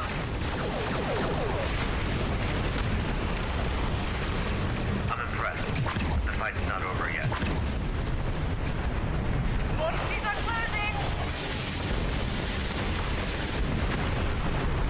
We could use some more backup on our side.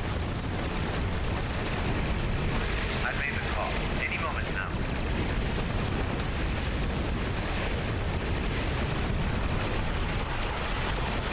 Your perseverance reminds me of a friend of mine. Never go for an answer.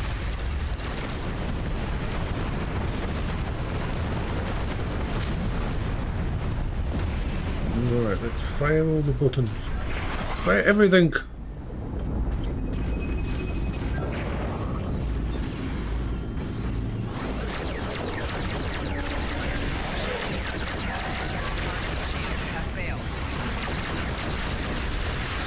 Overload weapons.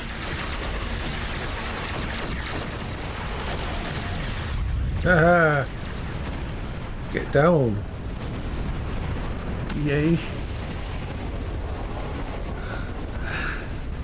Backup arriving just in time never hurts. However, Tassine Faye is still out there somewhere, and what she said about the galaxy turning against itself may be true. Reports of Borg incursions are multiplying by the stardate, with an unusual increase in infighting among Control, Mirror, and Prime Borg.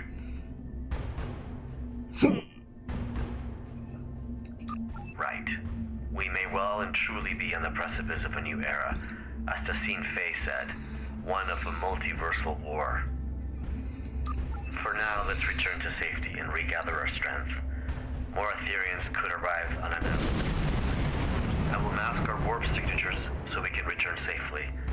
A little trick I picked up during my unfortunate time in captivity many years ago. Once we're out of harm's way, I'll contact you to send over any information the Cooperative has on the Aetherians. Oh, before you leave, I wanted to thank you for coming to my aid. There was a time in which a person like you might have left a liberated Borg like me behind. I'm touched to see this is no longer the case. Though we are no longer the most despised people in the galaxy, forging alliances is still a delicate endeavor for us. This means a lot to me, and the Cooperative. Today was eventful, to say the least. But I'm We thankful should I have blown had up you that ship by my before. side through it all. Right at the start, if we'd blown the ship up, I think that would be better. It only pains me that Tassine Should have just Faye was teleported never a Nuko on board. Romulans, I like Romulans. Romulans are deceptive. Romulans will actually teleport a nuclear space mine inside your ship and blow you up from the inside. I like that idea. It works. Assimilate this. Boom. All gone. Yes, the Tholians never We come in peace, shoot to kill. did they? In any case,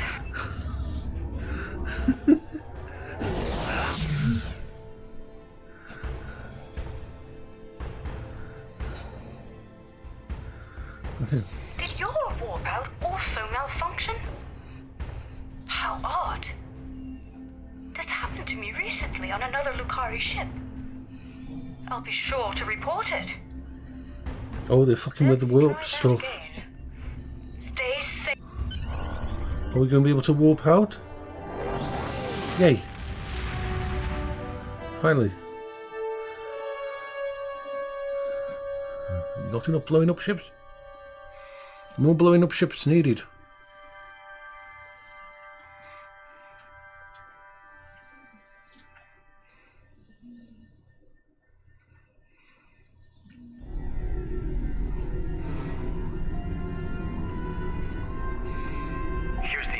gathered in the Aetherians. It appears they are alternate universe Iconians who fused with the Borg to forgo assimilation, an event as yet unheard of. Their advanced Iconian technology and knack for deception has also been cause for great concern.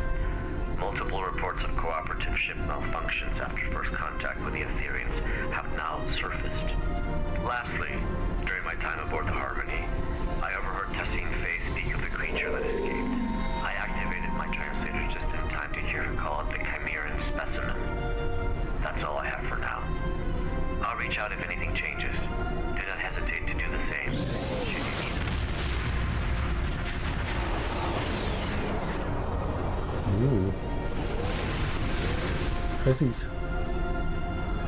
Okay, so the next part of that will probably be episodes.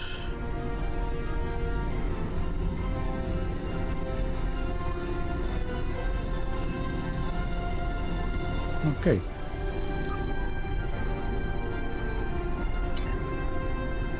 I think we've done our daily. Yeah, we've done enough. I mean, freaking hell, done enough. Definitely done enough. Definitely done enough. I think it's time to log off and spend some time with the doggies. and Faye needs to go for a sleep. I hope you have a good nap. Bye for now. Yay! I will.